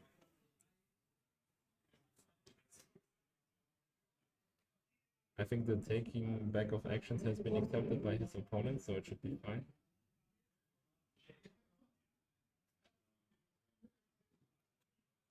There's the Sink Below blocking the whole attack, if I'm right. Conrad doesn't seem to be too eager to sink a card here. And there's the Comet Storm. Now let's see if he wants to pull off that arcane compliance or if he's keeping it for it. Coming in for this. He will probably not use the arcane compliance here. He just get rid of 1, I think. Not even any. Oh, it has been amped by the walls, are crazy. Ah, it's only the shock, yes, okay, I see. Yeah. Only the shock side was played, so AB3 is used to reduce the damage down to 1. Yeah, you don't want to give your compliance for that. Absolutely not. 4 is not enough. So there's a Warmonger's Diplomacy and a Command and Conquer in the hand of Conrad. So surprisingly, we will see Command and Conquer, and there it is. Ooh, and the classic Oscilio bait of the instant in Arsenal. This is such a good play. Instant card from the Arsenal, so Command and Conquer has no target. 6 damage was taken from Niels. And now, maybe with Vigil of Brilliance on the board, And another one in hand as well. we can maybe see a big turn from Niels now. Looks like he will also do a lot of explaining this turn. Yes, and also this second Vigil will pop. And Sigil is dealing 1 arcane if it pops, so Conrad is preventing the 1 arcane. has 2 more resources floating.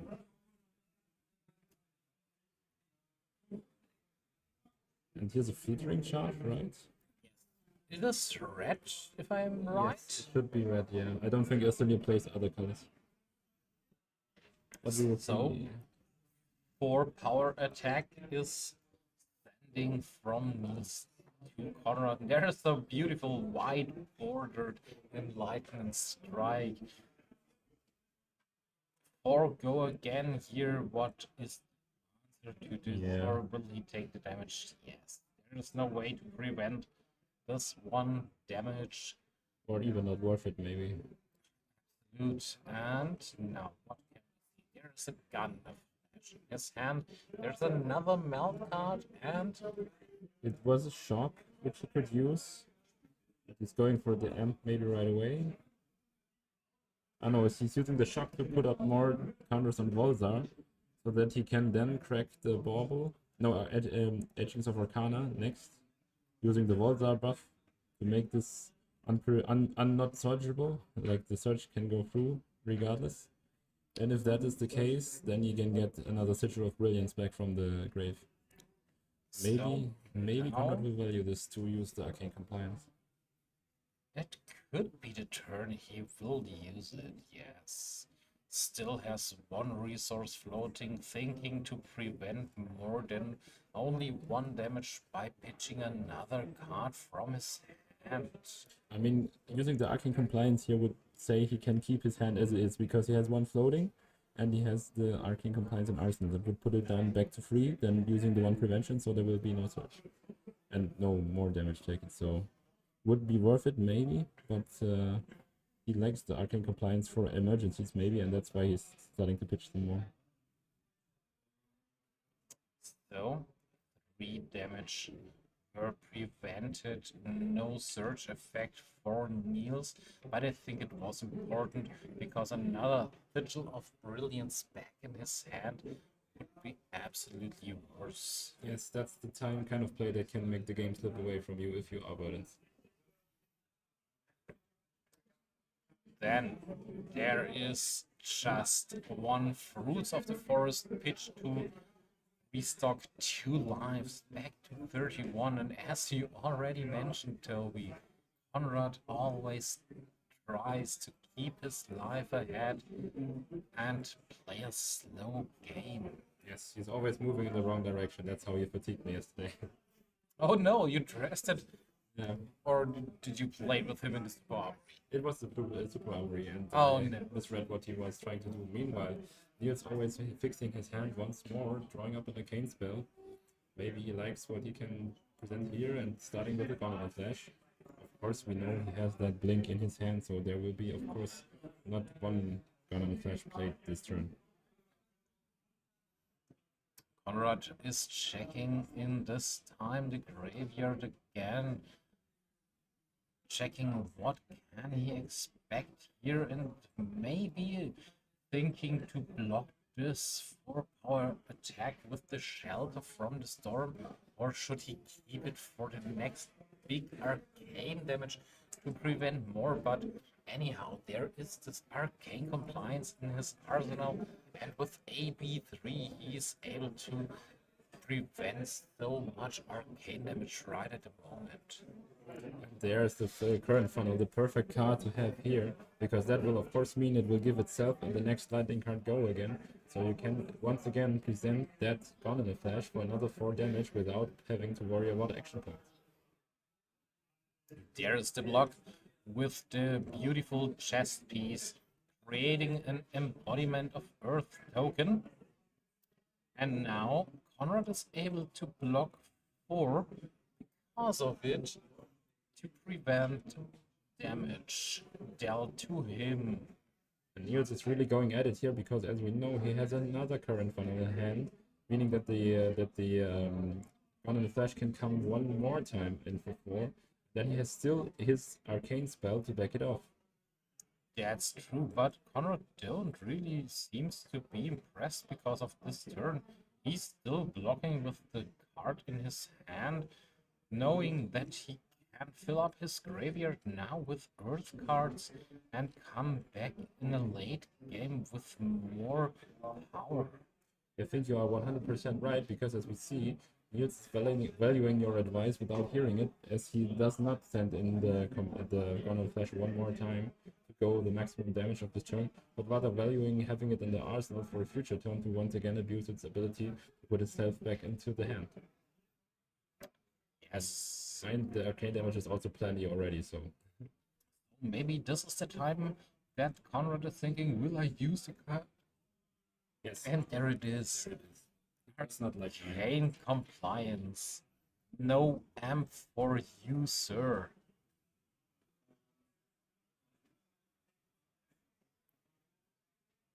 Okay, Niels is checking the card. I think it might be because yeah, I think the judge question might be about because arcane compliant plays non-attack action cannot gain the buff from another non-attack action, and Volzar is not a non-attack action; it's an equipment. Okay, maybe it's a interaction like on Verdance. Merchant Bay already showed to us, because it's only 4 attack action or 4 action cards. So the amp on Verdance is also there.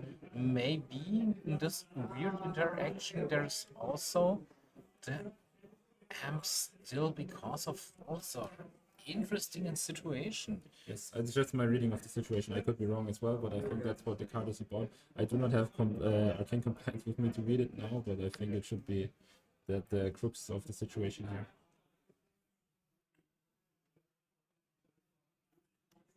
They're talking about it, but I'm confused by Conrad pointing at Sigil Brilliance. What that did to him. Same for me. I don't know what could with Sigil of Brilliance in this current situation.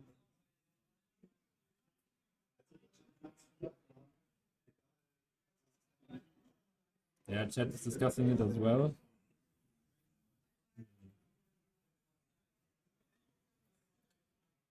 Hopefully our judge team will be able to check this for us as soon as possible.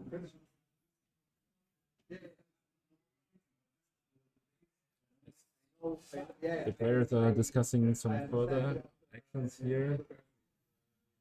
But still, even if it were to be ruled not correct, then there would be leaking another the full 9 damage would be leaking at the moment. Thinking about if Conrad would be willing to use another card from hand to prevent some damage here. I would think he would not, but we will see. And that would be another, if he were to present another card for prevention here, that would be 3 prevention and he would take 6, where it goes down to 3, and then again you can ask yourself the question, will Conrad give up his card in hand regardless to take no damage whatsoever, or will he value his arsenal here? So, some of you already mentioned it should going back to 3 or 4. You're also not that sure how much damage would be dealt, but In the last comments, I see there is already 3 damage. Yeah, if the reading on Arcane Compliance is like turned on Tuesday says, I think I would agree that it should be going down to 3, but let's see what the judges Yes, will. same for me, but we will find it out hopefully. Now, because the judge is already talking to both of them.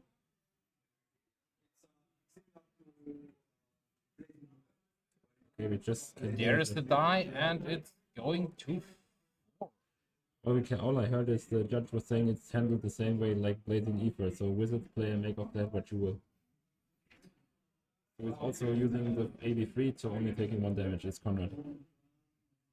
Just taking 1 damage from this 9 power arcane spell As you would. is so good from Conrad. So no cards in his hand or arsenal.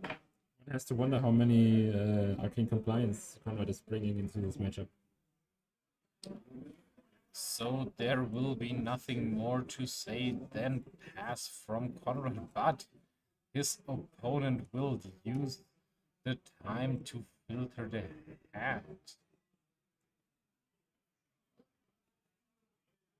There's a heartbeat of Candlehold. Think below? Ooh, some more defense. Muse is not gonna like that, especially since he has just drawn up another gun in the match. And Conrad is still on 30 life and Niels is down to 20. And there's just 22 minutes remaining on the clock. Hopefully they can do it in time. I have no doubt. Both of them are very experienced players, and if the game will go long, I think they will find a way to get to a decision point. And as far as I can say so far, they have been playing pretty aggressively, so whenever some of them overextend, maybe another one will take the chance and just push another significant damage through. And at 20 life for Niels, another significant push of Conrad could decide the game on the spot. Yes, and Conrad is again checking the graveyard from Niels. What can he expect here?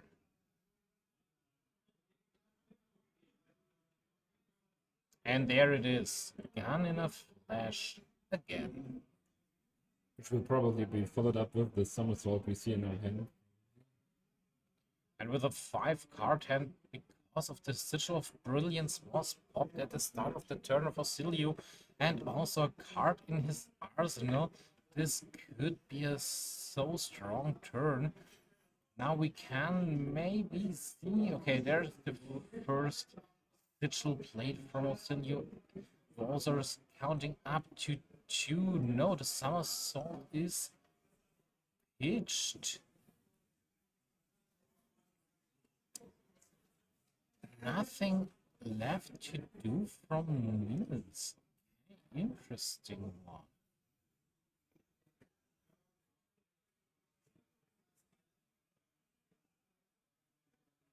So, what can we see now from Conrad? Heartbeat of Candlehold. Sadly, no pings from Verdance because there are only 4 Earth cards in the banished zone, but his life will rise again up to 33, fill up his graveyard again with new Earth cards to banish them for the next decompose, and Waning Moon is sent for 2 damage, pitching this sink below to prevent at least 1 damage, and Conrad is on Arsenal pass again. I think Conrad is pretty happy with that. He has put up some another healing that puts him away out of the range from Oscilio, and also as well he has had an easy damage or at least a card taken from hand through this Waning Moon activation. And now we see something very important in the matchup in the hand of our Verdance player here. There's a Ring of Roses. And yes, and a Plow Under, and there is also the defense reaction, so he can manage to block with the defense reaction, sending 2 more Earth cards from his graveyard to the Banish Zone to receive 6, and with the Plow under, maybe he is able to turn Verdance online, and with the Ring of Roses, it's getting interesting. Because that will of course mean that Conrad is further moving away from the life threshold that Niels can challenge. But what happens now is crazy to me, because Conrad is using Sync Below to actually get rid of the Ring of Roses. Maybe he's feeling it's coming too late for this game already, and so he has been fine with the casual life gain he has been getting on the fly. And now Conrad is There's a Mind Warp. Yes. Niels again moving in, trying to make the best out of his turn, and really getting on the nerve of his opponent, and maybe also leak some meaningful damage, but it's still hard to do. Verdance is all on defense mode. Mind Warp is coming in for 4, though with prevention. Yeah, there it is. No big damage, and Conrad is able to keep his hand, and he really tries to protect this Ring of Roses. Oh, the Ring of Roses has been gone actually. He has sunk it to the bottom. Oh, it was sunk to the bottom. It was crazy to me as well, but I think maybe Conrad felt he wanted to. It's already too late in the game. He's not gaining as much life anymore as he would hope. Hey, this is just a fruit of the forest. Giving 2 more life, going back to 34. Niels going down to 19. So you can see Conrad is really trying to keep a head alive. He's successfully doing so. Still, the life lead has been increasing all the time. Now we're looking at a 15 points of life difference, which is significant, of course, at some point.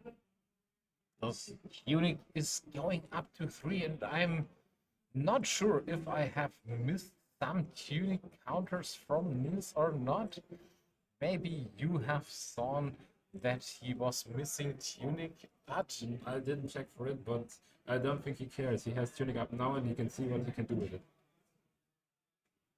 with the Channel Lightning Valley on the field, a card in Arsenal, when I remember right, it is the gun in a flash, and with oh no, there's a gun in a flash in his hand, so maybe it is not gun in a flash in the Arsenal.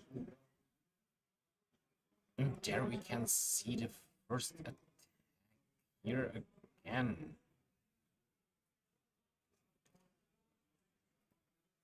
I think it was on hit, he can return a... That's on playing an instant on this chaining. And there we can see the Sigil of Solace, so maybe he will return the Channel Lightning Valley. Oh, blocking with Crown of Providence. Will he sink his Arsenal? Yes. I think he really just wants to fix his hand. I don't think that he is any suspecting any threat for his Arsenal count whatsoever. But maybe it was not that good, and so he takes the chance to get rid of it. I can't remember, or say if we already knew what card was in the Arsenal, but there is a felling of the crown now, and sadly there was no chance for him to put more cards in the banish zone, so this felling can send 8 damage and rip a card off from Niels' hand, and ticking up sadly to 6 card in banish only. Still waiting for that Verdance to be online, but still moving ahead, using that Everbloom life, gaining a life. Since he has not been cycling them so far, I'm curious to see if he would start cycling them, or if he would rather go for something a bit more damagey, like a Felling of the Crown, to get it back in the deck for later on. Now he's checking, can I get back my Arcane Compliance with that? I think he's saying it's sad that he can't because it's an instant, I think, and you can only get back actions cards. So he's going for E-Strike instead. Also good card, and now we can see the Cadaverous Tilling, decomposing 2 Earth cards. Oh, maybe there is a 3rd Earth card? No. An Action Withered card, pumping up this red one, I think 2-8, or is it 6? I'm not that sure. A long time no see. And the Felling of the Crown is put into the arsenal for a later turn. Hopefully we can see. Oh, there's another Felling of the Crown in his hand and the Everbloom Life, Meanwhile- Lightning Strike and Erase Phase. Ooh, yes. Heavy attack hand here. But meanwhile, Niels is also trying to make the best of his hand, starting with another filtering charge as well. The good old 4 go again coming from the Lightning Hero, still as good as always. So there's the block with Felling of the Crown and Bark the Millennium Tree. Followed up by a Sigil of Conductivity, giving go again to the filtering charge to immediately turn into Blast to Oblivion.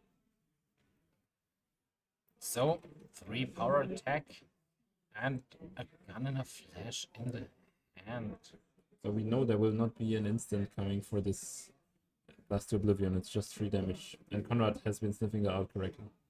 It's just trying to make wrong decisions from Conrad here, but he's playing so well.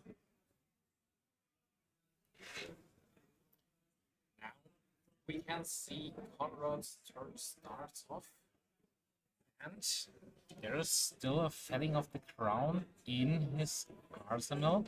Maybe he will send the Enlightened Strike, putting down, yes, the Erase Phase for 5. Go again, threaten another 5 damage to Niels.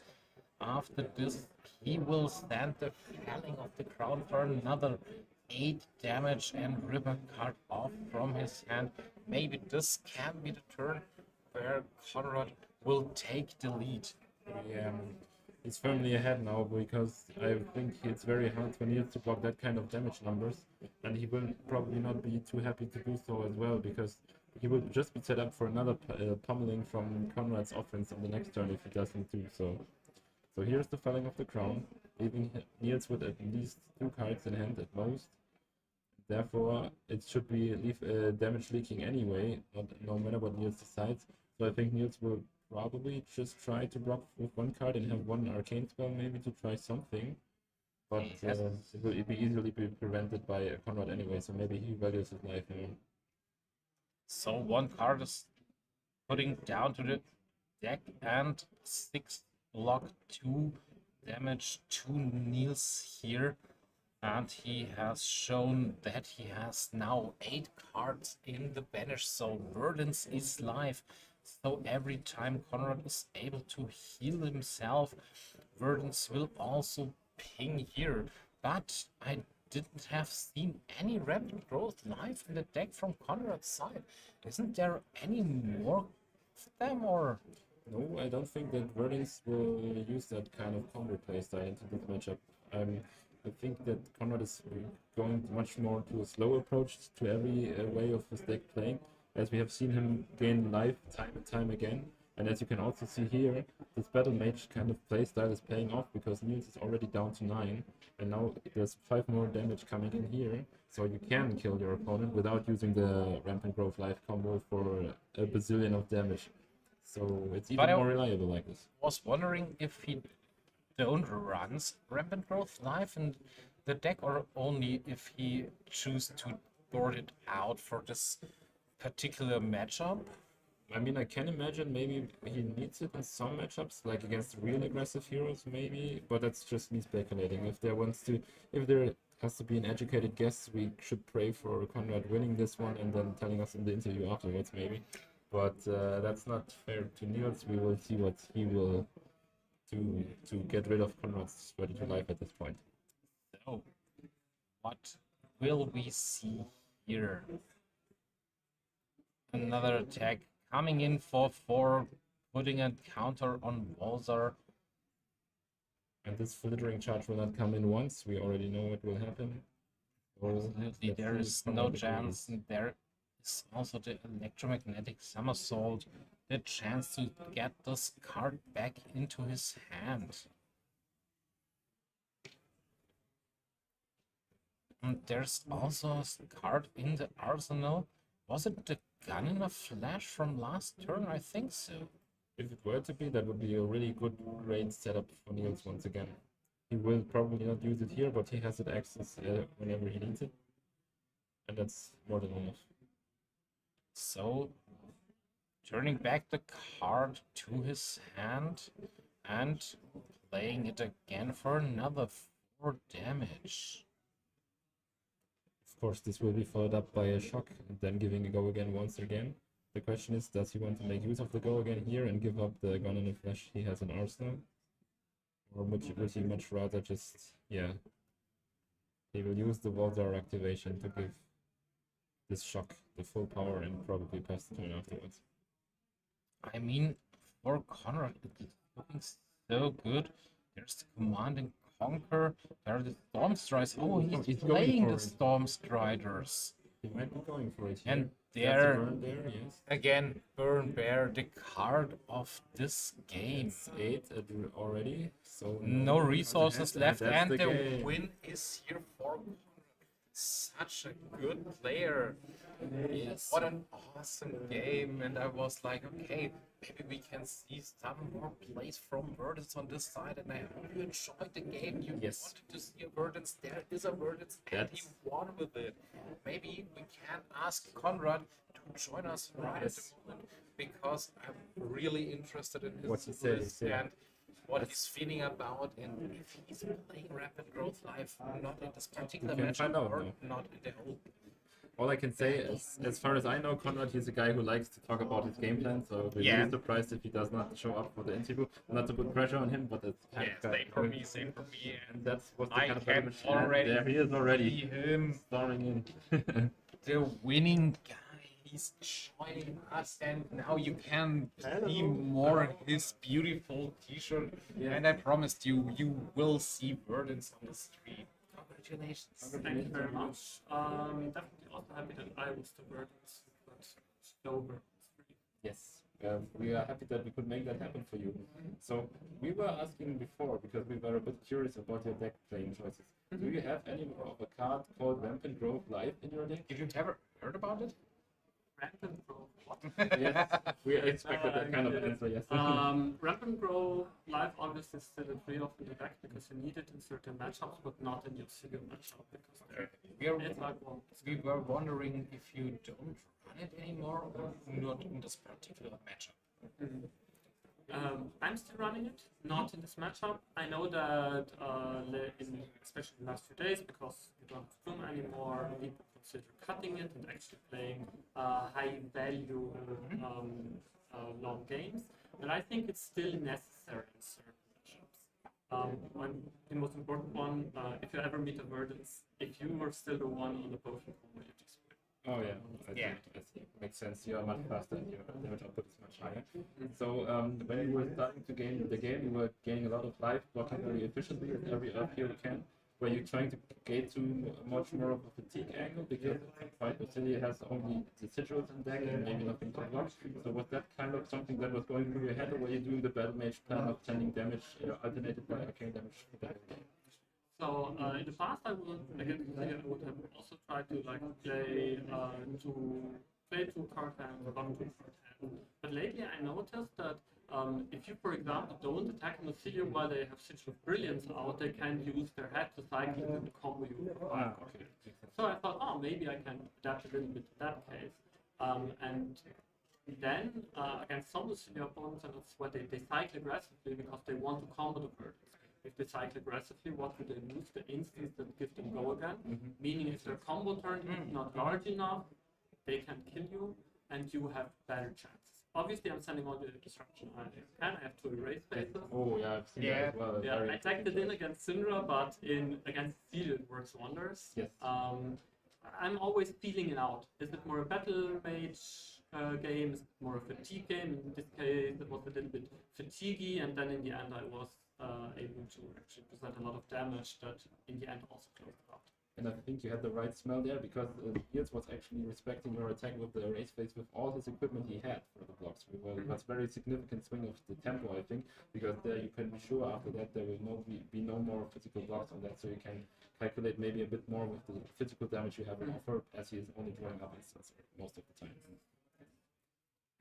What was in your mind in the situation you played this arcane compliance from your arsenal to get rid of these 9 power attack, and then the judge calls. So the reason I would call, first of all, I had to circade the plans in my first because I thought if he ever tries to go for a large combo, I have the life buffer with that card. I will not take damage. But obviously, if he combines with shock, I can kill it.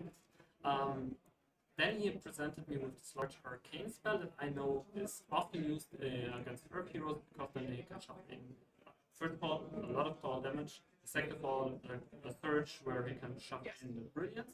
And I thought, I mean, this is really good point to actually use it. It saves me a lot of life, he can shuffle in the brilliance again, and if he then combos me and comes with a shock, then I will have arcane plans that I never could do. We called the judge because we wanted to know if I play the arcane compliance, will it come for 3 or for 4? But it says that the base damage is X plus the number of sigils, so arcane compliance would have not reduced it further down in base, so it would have come for 4. Okay, because there was this short moment where you pointed on the sigil of brilliance, and we both talked to each other. What is with the sigil of brilliance in this case? It was actually just different, just 1 damage. It wouldn't have changed anything. But it's always good to know the mechanics. I tried to learn Oscilio as fast as possible in a few days, and then I thought, let's play. I think it's really hard. It's really hard. Like even if you know a lot of stuff, getting the game starts. Now we had the chance to see the beautiful all-art version. Your Verdance, your equipment, and also your t-shirt. We already mentioned it to the chat and our live stream. And it's so beautiful. Love to see this. I will send my regards. Thank you. So, all the best of luck in Worlds tomorrow. I think you are just 1 of 2 games away from being up to top 8. If you are another Yes. So, Verdance in top 8 would be awesome. Of course, like Rotwood, and maybe she's the best. Or you even with Germany. I'm not afraid of Florian. You can, I you would can say prove that. it. So, thank you very much. Yes, thank you so much for being here. Hopefully Thank you so much. talk to each other in top 8. Yes, Hopefully.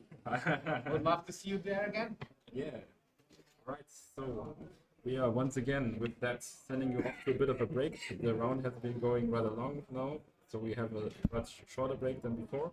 And then we will see you back with round 7 and see In a who's few getting minutes. lost. And hopefully, maybe we can bring a new hero on our feature match. We will look to do that, you. and we will look to get also the drawing of the special cards for the stream. Alright. Away. So thank you so much. See you later. And we see you later.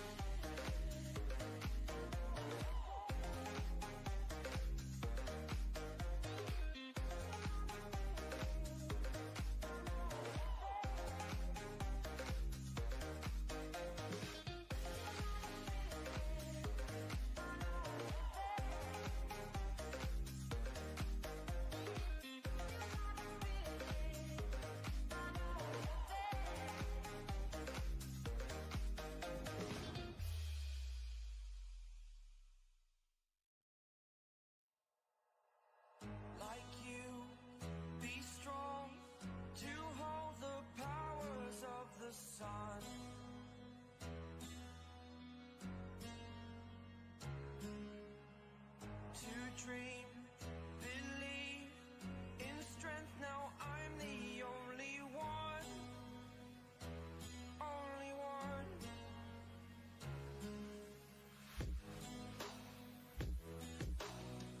I was an ordinary boy until I broke the rules. My life destroyed. Life destroyed.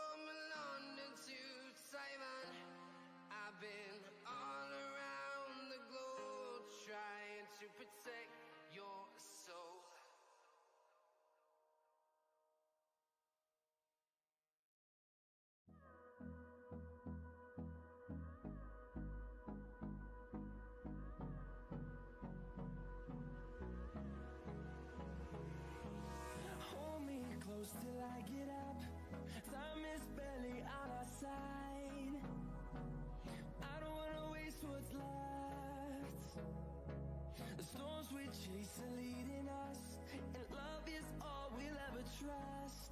Yeah, no, I don't wanna waste what's left. And on we'll go, through the wastelands, through the highways, till my shadow turns to sun rays. And on we'll go, through the wastelands, through the highways, and on we'll go.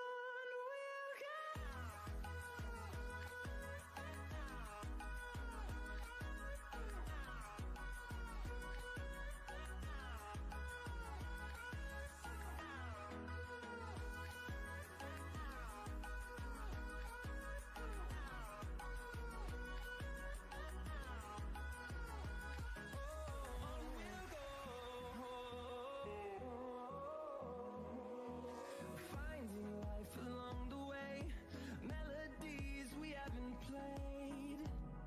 No, I don't want no rest.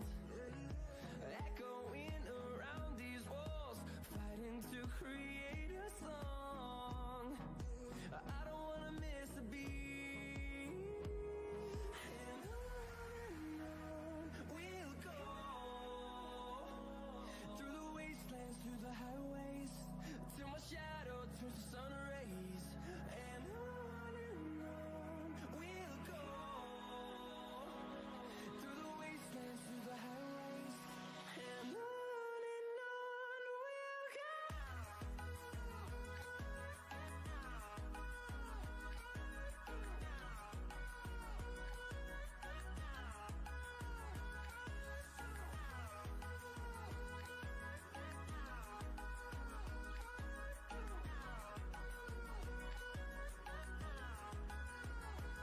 And we'll grow in number, fueled by them to see the horizon, turn us to thousands.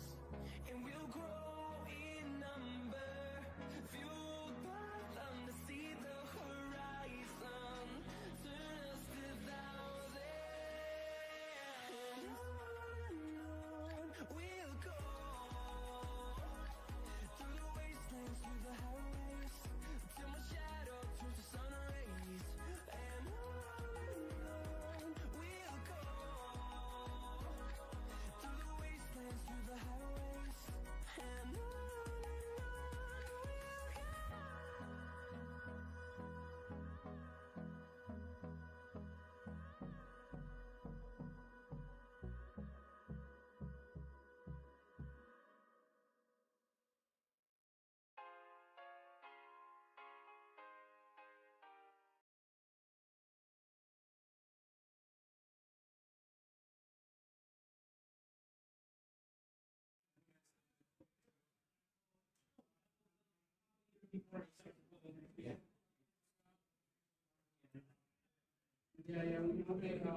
go.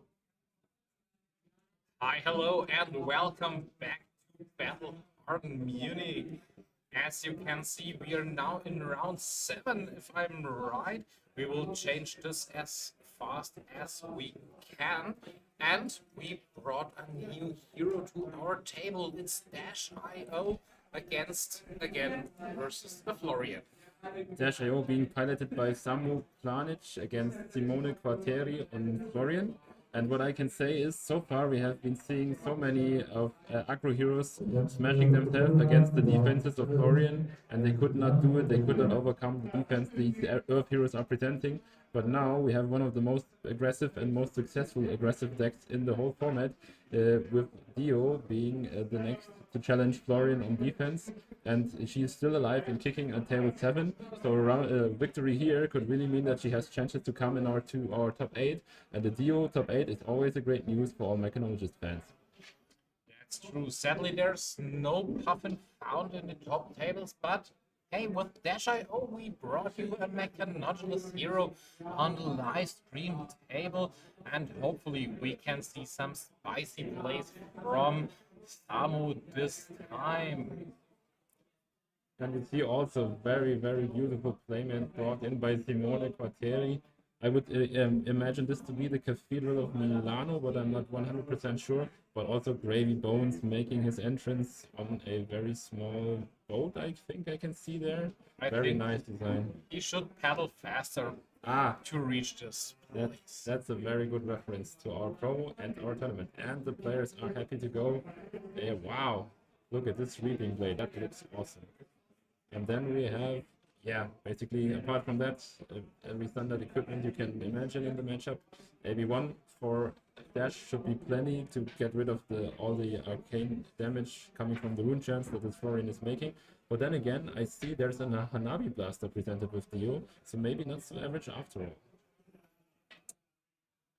It's looking all good for the equipment. I mean, on the side of Florian, I don't think we will see other equipment mostly played in a matchup like this. And for Dio, with the boots, AB1 is there, but headpiece, chest, and arms are in common place, seen always on Dio's right at the moment. Real players are talking about some of the how they show some certain kind of triggers. I think the little marble-like stones that are presented by our Dio is probably presenting steam counters, I would guess. We will check if we are not sure on it, but I think it should be a quite efficient way and should be good seen well from the stream. I think they we have will a question maybe. see this as soon as possible. Yes. Yeah. Alright, so they seem to be discussing something, but they should be coming to an agreement at the moment. Yes. Alright, and our players are drawing up and we are starting the round.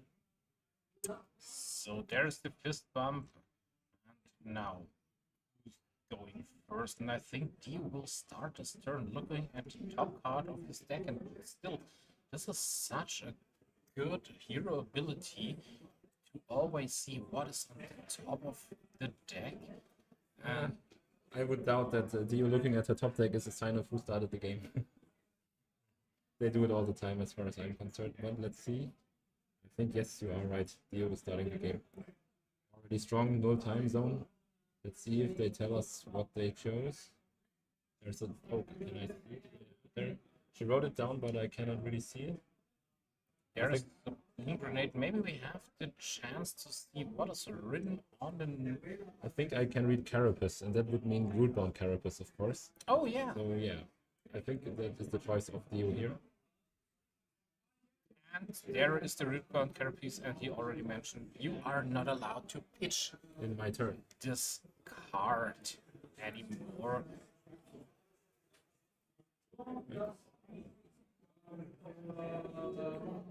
So, typical attack with sword, creating a rune chant, attacking for 1 arcane and 3 physical damage, and Samo is taking this damage, is going down to 32 life.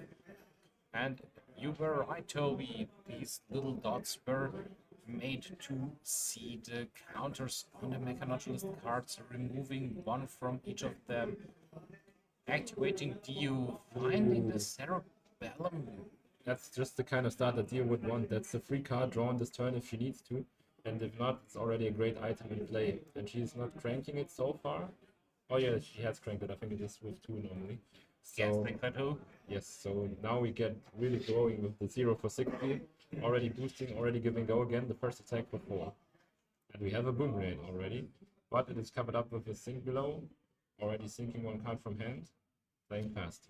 Hopefully, he will remember now that he's not allowed to use the Streetbound Carapace in his arsenal.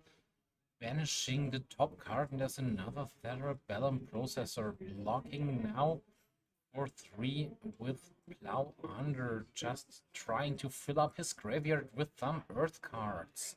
Boom Grenade connects, additional damage is dealt, and draw an additional card, Spark of Genius. To be honest to you, I really hate this card. You do? I really hate Aren't you this a genius? card. No, not really.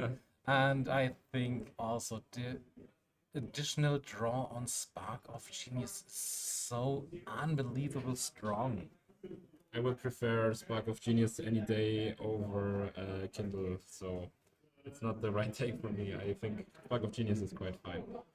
But yeah, he really puts in the work here, getting that red backup protocol onto the field, maybe getting a nice boost attack back for his next turn.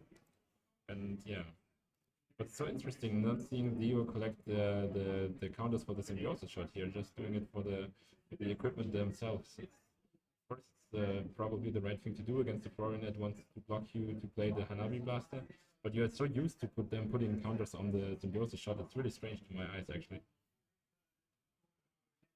That's true. So, what can we see now? What was the card he has drawn because of the Spark of Genius? And I think he's back on one action point because he used it for Spark of Genius, the second one, created with the Cerebellum processor.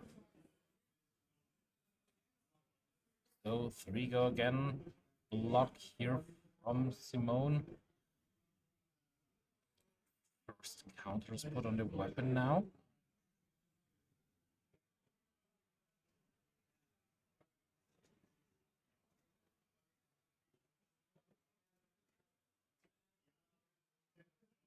Oh, maybe you're right. No time stone is only from hand, and you cannot pitch it. So from the arsenal, he's now able to play it again. And it is really a smart move. And there's a second Spark of Genius. So, time for you to talk again about how much you like the card. Not really. I really want to don't see this card anymore, but at least he's still having one in his deck, so maybe there will be the time I have to see this card again. I can say one card Dio would like to see is this tackle pounder that has been hitting the field now, because in our community it's playfully called the can opener, signaling that you need it to get over heavy defense matchups for your attacks to hit them. And so it's probably the 100% right decision to get it here through the Spark of Genius to be able to next round really pressure your opponent. That's true, so there's 3 counters on it. There is time left for him to use it. And from Florian's side, we can see the Creator Rune Chant and attack for 3. Another 4 damage coming in classically. We all know how strong 4 damage can be, especially if they are coming from 2 different sources.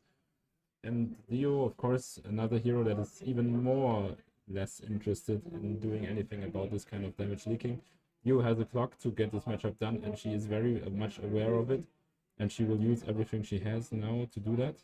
I think the null time zone which should be going now, right? He has no counter left. That's true. Null time zone is still on the board. And but did he remove the counters at the start of the turn? I don't think there were any left. I think you get one. You get 2 Cerebellum first, and then you had get one. only one. Am I right? Yeah, no, he placed some more counters on them. Yes. Okay, No, that I now realized. null time now, zone. that I Yeah, realized okay, it okay, yesterday, okay. Now it's correct. No judges needed. Everything is fine. That boom grenade on the field, the good cold foil from the gem pack of the high C season gem pack 2. Very nice to have for every Dio player. They were hunting for it at our store as well. And another great follow up with the T-Bone, sending in to get some equipment blocks. With these block first things he would like to use the boots. There are no block 1 heal on it, so he can't lose it. Then I think he recognized there is a red boom grenade on the field.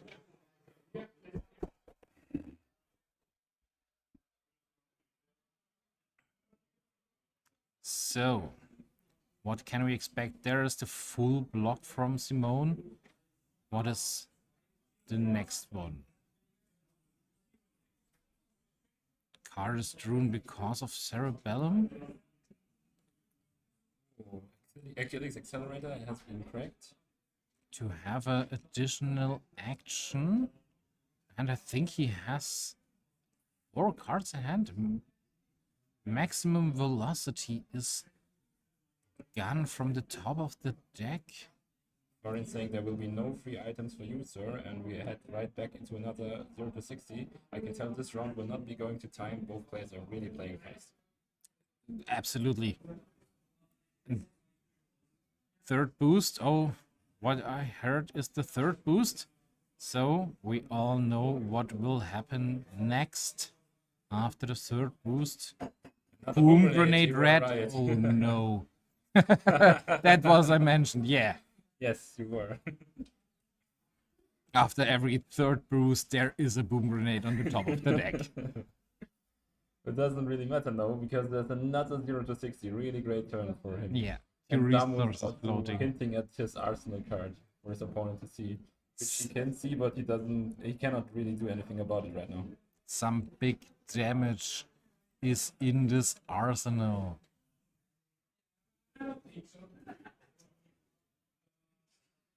Both players are joking around. What can this card be in the arsenal?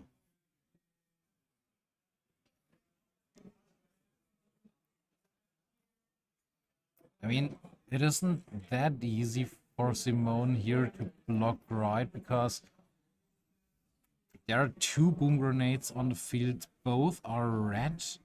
So additional 8 damage when this card hits, and there is the maximum velocity maybe in the arsenal. Or did Samo trick us all? And now there is nothing left after this attack. It will be one of the best baits ever.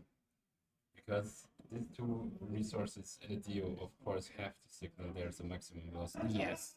And that's probably the reason why Simone doesn't bother blocking this out fully. He says, I cannot prevent these boom grenades whatsoever. So might as well just take the damage. And have- there is no maximum velocity. Yeah, coming, but you know, there has been 1 boosted so far. Maybe 1 is in the graveyard as well already. As there is an Hanabi plastic coming in here. 5.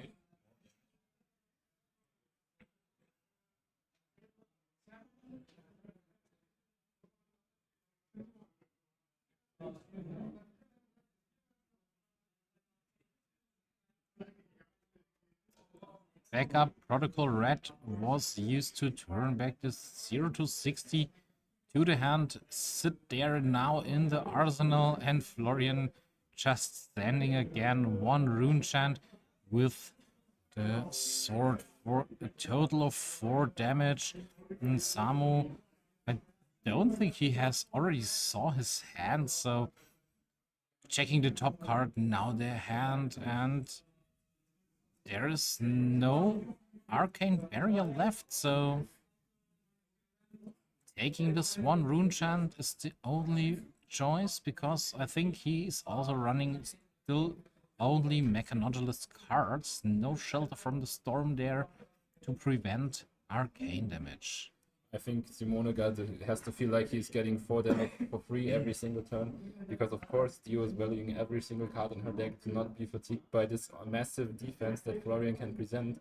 So you can basically maybe calculate how long this game will be going if Dio doesn't manage to break through and Florian will get 4 free damage every single turn. Yeah, because we are looking at 6 turns now. If every single turn he will just take 4. That's right, and there is the next attack from Samu, and there he also removed the counter from his item to count everything right. 5 go again.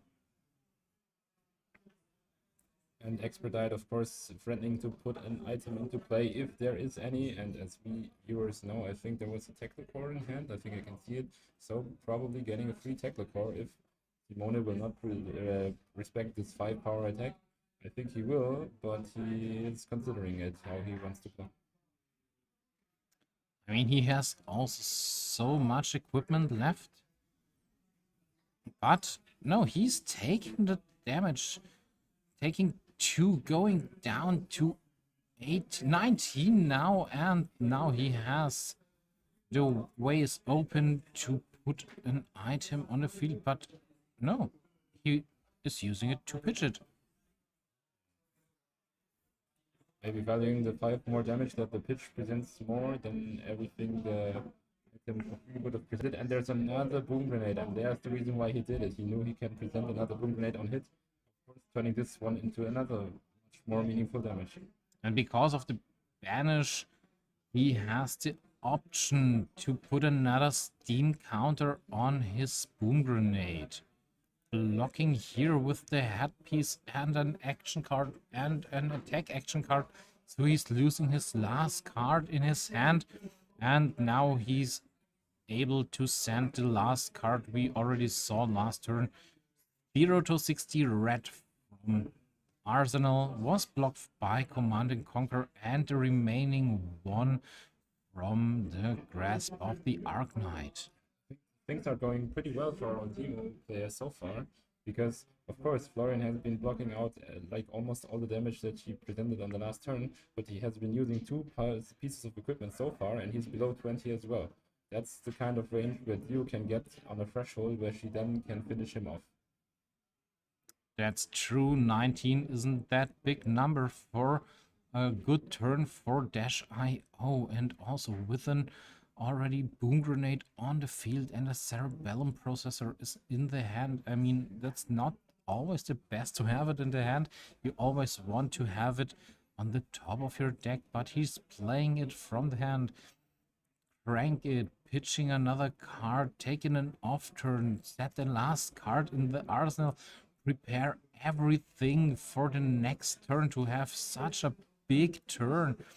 And there is a new play from our player Simone. Not only the sword, no, there is the Rune Rager Swarm now with the Rune Chant. 3 Gorgon and 1 Rune Chant. Well, it's basically the same Florian play as always, but the only difference is the Reaping Blade comes after what has been presented before. That's true. Some more damage here. Oh, really put you some lied damage. to us. You lied to us, Toby. There is the Command and Conquer, and there is the play. One of our local gamers also told me you have to use Crown of Providence for the first Command and Conquer. When you have an arsenal, use it. Take this new card. You already knew what is on top of your deck, so then you always have 5 cards in the hand. You will not lose the arsenal. We see it here, this 5-card hand has really been unleashed now by the usage of that Crown of Providence. We have the max 3 in the hand, and we are starting off with a T-bone for 7, forcing another block out of the equipment. This will be covered up swiftly, but of course, Thorn is once again using another big equipment block, which we will not have for any further damage that you will send at him.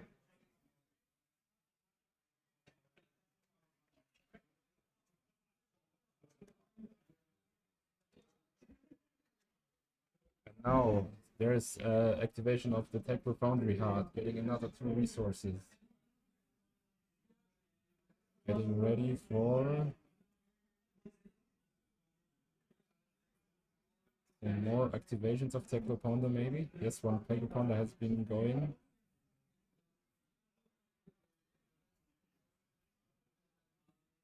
Ooh, now really going tall is Samo, using the Titan Gauntlet to push this heist through, and we all know what is lurking in the banish zone. There has already been a Techno Core, but also a Cerebellum processor.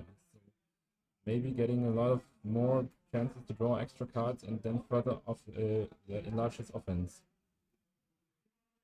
And here's another equipment block from Florian, really being happy to just cover up everything that Dio has, going as long as he can without taking too much damage. Ooh, what the max V is pitched here is just a throttle for 6.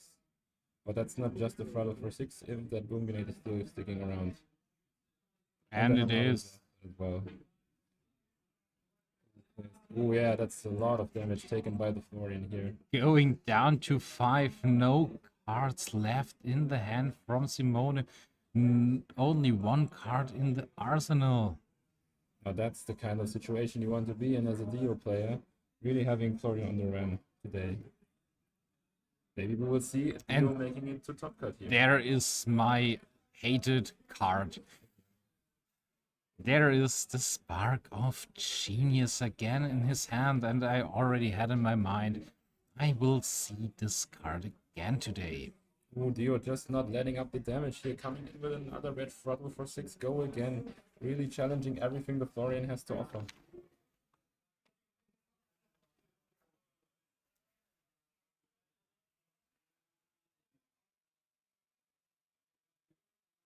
And another full block trying to stay alive is Florian. Yes, Simone doing everything, trying to live against these attacks from Samu, but I don't think that he will have the chance to live so much longer. There is the Spark of Genius. I think we already have seen all cerebellum processors. So the backup protocol red could be one of the cards he want to, or the boom grenade. With the boom grenade, he has to block everything, otherwise he would die because of the extra damage dealt from this item.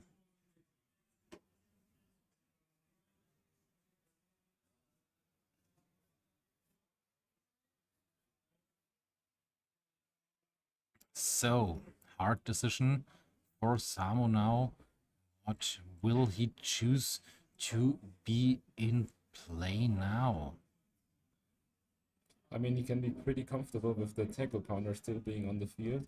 But what can add his offense the best? He's contemplating between a boom grenade and the red bragger protocol. Both of them would be, of course, very great assets to his attack plan. But considering the Florian has already used multiple cards for attack, maybe the boom grenade will do the trick. And there it is. We see the last red boom grenade also in cold foil. And now, what will be the last card in the hand for Samu? What can we see? There is the draw from Spark of Genius. He's checking the top card. He's back to 2 cards, activating the Tackle Pounder hard, adding 2 resources, and there we can see. Wave Harpoon is met with 1 block, and that's the game. That's game. Samu wins in a race. 20 minutes only for this game, but yeah, I mean, Dash.io is such an aggressive game, and she's really strong if you find the right cards, if you have the right cards on the top of your deck, and Samu showed us how to play this hero good. As we can say, it's a bit of a redemption arc as well, because after all the rounds we have been seeing aggro decks or other strategies running against Florian, and Florian being able to block everything out. That's the first aggro deck that actually got there today. That's true, and I really love that not only Florian wins today, so hopefully we have in a few minutes a breakdown of all heroes we have here today. We are really sorry that we cannot provide you the information right now, but we're already working on it. You will have the chance to see which hero is mostly played here today, and maybe we can ask Samu now if he want to join us for a short interview. Of course, let's get right away and see what he says. Apart from that, I can say I really hope he still continues to do well, because as I said before, having a Dio on the top card would also, of course, refresh things and have another like awesome competitor.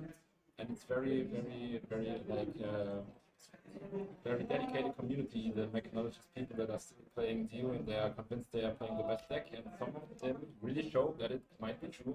There have been some big events won by Dio players now and then all the time. A great Dio player can basically every time there's a new method, they can make something work, and they have shown it again today on stream.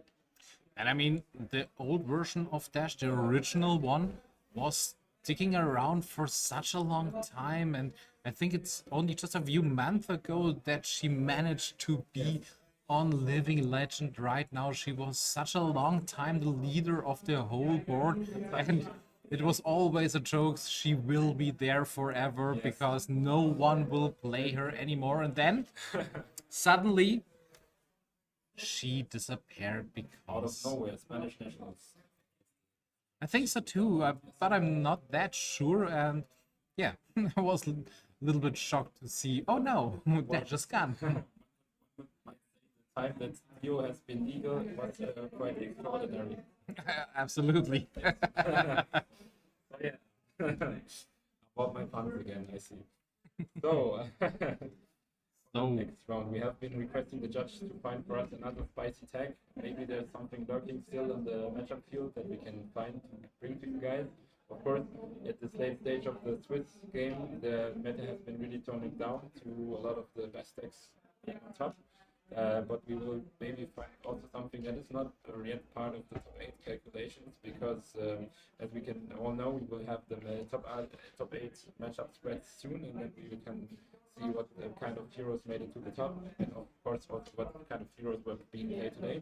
And when we do, we probably will see most of the meta heroes that we all know and maybe love. And when that happens, we hopefully have seen enough of crazy and other different heroes that have been played today, and so we will hopefully get the chance to take this situation in and show you something different than the meta heroes that will undoubtedly emerge victorious for our top 8. absolutely, and we already mentioned Florian will be one of the heroes most of the players will play today because of the unban from Germanite. And yeah, after the bans from Golden Tipple again, we don't really see that many Gravy Bones today. And I think Samu will join us now, and maybe we can see some insights why he's choosing Dio for this tournament. How was the day and which matchup he already had, and there he's joining us. Hello and congratulations. Hi, thank you. Thank you so much. How was the game for you? Florian is always stressful. They have a sip that discards your card. They have a huge fridge and a bunch of D-reacts, so it's always stressful to see if you're gonna get there or not. But this game, after turn 3-4, I felt quite comfortable. My deck had a nice pretty stack, still a couple of max Vs inside.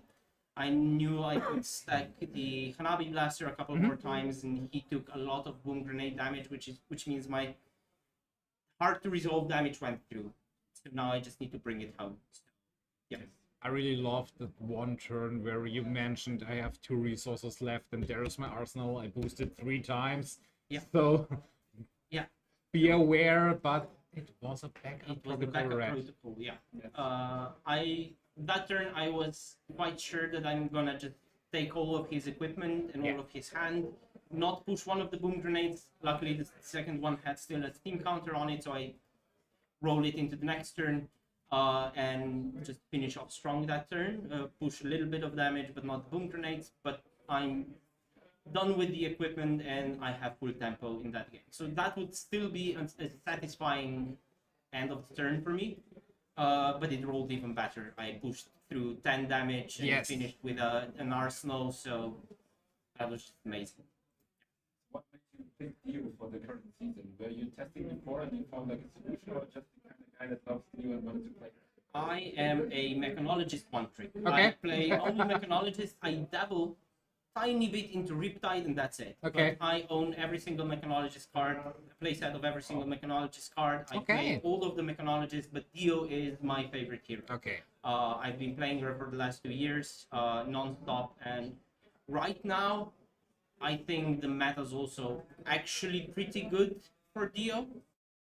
I am paying my Guardian taxes today. I played into a Victor and a Jarl and now a Florian, but all 3 I managed to win all 3. Oh, really? So, Nice. yeah. You can do it, but it's really stressful and you need to get there. You need to really manage your deck. But this is what I've been practicing for the last 2 years. I've been playing Dio during the heavy hitters meta where everybody was just grinding out with Victors and Chaos. And so I know I practiced fatigue before. I was hoping for more Oscilios, more Cindras today, but you get what Jen gives you. Yes. So it is. and it's working okay today. Alrighty. What secret sauce you found that made you perform so well today? The secret sauce is just whenever you sit down across your opponent, you need to look them in the eyes and just go bomba. That's it. That's it. They're demoralized. You're gonna find all the red boom grenades on top of your deck, and it's gonna roll. Okay, I think it will be on every stream now from now on. I think so too. Perfect. Thank you so much. Thank you. Thank you. Congratulations. Good Thanks. luck for the next round. Thank you. Yes. Enjoy. Bye. Thank you so much. All right. Switch after a break. And when we do so, we can hopefully get all the matchup guides you need, all the giveaways we have been announcing for you. And when we do, we also have hopefully the info on what heroes are still likely to make top 8, and so that you can get the full picture of what we are looking at. And the whole meta breakdown of every hero because of such a big tournament we have here. Yes, everyone is interested who brought what. We are interested what brought what. Absolutely. Our scorekeeper is working hard at it, but we are still waiting for the data to arrive. So yeah, let's keep our fingers crossed, and we will see you after the short break. See you later. See you later.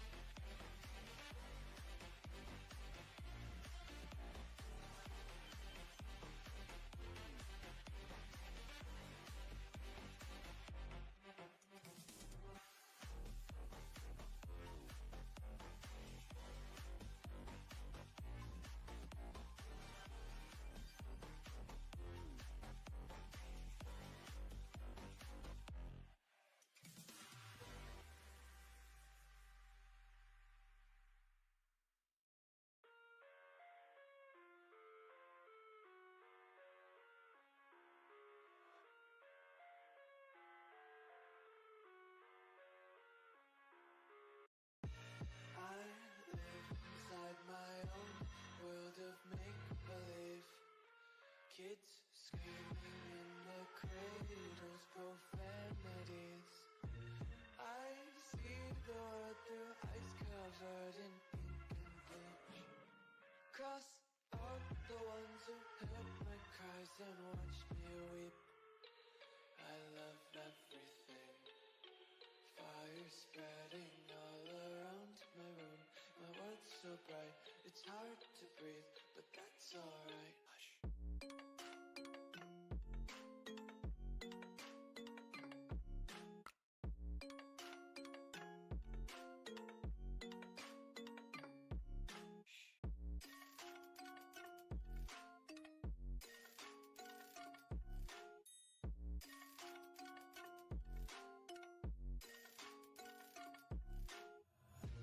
Take my eyes open to force reality.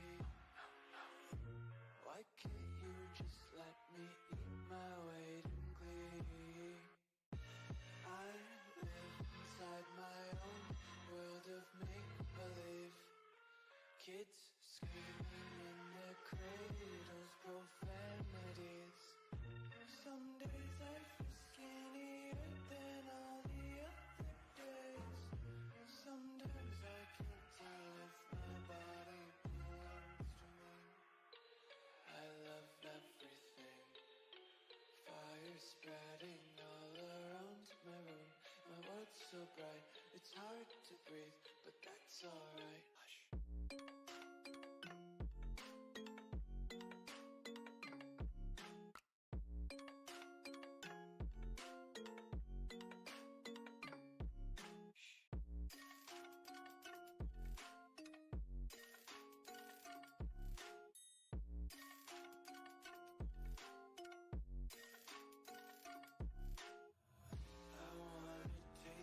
Content, hold your breath and feel the tension. Devils hide behind redemption.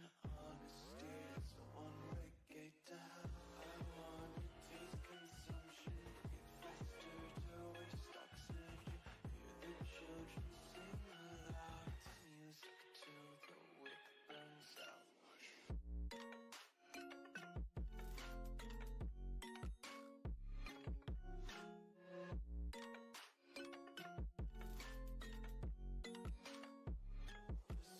Be carefree lately, yeah. Just picking up daisies. Got one too many quarters in my pockets. Count 'em like the 4-leaf clovers in my locket. Untied laces, yeah. Just tripping on daydreams. Got dirty little lullabies playing on repeat. Might as well just ride around the nursery and count sheep.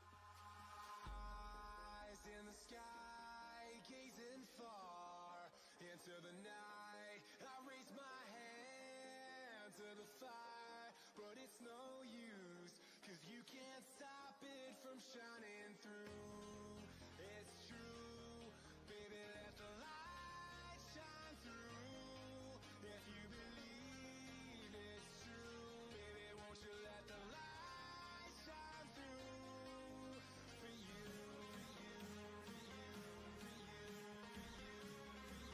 for you, for you, for you, for you, let the light shine through.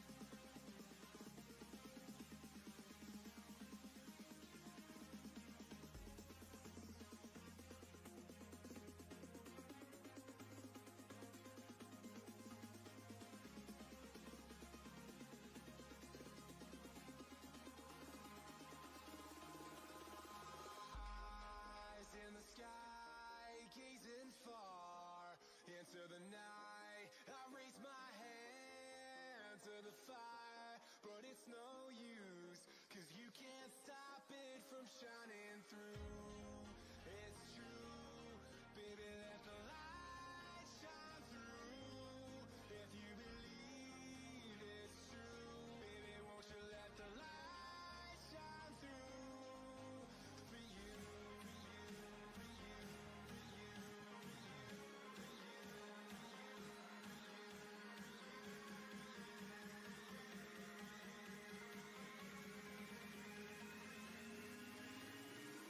you.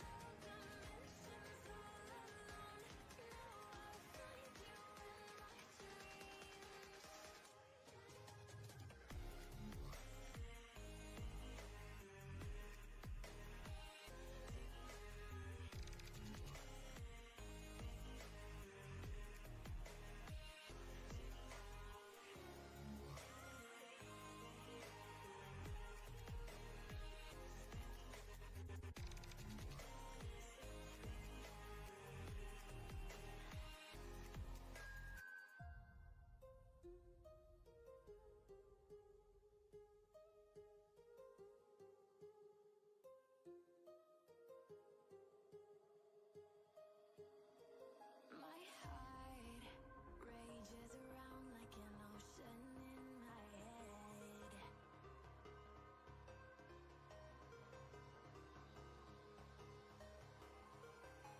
I can almost feel you walking in the distance, but I know that it's not reality. If you are echoing around inside these parallel dimensions,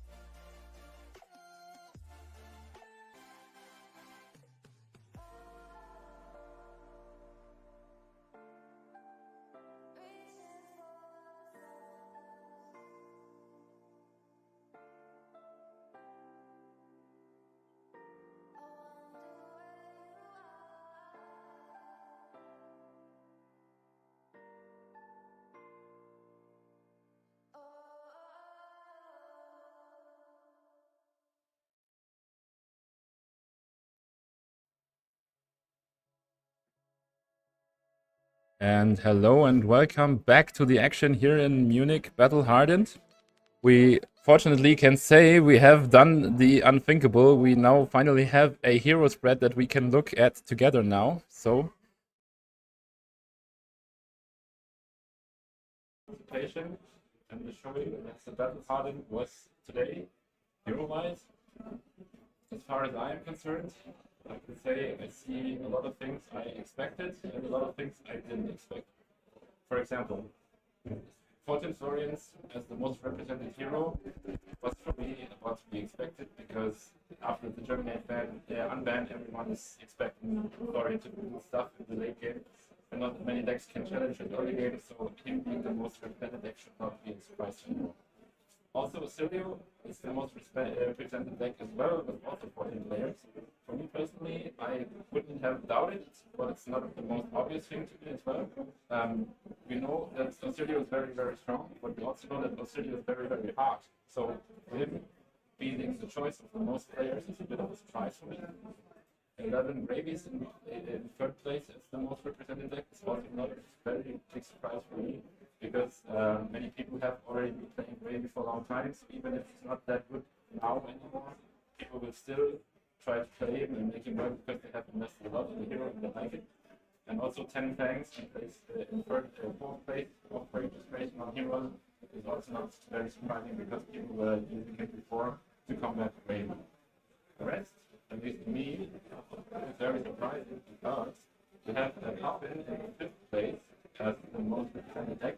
Although sadly we have already seen that not many Puffins, not all also have made it to the top table, so Puffin much more of a pick out of love than success, sadly. While we have one Dio that is alive and has a chance to get into top 8 from the 8 Dios that have been showing. A lot of Prism as well, also tied by the same amount of Vincent, which is very amazing to me that they made it exactly to have parity, so we have as much light as we have dark, which is very, very poetic for me. And now, after that, we have some of the more like amazing picks we have had so far. We have Uzuri twice. We have seen her on stream today before. We have 2 Levias, which are some of the hearts of the community that just love playing Levia. Marlin has been here twice today as well, which, of course, getting the new Ranger hero going after Azalea has hit Living Legend status just makes sense to me as well. And then we have 1 Valda, 1 Bolton, 1 Kasai, and 1 Kano, which are basically almost all people I know who just liked playing the hero. And everything else is no more surprises for me there. What about you? Okay, that's it. I mean, with 14 Florians, we already thought that he will be one of the most played heroes today, and also Oscilio. I'm a little bit surprised that we also have 11 Gravy Bones after this ban, and 10 Fangs, and even 9 Puffins, because in my personal opinion, there weren't that much Puffins around right at the moment. And also, Dio, 8, 7 Prism. I think it's an interesting breakdown which heroes are played, and just a little honor that Vincent Weinzerl is the winner from a big tournament. I think it was last year in Poland. Yeah, who are you talking about? Vincent Weinzerl, the Oh yes, only yes, Kano player. he was the winner of the first German calling winner. He won calling Warschau in last year, I think. Right, As well. Warschau. Yes, It was Warschau. last year, Yes. and he's still on Kano. It's the his true love. favorite hero, and he's also one of our local players. And now we can see our next match, round 8. It is Cindra versus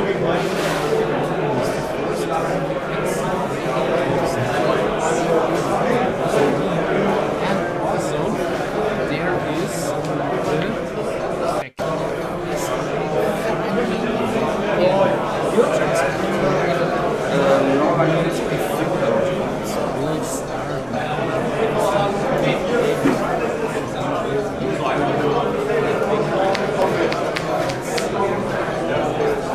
the second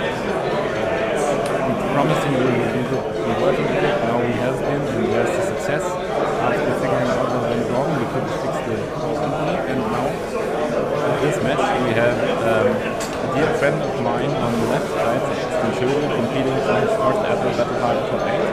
So I suppose as a caster you are needed to be objective, but maybe I am leaning on one side on this one.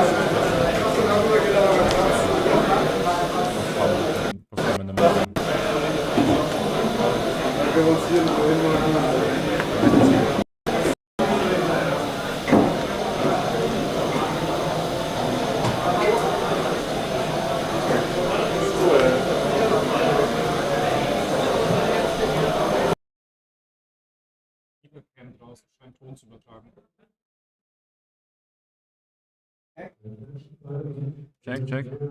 Could you please tell us, can you hear us now? We're so sorry. With the face cam, we were able to see the second player, but sadly it should also transported the sound, and also from the vacuum, we're really sorry. There was a little issue from one of our players, and he smashed one of the trophies, or more like one of the shelters here. So we have to clean this up. All right, so it looks like we are back online and you can hear us well again. So I have just been learning that the Cindra on the left losing 2 times already against teammates of Jean-Luc Sorco. and therefore she should be looking for revenge, which is of course the Dracai way. And we will see if that will carry her to victory against Gravy Bones. And she's starting off strong with already the third chain link of Draconic cards, and making the next attack she's placed Draconic. And there the usual play, flicking that dagger to get a hit here. That Mask of Momentum can still threat the card draw with the next attack. Is there anything Jean-Luc can do to prevent this damage? I think it should be a caution, throw caution to the wind, but it's not the card that Gravy is playing a lot anymore. And Sawbones is not on the table so far, so would be curious to see how he gets out of this one. So, no further interactions right at the moment. Oh, throw caution to the wind. Yeah, okay, I take back everything I said. He is throwing caution to the wind and preventing the damage here on the flick. So, no more card draw from this Mask of Momentum for this turn. Another Blaze Headlong 4-go again, and there it is. The breaking point, the last attack, nothing left to block this damage other than the equipment. But do you really want to use the equipment here to save your arsenal or not?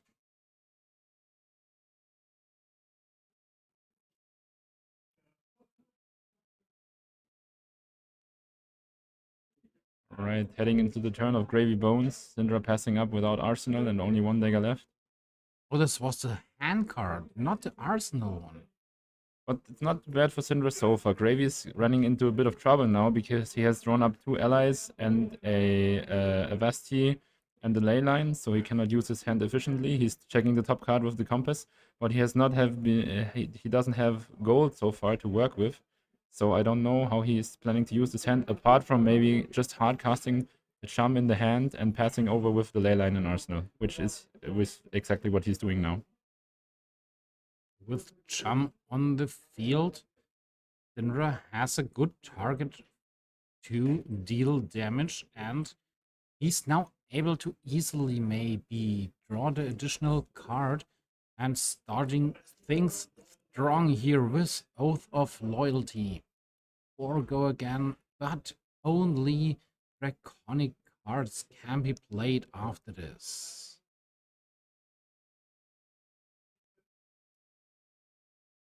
No charm activation yet, as we see Gravy looking at this top card. But we know that the Rigor Mortis is there, and there is the charm activation now. So every other attack from Cindra now on will head into charm until he is dead. While the Oath, of course, is still going phase, because you can only activate charm in response to the chain link being played. So from now on, charm will block the damage, but you have to respect the 4 that is coming for your head right now. So the question is, will he block the Oath or will he take the damage? Otherwise, he has 2 hits into Chum. Then he will draw the additional card. And he's taking the damage. Spreading Flames is in the hand. And he's not there. Oh, here it is. Right, Cindra is respecting the Chum enough to send the Spreading Flames at him. So a potential power turn that is wasted on clearing the Chum here. Okay. But maybe they talked about the interaction with Chum again, and now he's... Oh no, okay. I know he needed to pitch for it, yes, that was what happened. So his opponent asked him to pitch for it, and he did, so now it's coming at Chum. I think for 3 damage, because it will only buff every attack that comes after him. Yes? Yes. Taking the 3 damage. 3 damage dealt to Chum, and there it is, the 3rd card. Trading a fealty token, dealing 3 damage to Chum, clear this ally. Mask of Momentum triggers. He will draw another card, and I think it was the attack reaction, the throw dagger. So now for any other viewer that might be confused as I was before, we see the Rigor Mortis on the left side of the screen, not because it has been played, but I think Jean-Luc is showing his allies engraved like this. I think it's very common to separate the ally pile from the actual graveyard, but it's not very common to have them on the other side of the field. So keep that in mind. The face down card under the Rigor Mortis is a chum, and we will hope that he will not run into any misplays by that, but we will give him the benefit of the doubt so far, and we'll check what he's doing. Now we see a Scuba hit the graveyard, which is exactly what you want to see as Gravy. You have 2 go again attack now on the field. It's a blue. It will turn on your graveyard. And you have been putting an ally from your deck straight into the graveyard, which will mean that the go again did not cost a card from your hand. So there are no blocks from Sebastian because he knows he has to deal much damage as he can do, and he wants really to raise that Gravy Bones, and he has already dealt 13 damage.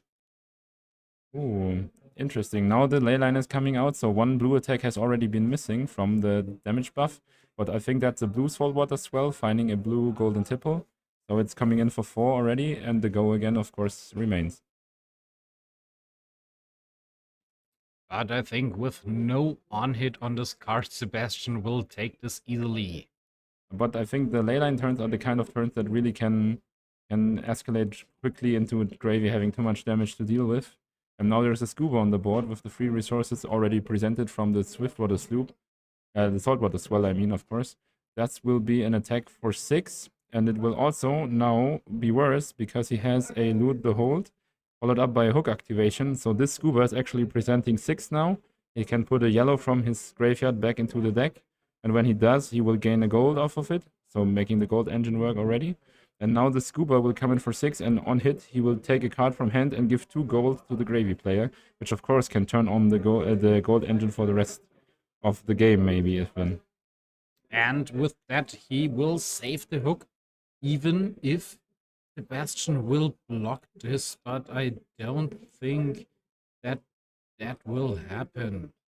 Another gold token represented in a rather strange fashion, so the 2 counters on this makeshift euro coin, I would say, are representing 2 gold. And here's an Ignite now. Okay, maybe they are missing The something. Loot the Hold on hit. Yes, it looks like Zebi took the damage and he still has to discard from the Loot the Hold on hit, making another gold.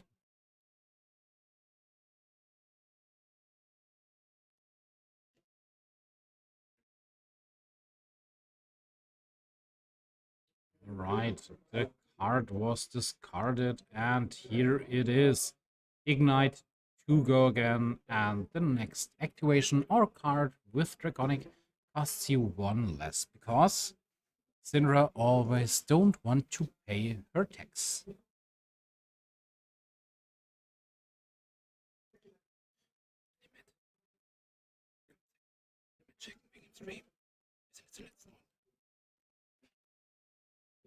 Alright, still Gravy is deciding on the blocks.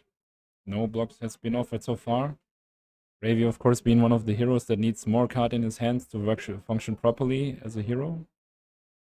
And there's the Gravy activation, getting rid of a chum from the top of the deck. Now I see a Sunken Treasure, which he probably would like to use. But not on this one, maybe, because he will not get the full block value. Instead, he opts to use the Balance of Justice.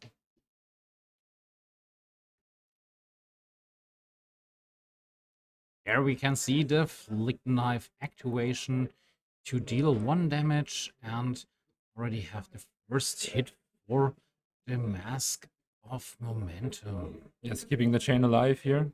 But any further attacks may also threaten the mask. Now here's Second attack, 3 because of the Ignite. 1 is into Scuba. He's going for Scuba to make the best out of the resources spent so he can guarantee a mask activation on hit now. And now he will clear this Scuba with 1 of the 2 cards in his hand, creating another fealty token, draw an additional card because of the 3rd hit in a row. That is, of course, the risk of playing Gravy using allies. You give Cindra so many free hits, and if she can use them well, she can profit off your allies as well.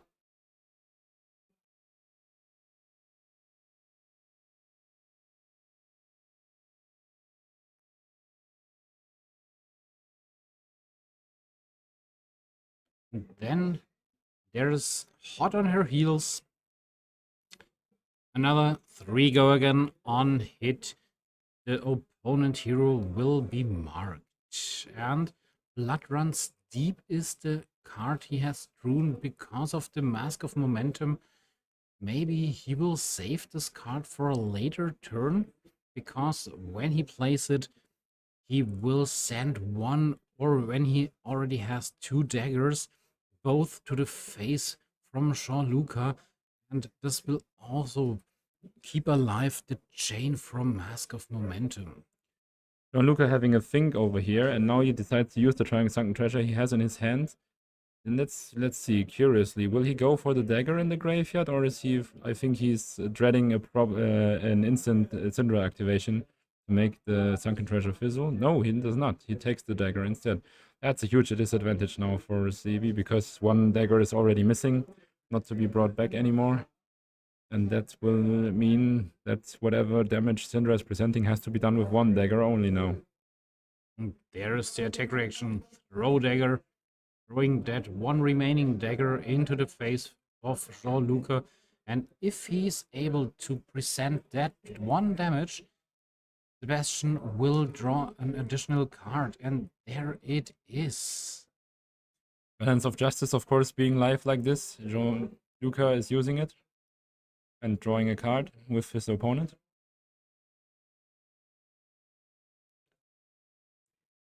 And there is one card new to us. I don't really have seen the card. Ah, okay. The typical starter card for Cindra. Here again, 3 go again. He can then banish a card from his hand and reduce the cost, but the Blood Runs Deep is already reduced by itself, so it's also a free card, but I think he will keep this card in the arsenal for the next round. The problem we will have now using Blood Runs Deep, of course, is that he's missing a dagger. He cannot make the full value happen anymore. Maybe he's opting to use it now, because having an arsenal into gravy can mean that you can give him a line to play Conqueror of the High Seas, which is, of course, what you don't want to do. But then again, you are missing on some significant damage that could help you later on in the game. So maybe Cindra going for an arsenal here. I think so too.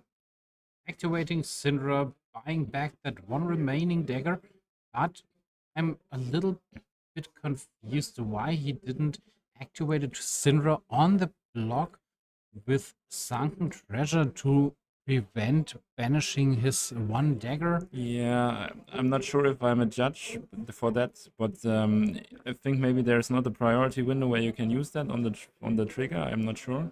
Ooh, nice rip of the chart, the high seed there from Gianluca's. That's the kind of play you want to see when you want to fuel your turn with everything you need. You have made a gold, you have pitched a blue, and you have played a blue. So all the 3 axes of gravy are now online. That's true. So there is a Chum and a Rigor Mortis in the graveyard. He's on 4 resources. The hero abilities online. So what can we see now from Jean-Luca?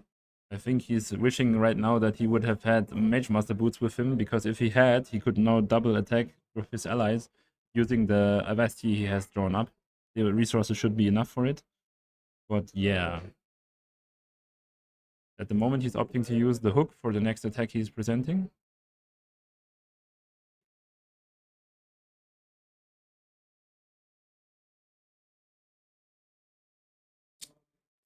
What will happen next? Jean-Luca seems to think what he wants to play, and there is another card that... Yo, that's a good catch. I think the chat has pointed something out. Dead Threats is not active because he discarded a what's it called? It was a sunken. No, it was a Silex. Dead Threat should not be active. He has discarded Silex, not an ally. I think we caught it as well.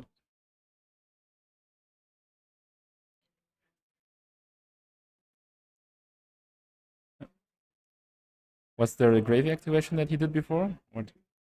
Ah, okay. Okay, yeah. Okay. So we get this checked for you. I think as well he was ripping the chart the high seas and you finding a sea legs, and when he did, he created gold, of course. But that's of course not a card with watery graves, so that threat should not be active so far. We will check that for you guys.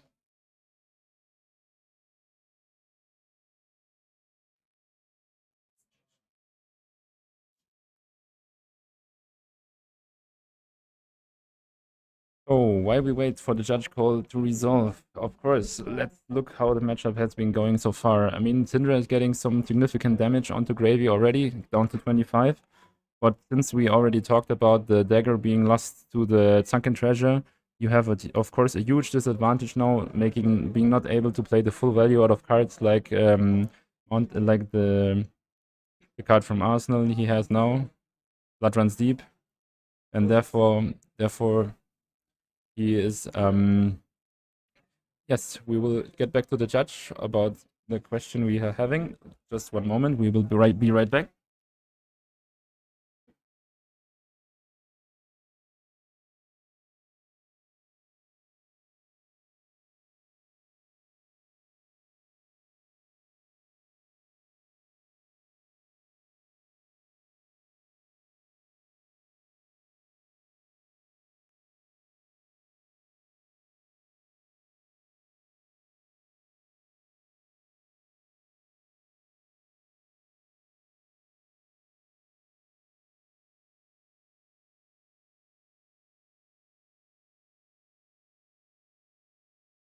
All right, we are having a bit of a judge call again.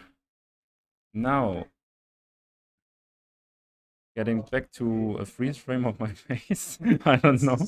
With some unbelievable, beautiful to see your face. Ooh, thank you. Like that. Sometimes for us it's very funny that we see stuff differently than you guys see them. We do the best to give a commentary as fluently as possible, like nothing else were to happen. And now we are discussing with the players, and as soon as they are going ahead, then we can see what the judge will rule.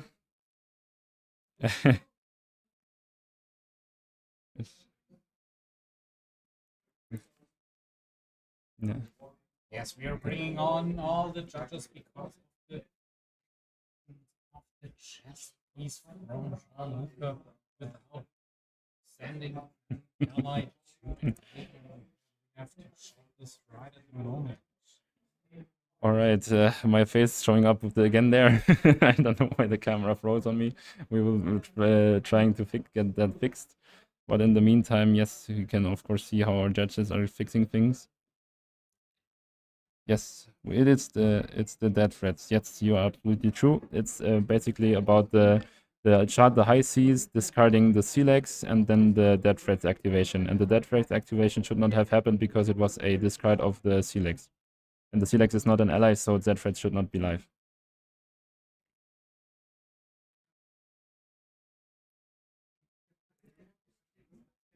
So I don't think this is. Yeah, he would have the resources for it, but still he is like we don't know what he was planning. Maybe he needed it for whatever he has left in his hand, so better play it through right, and then yes. Alright, everything should be now and they be. Yes, this judge call has been resolved. Now, as you can see, dead threats is also not active, so he has not been using them so far, as he should. And now Loot the Hold is threatening another card to be discarded from Cindra's hand on hit with this Rigor Mortis attack.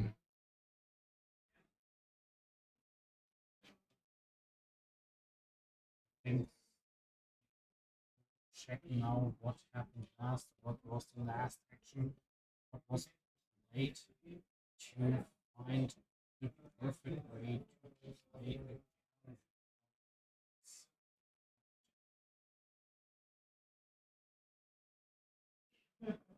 7, yes? No, around 8. Yeah.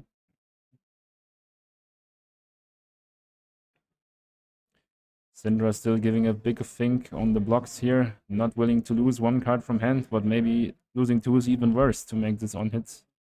not happen.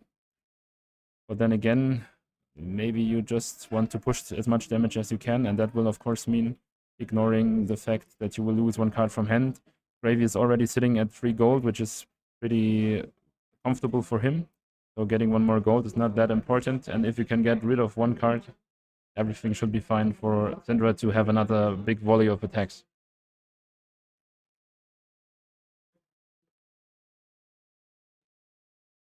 It was taken up to 5 gold here. What will Sebastian do? Now he has taken the IP penalty to his hand and lost 1 card, and he's making it worth by starting off with the Ronin Renegades to the face right away. Is it Ronin Renegades?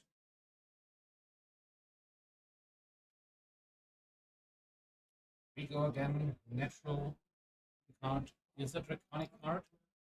So, good start for Sebastian. Sebastian doesn't like the blocks in his hand, so it's using Gravy.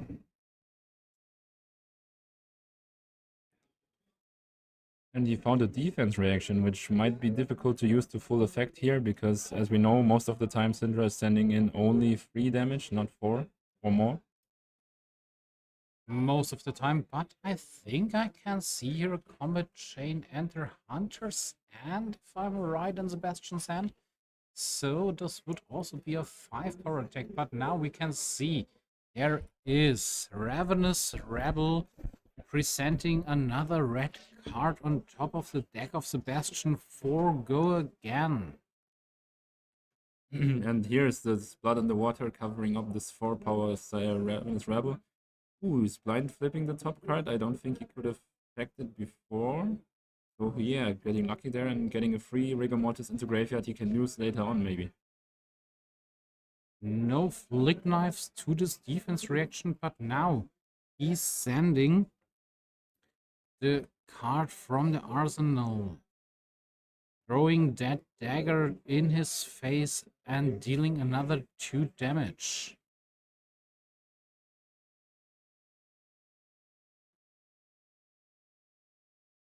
And here it is, Hunter's End. Hunter, yes. Gianluca is not gonna like this one, because if he had spared this Blood in the Water for this attack, he would have had a clean cover and not to use more than 1 card from hand. Now at least having to use 2 to prevent this marked hit from happening.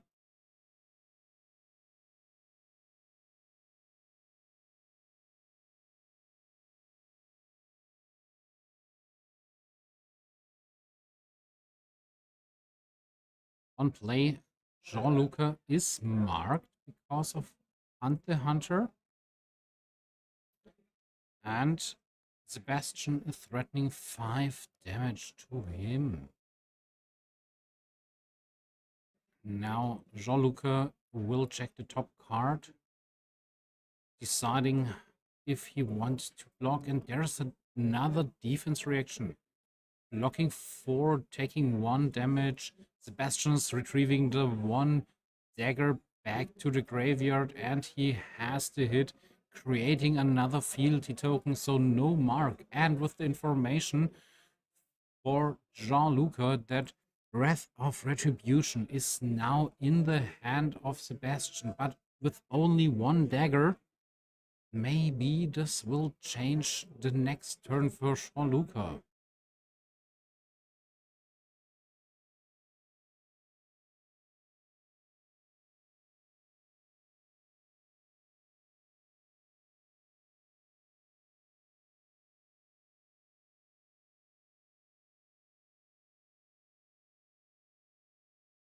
Baby Bones thinking a lot about what to use with his 1.5 card hand. Maybe playing his arsenal now, maybe keeping it for later.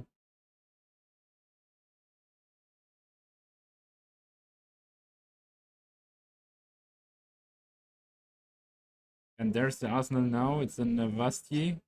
So Gravy Bones probably not able to play 2 ally attacks this turn, but playing a blue just to establish an ally and maybe have a on-hit gold attack.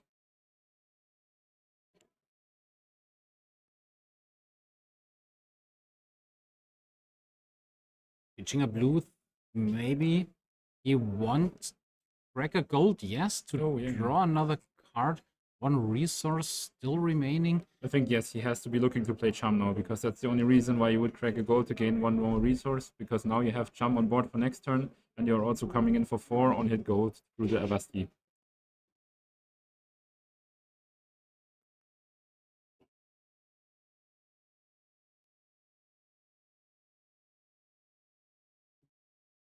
There is the attack from the Chum, blocked by the defense reaction from Sebastian. A sink below covered the whole 4 damage now, keeping his life safe.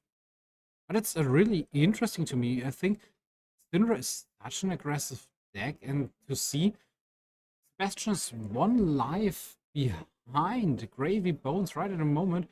I tested some games against Gravy Bones, and I think she's really good into Gravy Bones.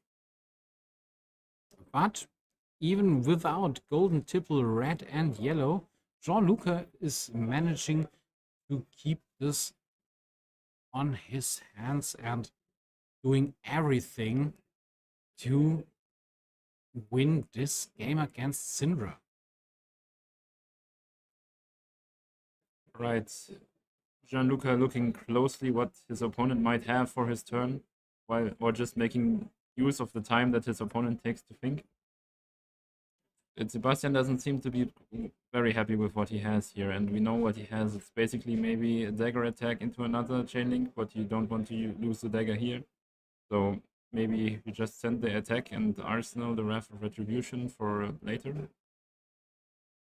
Pitching that throw dagger for the first dagger attack. So maybe he's still trying to get rid of Chum.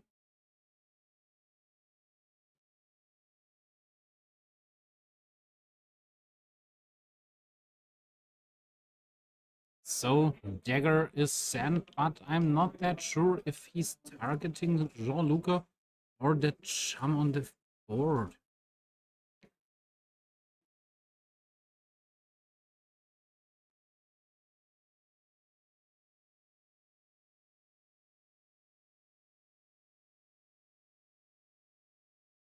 I'm hoping to see what is Jean-Luc's reaction. Okay, here we can see the activation of the compass.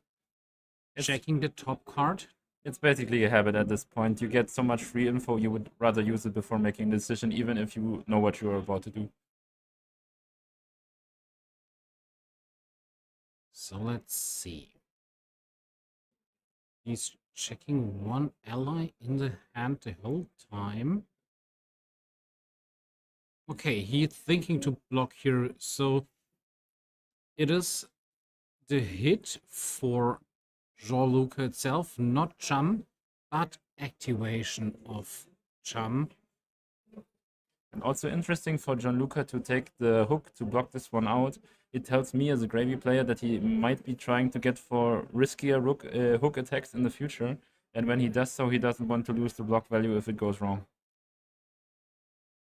And then another 4 damage are dealt to Chum here, going down to 2. And yet now is the question, do you really want to send the Wrath of Retribution into Chum, dealing 3 damage to him, kill him, and then you can flick the dagger and buy it back, so no push for the dagger.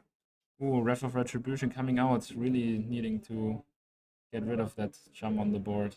Valuing that more over laying up another strong turn. And now Sebastian is once again in the position. Oh no, he can retrieve them right away. Does Cindra work like that? Can you take the chain link that has been off the board, use Cindra again? Because the first chain link was the dagger. Then you the dagger, when you attack with a weapon, you will always create a copy of the weapon, and it still remains on the board. All right, thank you for clarifying. So the first dagger that is already flicked with flick knives is still there on the combat chain and counts for Cindra to reduce her ability down to 0. And also the costs with Wrath of Retribution, I'm so sorry, is reduced to 0 for a second attack with 2 power now. But still, after all that, Gravy is, let's say, only down to 20. It's not the kind of life total that is getting threatening for him. So, as far as I can say so, until now, Gravy should be pretty comfortable with his playstyle. Ooh, finding a blind scuba, eye rolling again. Making a gold, starting off the turn with 4 resources made. And for Sebastian, there's a Blaze Headlong.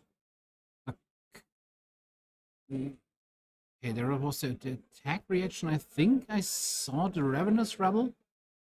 Yes, optimal playing Chum right here, because now you are able to decide between Golden Tipple and the Portside Exchange for what you want to arsenal, and still having a meaningful ally attack.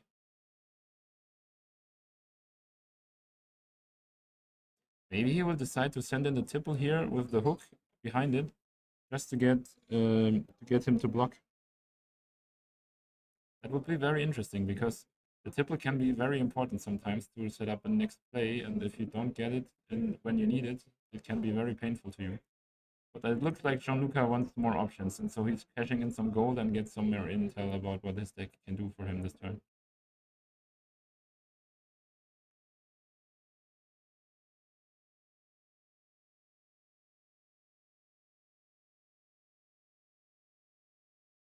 Pitching another card, sending this Golden Tipple for 1 go again. No card is discarded. So Gianluca getting impatient and really trying to get the most out of the damage he has to offer now. That's an attack for 8. Giving up the Tipple that could have set him up for a future turn just to get 1 more damage across. Really putting the clock onto Sebastian. But I think if you're Sebastian here, if you like your hand, that's nothing that really makes you block. And I think Sebastian is considering it as well. I also wouldn't block this attack here, to be honest with you, because I think the attack reaction will open a window up for you to draw additional 2 cards because of the Ancestral Empowerment itself and with the Mask of Momentum. Now he has 3 fealty tokens. He can crack one of them to turn Ravenous Rebel into a Draconic card. After that, he can send a Blaze Headlong. And also, when he cracks the second fealty token for the attack reaction, then maybe he has the opinion or the choice to buy back this 1 dagger.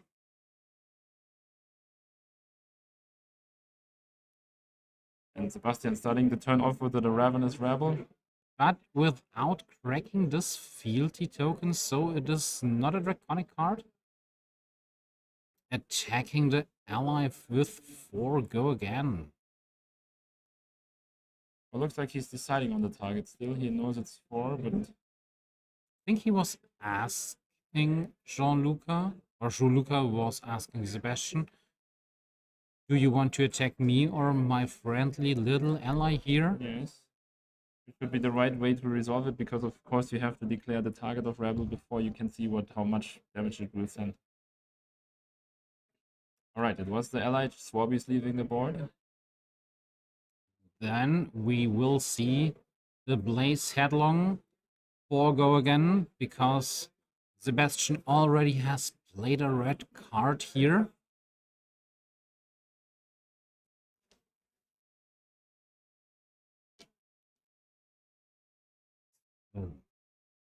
Oh, there is a Conqueror of the High Seas in the hand.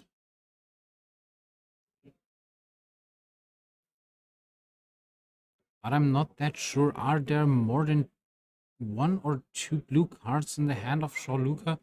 What can he do in the next turn? Will he block here? I mean, he's in life lead. He's 5 life ahead right at the moment. But Now we can see a peek at Luca's hand. He has a Conqueror of the High Seas ready to go for the next turn. Also, there's still a Call to the Grave in his hand as well, so he might be opting to play allies instead if the Conqueror is too much to ask for damage-wise now.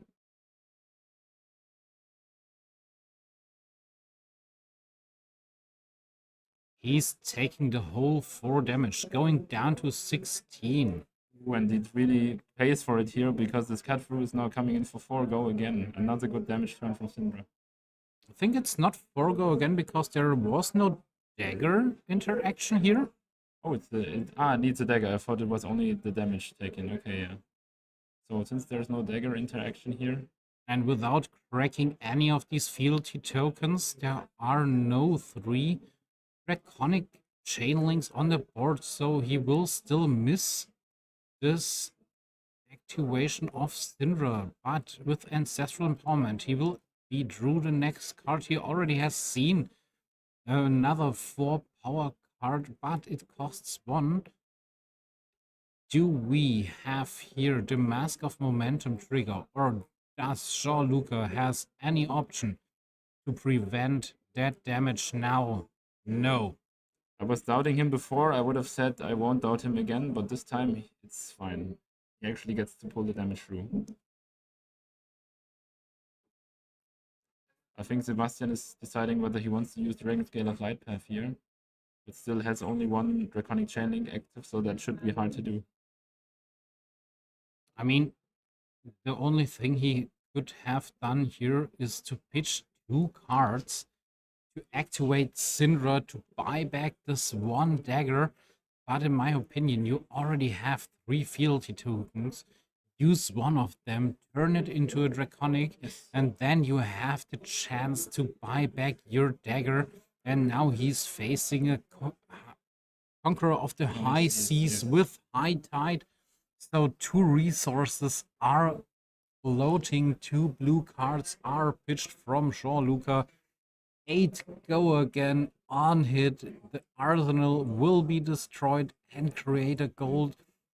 Keep in mind, he's out of gold right at the moment, so if Sebastian has a good way to prevent him to create gold right at this moment, it is a good position for him. But then again, he would probably have to give up his Mask of Momentum, which might not be worth it yet to give up for this block. Oh, but he has another card, so it is a defense reaction. He's doing the full cover, and he's not letting this Conqueror hit whatsoever. There's a Portrait Exchange, so this will draw a card, because he has no card to discard, and it's not optional to, it's not mandatory to discard a card before you draw on the next card from the effect of the card. And with the 2 resources left, and the blue that has been played before now, Gravy Bones ability active, that will mean, of course, that we will go into a... Oh, it's a Sawbones, actually. Have we discarded an ally so far? Because if he wants to attack, he cannot now. I think he did play Conqueror. No, he did play the Portside Exchange. Yes, but he only drew a card. Did he play an ally before and then the graveyard? This turn? No. No, I don't think so. Yes, I think he needs to play Rigor Mortis, if not. No, that's a Conqueror. No, he did not. Yes, he needs to do Rigor Mortis if he cannot put an ally into graveyard now. Oh no, he has pitch left. Okay, that's fine then.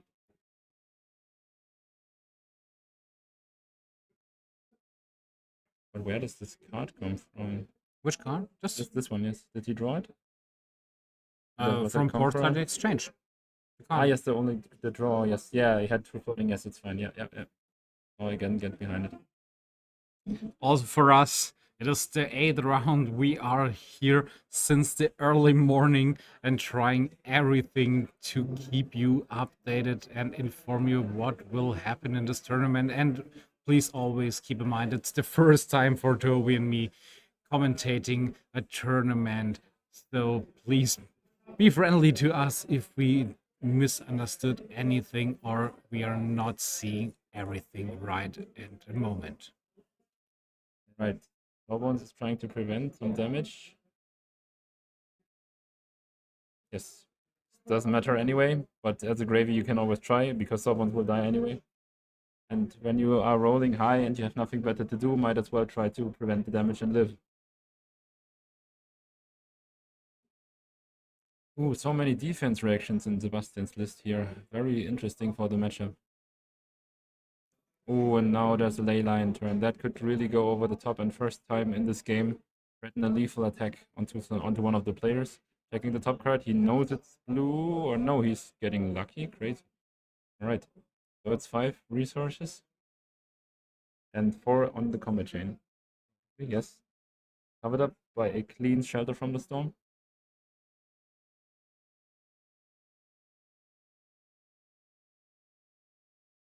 But with 5 resources and the soul water swell, and I think it is the blue one. Gravy should be online now. Yeah, there is Sawbones returning from the graveyard. And another swing for 6. Oh, it's 8 actually. Has been 8? playing the ley line before. Oh, true. It is a yellow card, and yes, this will pump Sawbones up to 8. Sebastian will take this damage, going down to 3. Why 3? I think he was at 9 life. I think so too.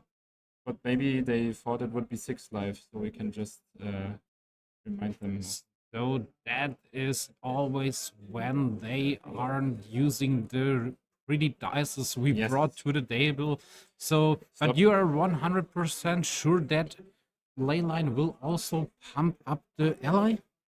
All I can say about this is sloppy play will have sloppy results, and that's what you have Then here. let us just stop them playing. And inform them about it. It's not it shouldn't be a big deal just to get the damage correct for the play.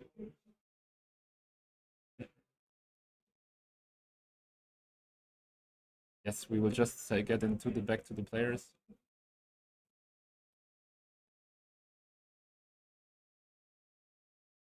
Yes. Alright, we will get things fixed and make the life totals as they should be. Of course, in this game state, it might not matter too much for the players, but of course, a block with 3 life on the board is not the same as a block with 1 life on the board. So, and I think the players are just catching up to it as well. Gianluca is checking his graveyard, seeing what we saw, and now he will realize that there should be a 8 power attack from the Sawbones, which is crazy for a Gravy player to miss, because when I play the Sawbones, for me it's the most satisfying thing to send him in for 8. So playing the ley line and having the Sawbones attack for 8 is the whole point of doing it. So I would probably never miss it, but then again, I'm not playing for top 8 now.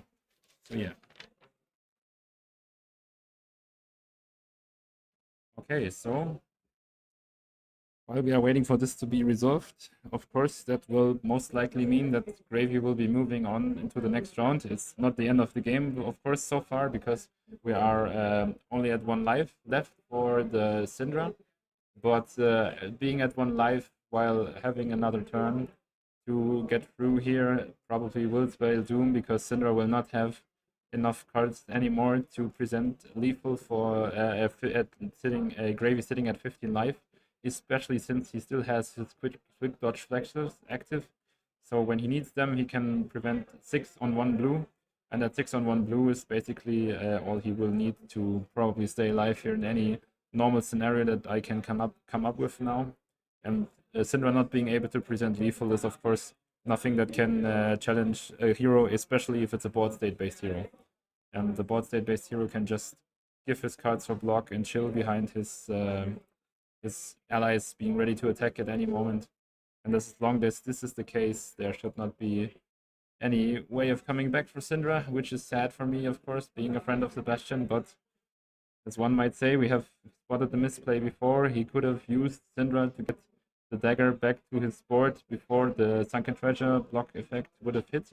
And that would, of course, gave him a huge advantage, considering that he had Blood Run Steep at this point. He could have flicked both daggers, and also many other dagger plays probably down the line as well. And from that on, the game was probably spiraling against him, and that's the outcome now. And of course, we have another strong showing from Gravy here. So any player saying that Gravy is still where he was before, at least here's one game that proves you right. And this Gravy then on the win, Gianluca will also be moving to our top 8, 99% sure. like really sure maybe. And for that, I can say that yes, the game should be ending soon. And when we have this game in the books, we will then be able to announce to you what the top 8 of the top 8 that are listed are now and which heroes they are playing.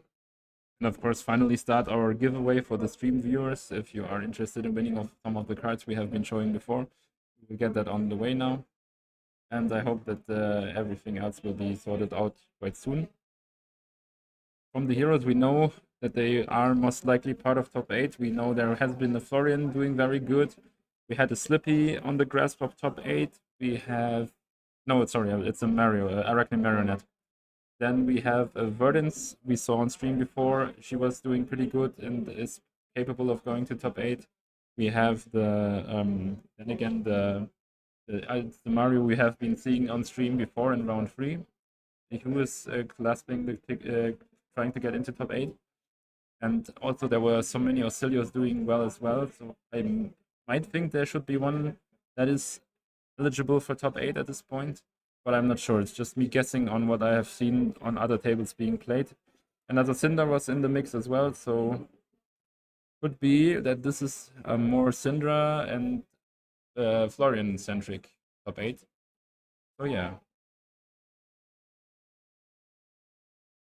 And we are waiting with the players on the call to be made. Alrighty, sorry for that. I informed our judges and they will join the table now to get things fixed. I mean, there isn't that many happened since the attack from Jean-Luca with Thorbones, so this is absolutely okay. The only change that would have been made is that Sebastian should be on 1 life. Yes. But of course, we wanted to make the play as slow as fluently as possible, so we will point that one out as well now that we are getting used to it. And hopefully the players and everyone watching will appreciate the gameplay being as clean as possible.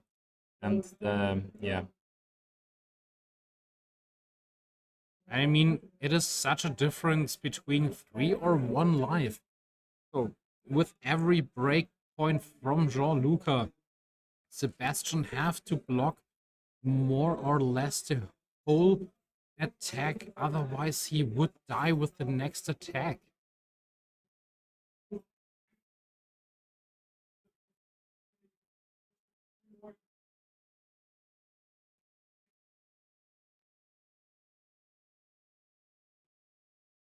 I think it's somewhat, it might be relevant here because we had one game state warning before due to the dead threats being activated.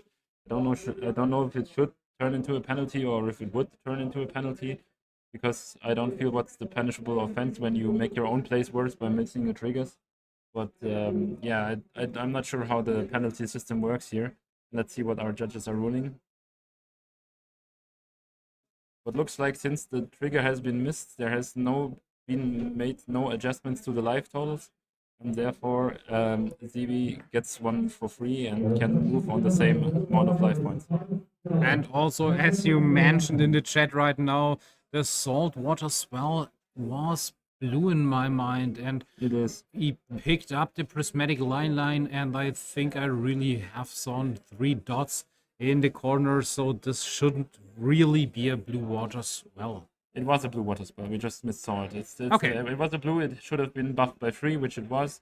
It had 4 when it attacked, so if it was a red coming in for 4 because it gets +1, or a blue coming in for 4 is the same basically, but of course the difference would have been that there would have not been an ally to be played afterwards. But since it has been the blue and an ally was played after that, it should be fine.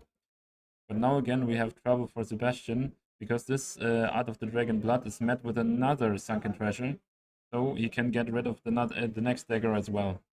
Now leaving Cindra just with her bare hands to finish this game. And he will lose this dagger.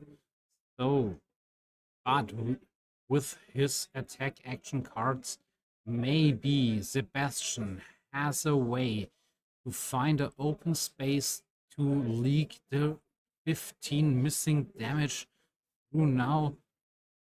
And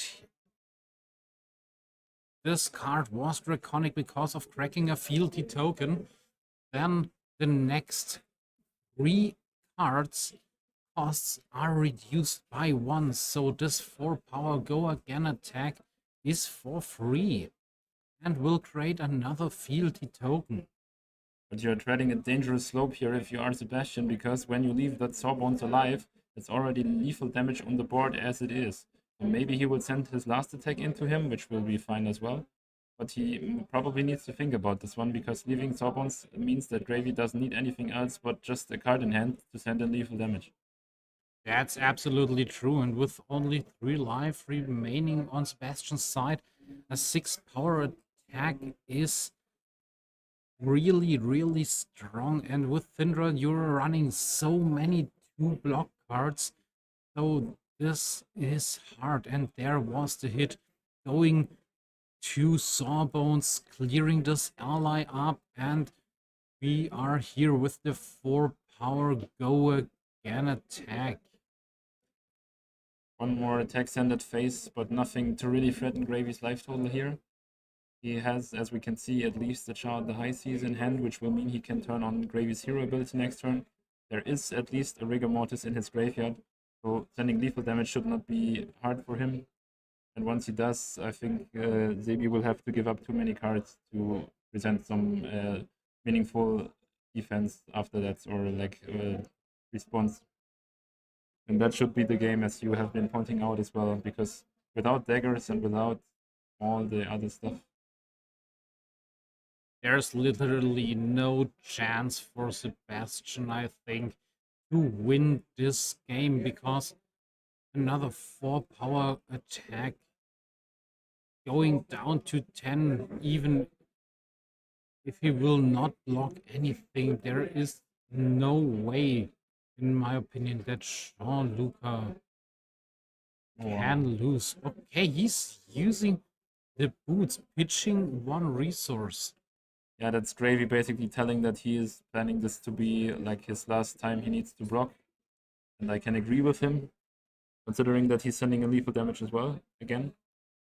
The only thing that would bail out Sebastian here is if Gravy would not find any blue, and he does not. He makes 2 gold. 2 allies. But he has only found 2 allies, so no blue so far. I think this 1 ally is at 0 cost to cast. Yeah, okay, so while being lucky, he's a bit unlucky because the Oyster was one of the heroes, the allies he has been finding. So it is 1 lethal attack. Of course, it's much better than actually having the Sawbones at the table, but that's very much manageable for our Cindra player, who is presenting another defense reaction in the Think Below in hand. I mean, I'm pretty sure that he's only running 1 Oyster in the whole deck, and to find Oyster here as a free cast ally and with a free attack swing for 3, so lethal damage, it is good for Jean-Luca to play this, but Sebastian has just 3 cards in his hand. He's sending the first Brand with Thunderclaw, 3 go again, turning the next card he will play into a draconic one. And now we are seeing the Fire Tenant First Strike, the Ninja card, I think, turn it into a draconic one. Okay, I don't understand why he's doing this, because this is already a draconic card, and there's no way that this line should be better, in my opinion, because if he would have played Fire Tenant First Strike, then he would send the last attack that isn't draconic, and he's able to hit here 3 times in a row. Then he can draw an additional card, and the activation of the Dragon Fuse is also possible for him, but otherwise these cards all are having go again, but he's missing the pump, he's missing 1 damage because of that. Ooh, I think he was really banking on the mask hitting here. He has gotten it, but I think it's very dangerous to play like that, because Gravy has nothing to lose here. Hey, So but- now he gets the attack for 4, but as I would agree, it's a very strange play to risk here. I mean, he was lucky to find a card, manage to deal damage to Jean-Luc, to draw a draconic card and deal another 4 instead of 3 damage. But to be honest, I'm not sure why he was doing this. Alright, so yeah. I can say heads off to Sebastian, because if he was reading that his opponent will not block at all and the mask play will go through 100%, he probably has a crystal ball. Because I cannot have that confidence in my opponent not being willing to block with any cards from hand. That's very, very strange.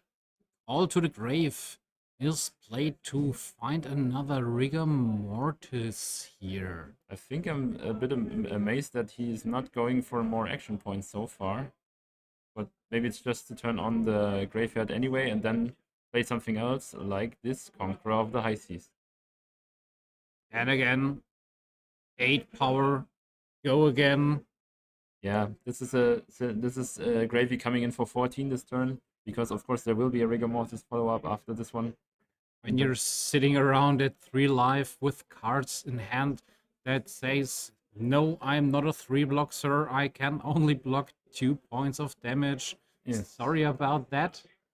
Then it is not so easy. And he knew there will be the rigor mortis. He has 2 resources left.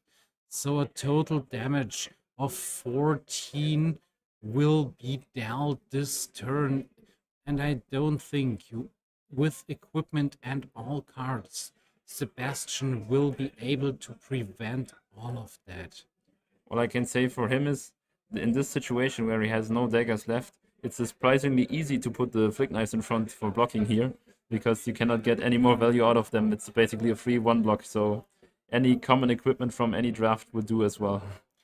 That's so true. Without any daggers, flick knives is just there for blocking this one Conqueror of the High Seas.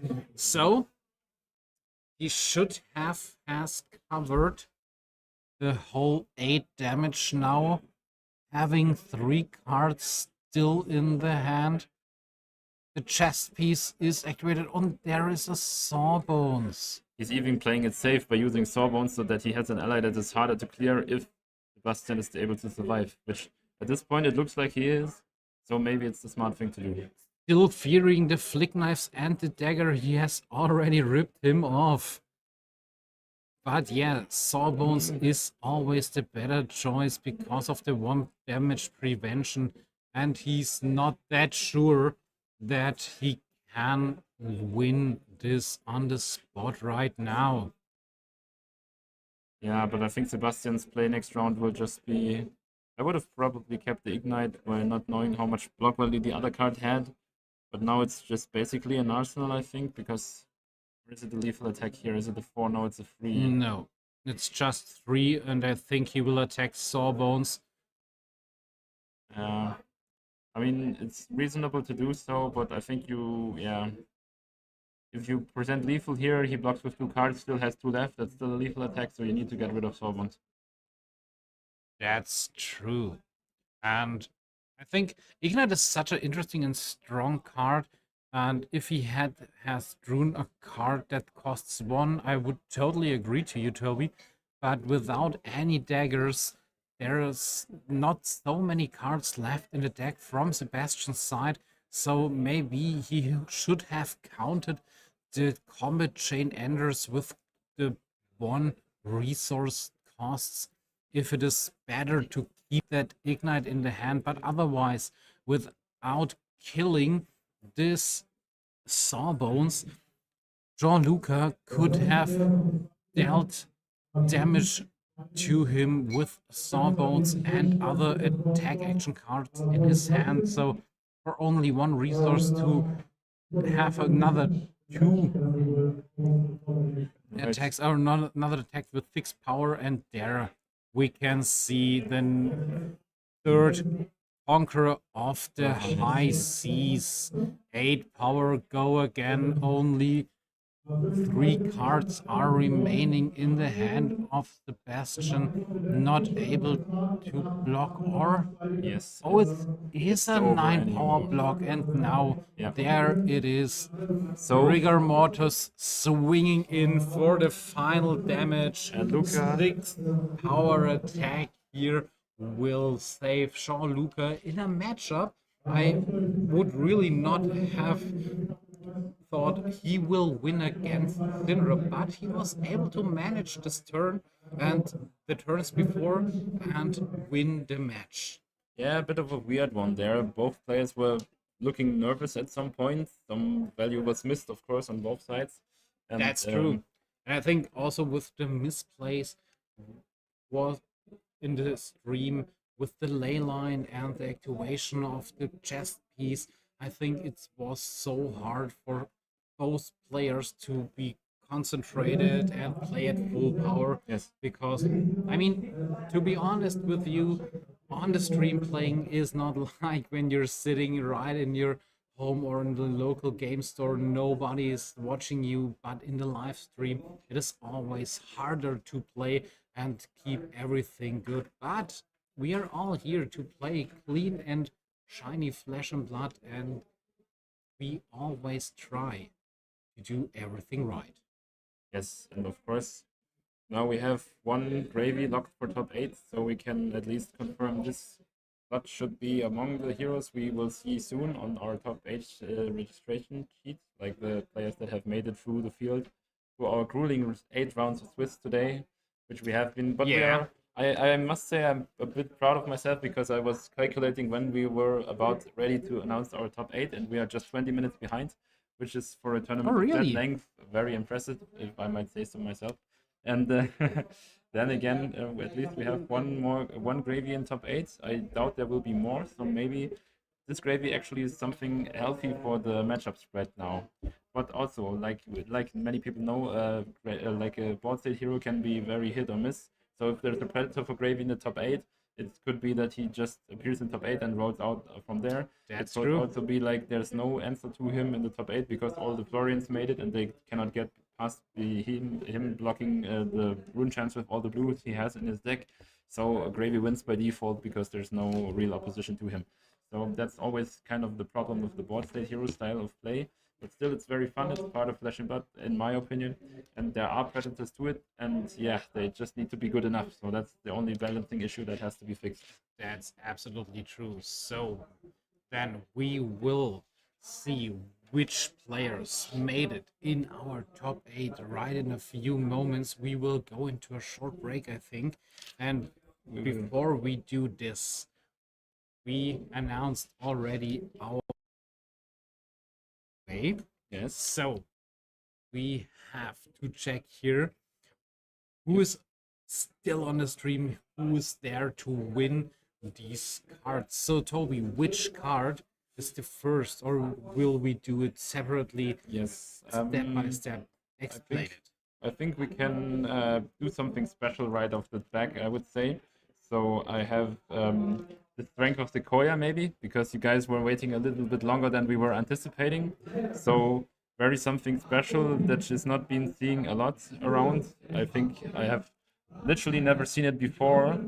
Before I have had it in my hand for the stream now to give away.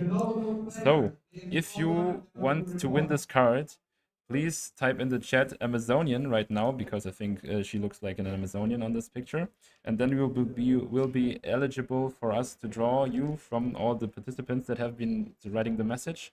And then when we have announced the winner, you can send your private message to the channel and Freddy will get back to you and will deliver them to you. Absolutely correct. So if you want to win this shiny card, type in Amazonian in the chat. And then we will, after some time, we will check who else wants to get the card. And then we will let you know who is winning this shiny piece of cardboard, which is graded a 9.5 by PSA once again. Ooh, a lot of participation. You guys really like this card. There are so many people trying to get these beautiful cards.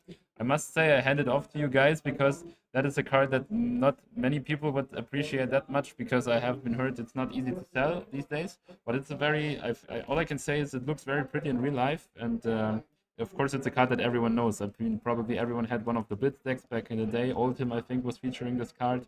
And when he was, this card was very, very popular. So I think everyone can relate somewhat to this card being in one of the Blitz decks.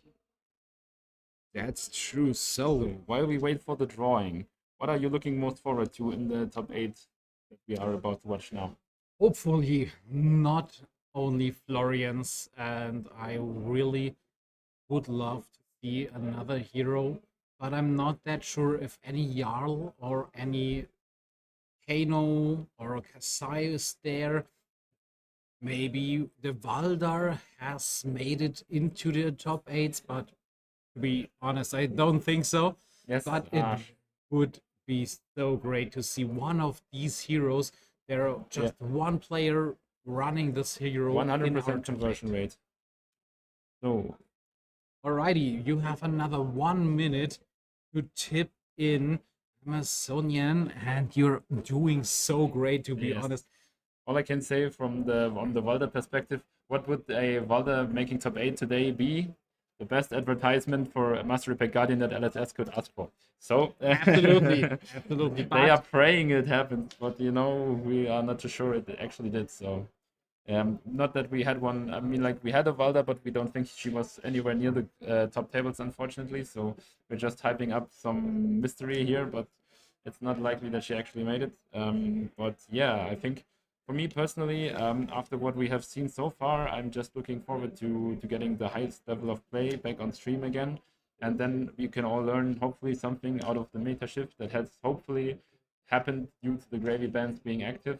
Because if we are looking at our top 8 spread now and seeing again 3 gravies, one thing I would be is worried for my deck, and I would also be worried for our viewing experience. So I hope that we have some other heroes down the pipe. But I am also very hopeful, because as we saw before, the Mario we were featuring on stream, he was 1 win away from making top 8. We have seen the Verdance before, the unforgettable with his Verdance shirt. And now stop typing in Amazonian anymore. We will check now everyone who has tipped in and has the chance to win this beautiful card. And just to spare some time for our technician to find out who has won this beautiful card, I would really love to see a Prism today. I really love Prism, and I'm so bad playing her, to be honest, because with so many no-block cards in the deck, but I would really like to see a good Prism player here in our top 8. And as far as I can say, we had a very hopeful, as we said before, the Verdance as well. So I think there's, once again, we have a lot of heroes very close to being top 8, but whoever made it, I think the dices of fate can roll either way, and when they are, then we can. And we have a received a winner, and I hopefully pronounce your name absolutely correctly, but I'm sure I will not do it. But Silk Smeller, I hope. Silly Melu, I think it's called Silly Melu. Silly Mela? Silly Mela, or sorry, our director. The handwriting of our Yeah. technician guy Yes. is not the best, to But Silly Mela, be honest. congratulations, you have won that 9.5 graded Strength of Sequoia. Please talk to Freddy Congratulations, Silly Mela. by sending him a private message with your address, so he will be able to deliver this nice prize to you. And thank you everyone else for participating. Maybe I can see you right now in the chat. It would be really great to see you. But our now. technician has it, so if you can find it, very nice. Sadly, but not. Alrighty. Righty, so thank you so much for participating so far. We will have a short break with our top cut people to get back to you with the top cut when it starts. And remember, we will of course have to respect the maximum amount of stream time we can put in a single stream on YouTube. So we will leave the stream behind probably, and you have the other stream saying top cut for the Battle Hard in Munich. We will switch to that stream and continue streaming there, because no one would like if the stream cuts out in the middle of the finals or any other significant game where we are very invested in how the game unfolds. So thank you for staying with us so far. We will have a lot more giveaways then, and thank you for being interested in Battle Hard in Munich. We love to have you. and hopefully we see you on the top cut. Later. Bye bye.